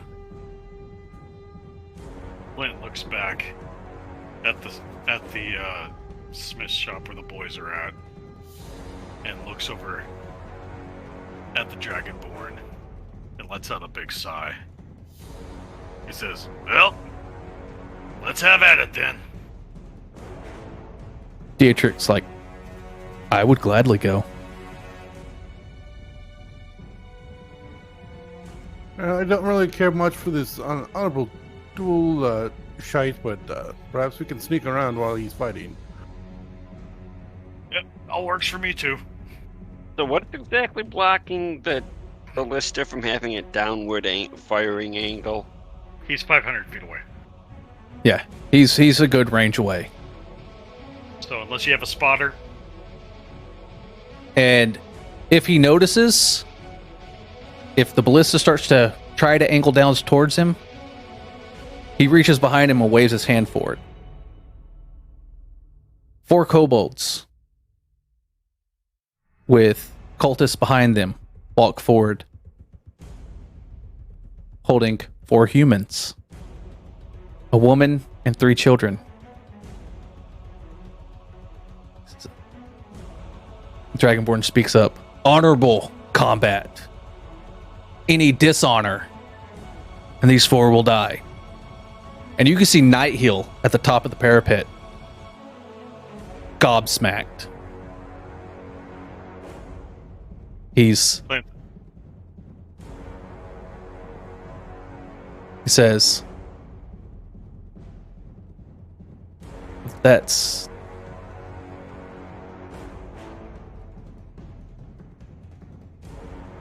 your radio cut out. yeah. Oh. That's my sergeant's wife and children." Of course it is. Regardless of who it is, they're innocent lives. Alright, you blue skin bastard, let's have at it. Talia looks around like, I You feel gotta like really he deal doesn't with your understand operational what, security. like, honorable means. Does he know what honorable means? I feel like he doesn't know what it means. I'm just glad I didn't have to do 1, 2, 3, not it. Dietrich steps up and puts his hand on your shoulder, Flint, and says, "Border parchment shears." Yes. Okay, I look over the top of the ramparts and I look down at Flint and says, "Hey Flint, if you die, I might get real choked up. There might even be a tear." Oh, well, we can't have that happening then. Hey, you stay alive, you old bastard.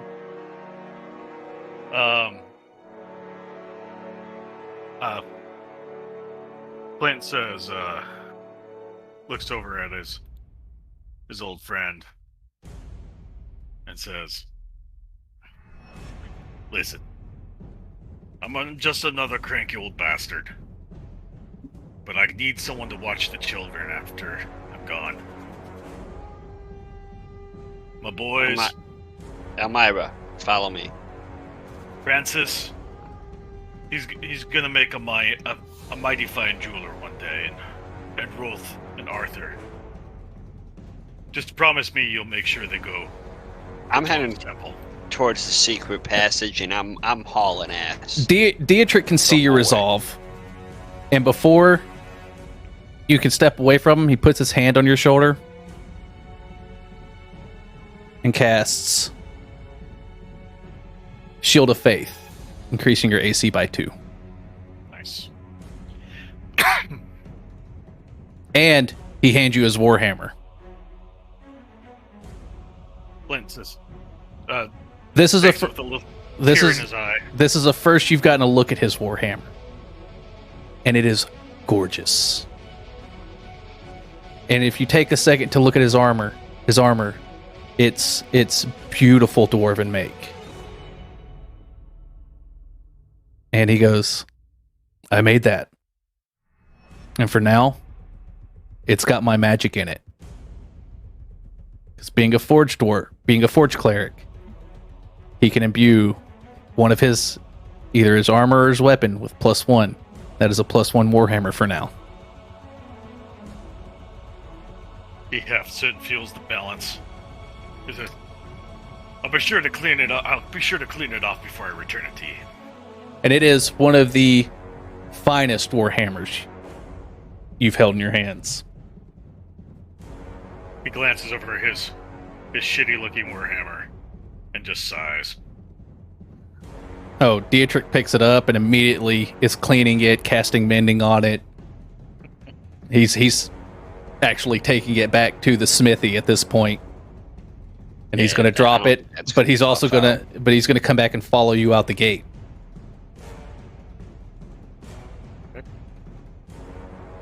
So, we're going to switch here. Excuse me.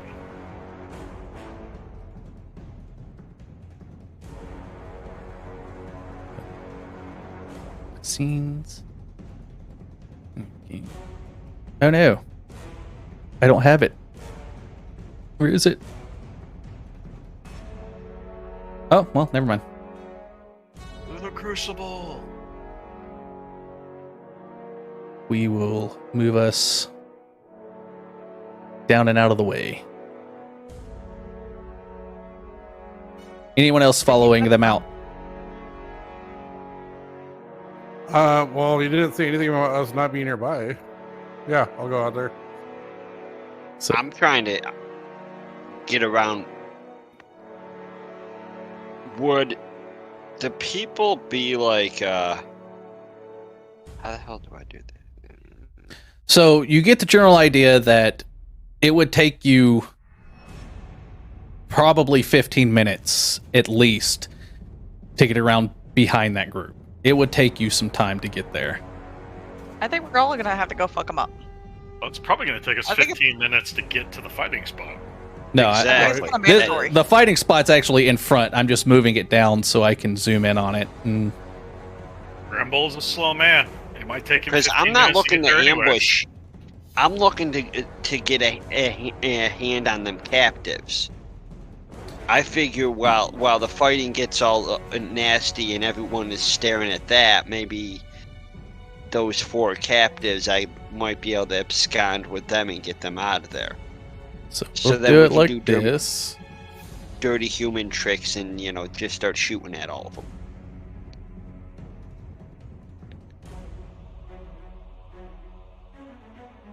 So, marked out, he will mark a 30-foot ring. He will take one side, place you at the other. Then from the center point of the ring, he will state,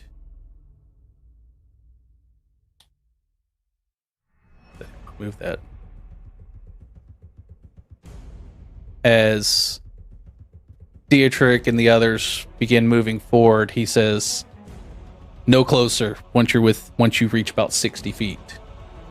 No closer, or they die."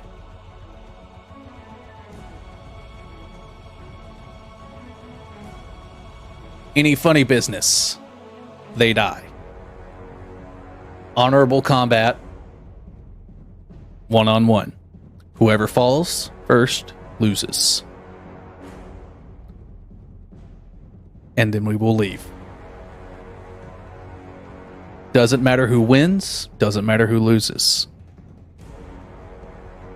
It's all about the honor. It's all about the fight. That's what I want.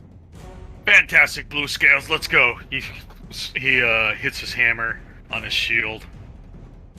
So, And Flint, roll initiative. He's going first. So far, I am not entertained. That's the guy that had to send his mom to come soften us up first. He will move 30 feet.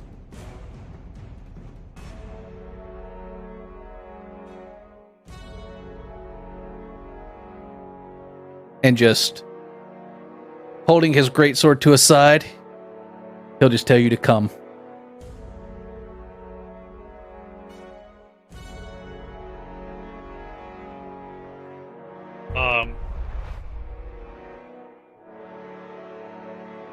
he'll move. Grumble will move in range. Mhm. And swing with his warhammer.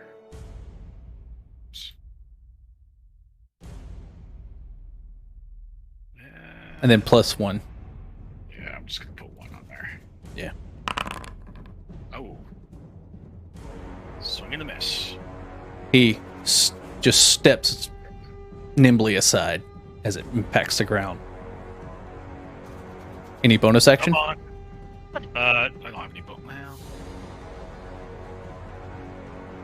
Yeah, I don't have any bonus action. And he will respond in kind with his greatsword. That's a hit. As he hits me, Mhm. Flint will smile and say, "I've been waiting for this all day." As a charge of lightning fills from his chest, and just this massive thunder wave leaves his body. Dex saving throw of DC 13. He saves. All right, and I'm down. Does he take damage from that, or is there not half damage?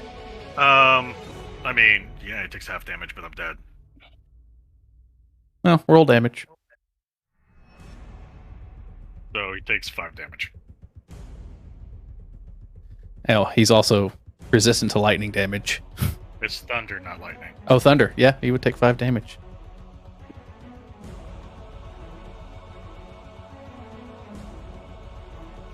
Neat. And as you go down, he spits. Pitiful. Let him go. And they let the civilians go. And before he walks away, he gives you a sharp jab with his sword. Nothing behind it, but you do fail one death saving throw. Oh, that's 2 death saving throws. Nothing behind it. He doesn't Oh, put anything behind it, so it's a single, crit. which he doesn't put anything behind it, like I said. So just single, and before he can even leave the ring, Dietrich's there, casting Cure Wounds on you.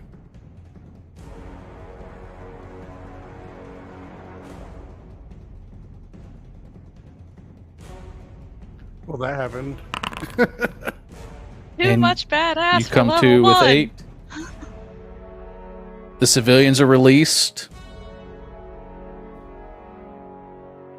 And the combat was quick, dirty, and over. But he won, then he just walked away. Yeah. Interesting. Honorable combat. That's all he wanted. Okay. That was to the death, but I'll take it. He never said to the death, whoever falls.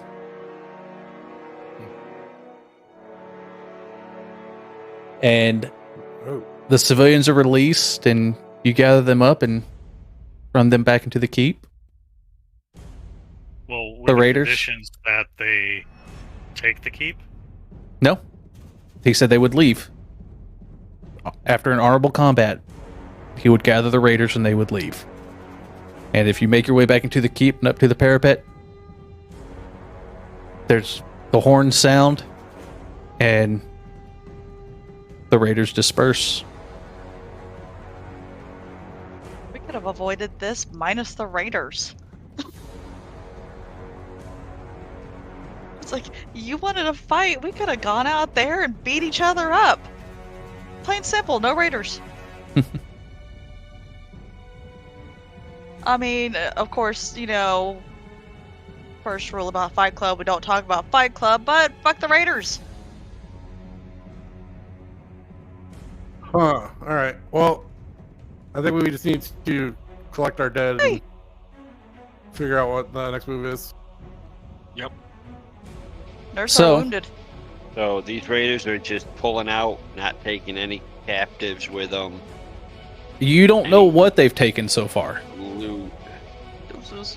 This has been a long night. And as we creep up towards morning, because like I said, we expedited a lot of this. So it's taken pretty much all night to get to where we are What? now. Flint's got words for the governor. Something's fishy. Raiders just don't like, hey, we Yeah. just want to fight. Something's wrong. And I've got a feeling that something's put my boys in danger, and I don't like it. Something's wrong. You don't All just right. kidnap just because you want to fight. Something's up. I have so many red flags. Something's up. Been in enough bad relationships to know a red flag when I see one. You make your way back into the keep, bring in the freed captives.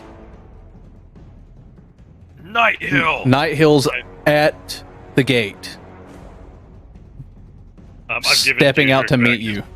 His I'm weapon. I'm skipping around everybody, including Night Hill, like, you're in trouble. I'm just twisting my hair, just absent-mindedly. So you walk up to him. What do you say? I said, there's no reason why they would come here, attack the village, or attack this town, and just walk away after one combat. What are you hiding? They were after something. I'm just as surprised as you are. Bullshit. I expected them to try to at least take the keep. I don't know what's going on. I don't. Where's the priest? He's inside the keep. Where's the caravan? You currently don't see the merchant caravan. Last time we saw them, I ushered them into the woods. Yeah. They're on the west side of town. Well, yeah. If the governor doesn't know anything, the priest has to know something. When the raiders were pulling out, were they pulling out primarily in one direction? Were they scattering? Do you go up to the parapet to watch? Yeah, I guess so. since I wouldn't have been able to pull the other. Looks Okay. like the mass of them, and they've got wagons. There's a ton of them, and they are heading back out east the way they came in. Okay. And I'm gonna go look for the priest. okay, you find what's him his name? fairly easily. I never actually got his name. How many wagons were pulling out? I'm trying to keep a count. Let me find At least him. that I see. Are you gonna charge per wagon? No, it's more of. Then you can get an idea of what was taken, how much. I mean, the the mayor's definitely going to want that because most businessmen are lying SOBs, so they're going to definitely say if there's anything coming towards them, they're definitely going to say they lost more than possible. By giving him a proper number and then taking a small percentage off the top, I'm actually saving him and his town money. There you go. His name's I'm just Edian. doing my civic duty. Edian? I go Edian. up to him. Okay. Is he surrounded by people, or Yeah, he's leading a group of people in prayer, I trying to look keep at them him calm. and mouth, "We need to talk." He nods and makes his way over.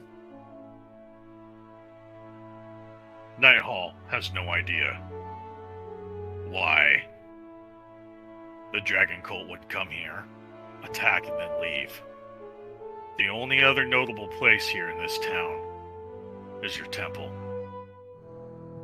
Care to enlighten me? Why they were trying to break into the temple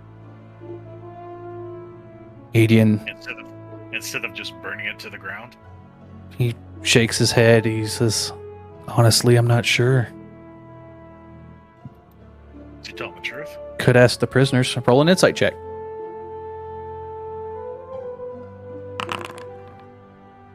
He's seemingly being completely honest. He goes, "Fine." I heard you got prisoners, though. We could question them. And I plan to, as I pull out my leather-wrapped smithing tools out of my backpack and pull the tongs out. Does Oh, it look looks- like the governor and the priest are working hand in hand, or are they not working well together? Would you like to roll an insight check on the governor? Yep, I feel like he's hiding shit. Go ahead. I get a rough number on the number of wagons that were pulling out with these raiders to the east. Roll a perception check. Ugh. Disadvantage with the distance. I'm a bad judge of character.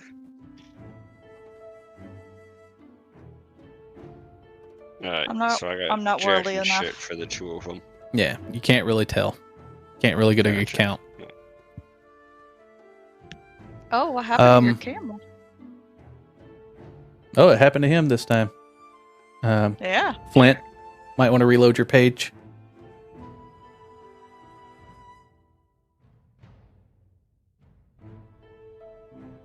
He might be having a signal bump too, because I can't hear anything from him. That's because I haven't said anything. Oh, my bad. He's the silent type. Let's see. That work? Yep, you're good. Alright. I mean, y'all actually have three of you have decent insights. Dietrich, Thalia, and Flint. They're being pretty truthful. But they haven't gotten report yet from the people questioning the prisoners. Also. And that's really all you can glean from it. So, Flint, you make your way to attempt to question prisoners. I'm gonna head down that way as well. Well, you get down there and I'm gonna start You with had- the cultist. you had what, 5 prisoners?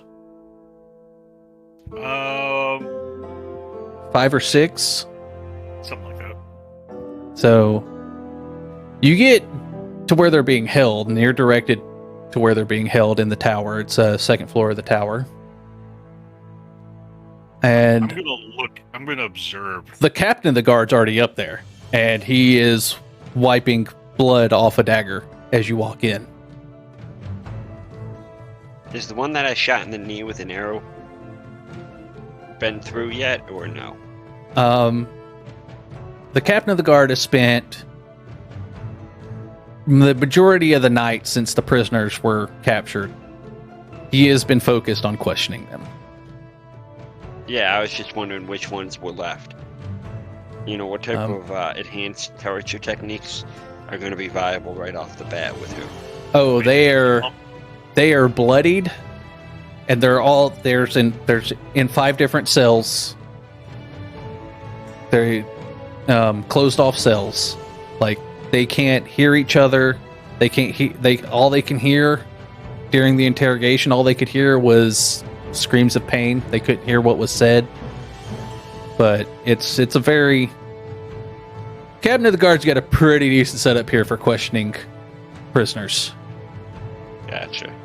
Well, I'm gonna grab my hooded lantern, some of the ball bearings, my thieves kit, an arrow or two arrows, all out of my pack. Leave the rest of my stuff outside. And oh wait, no, I'm gonna need the climbing hammer. Okay, so you gather your implements. The captain of the guard, his name is Shad Flint. You know him. He sees you walk in. He says, "I've done my questioning." And questioning or torturing? Enhanced interrogation.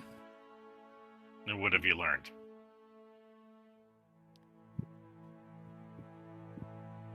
The cultists you brought me, they're all initiates of the Cult of the Dragon. And they're collecting loot for a great hoard that will usher in the reign of the Queen of Dragons. And he says it questioningly. And apparently they've got a camp a couple miles away. To the east, a little bit to the south. Is there anything particular they were looking for here? It looks like they were just grabbing gold and anything of value. And they didn't take the keep. Does the town keep its treasure in the keep? Not really. There's a bit, but the majority of it's in the bank to the north. I didn't know there was a bank. Yeah. Another thing they said that was a little bit worrying. Sounds like they've got dragon eggs in that camp.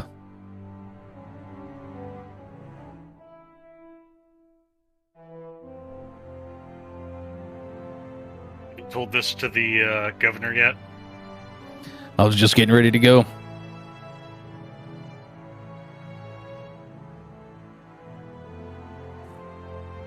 Guys, thoughts? Well, we have question, to. Paul? We just have to start somewhere. We can start at the bank and see what got stolen.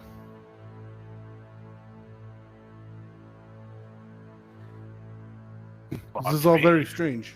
Dietrich says, I don't know if it'd be a good idea to do anything right now. It's been a long night. We're gonna have to see to our wounds first, Mm-hmm. and then we're gonna have to move on to take care of it.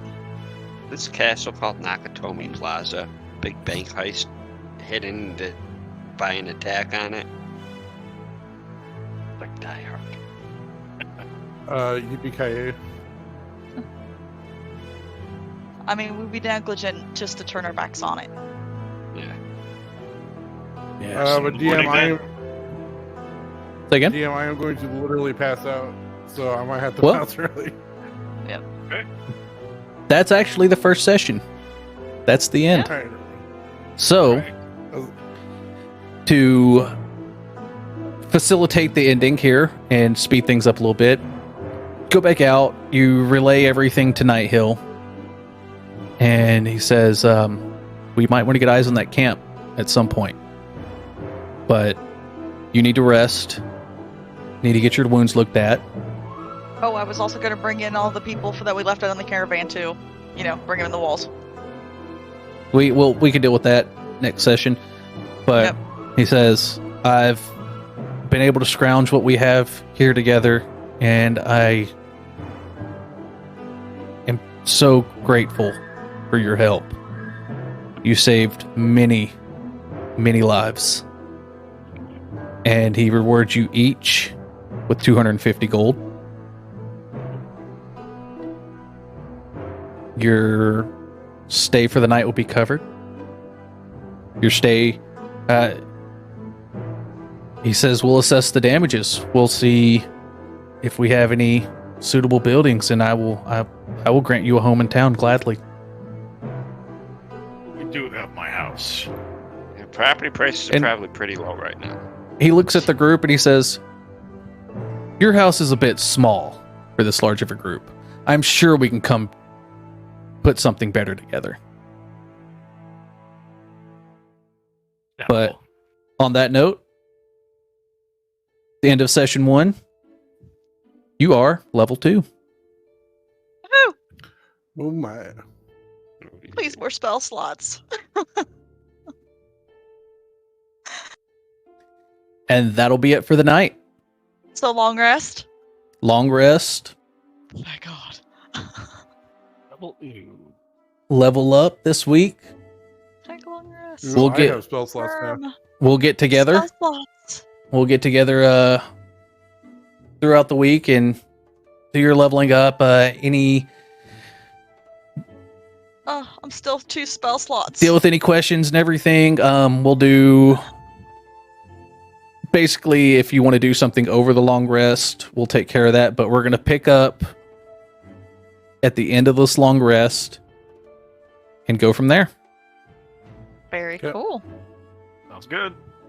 All right, thanks. So you guys have a good night. I'm going to take a second to talk to my stream and thank a bunch of people for following, and thank Bye. We Make Bad Plans Looks for like- that raid looks like we got, party of 15. Yeah, And I've got a whole bunch of stuff to thank people for because, again, not paying attention to the chat while we're doing this bit. So I will get with you guys later, all right. and we Bye, will. everyone. Everyone will be back for next week. Yay. More destruction and mayhem. If you guys want to hang out, we can talk after I get done with the stream. If not, we'll catch y'all within the next couple of days. And good sleep. Sounds good. All right, guys. Get over here to my just chatting screen. Thank you all for going through this Charlie Foxtrot of a first session. We had some technical difficulties. But we'll get better. Session 1.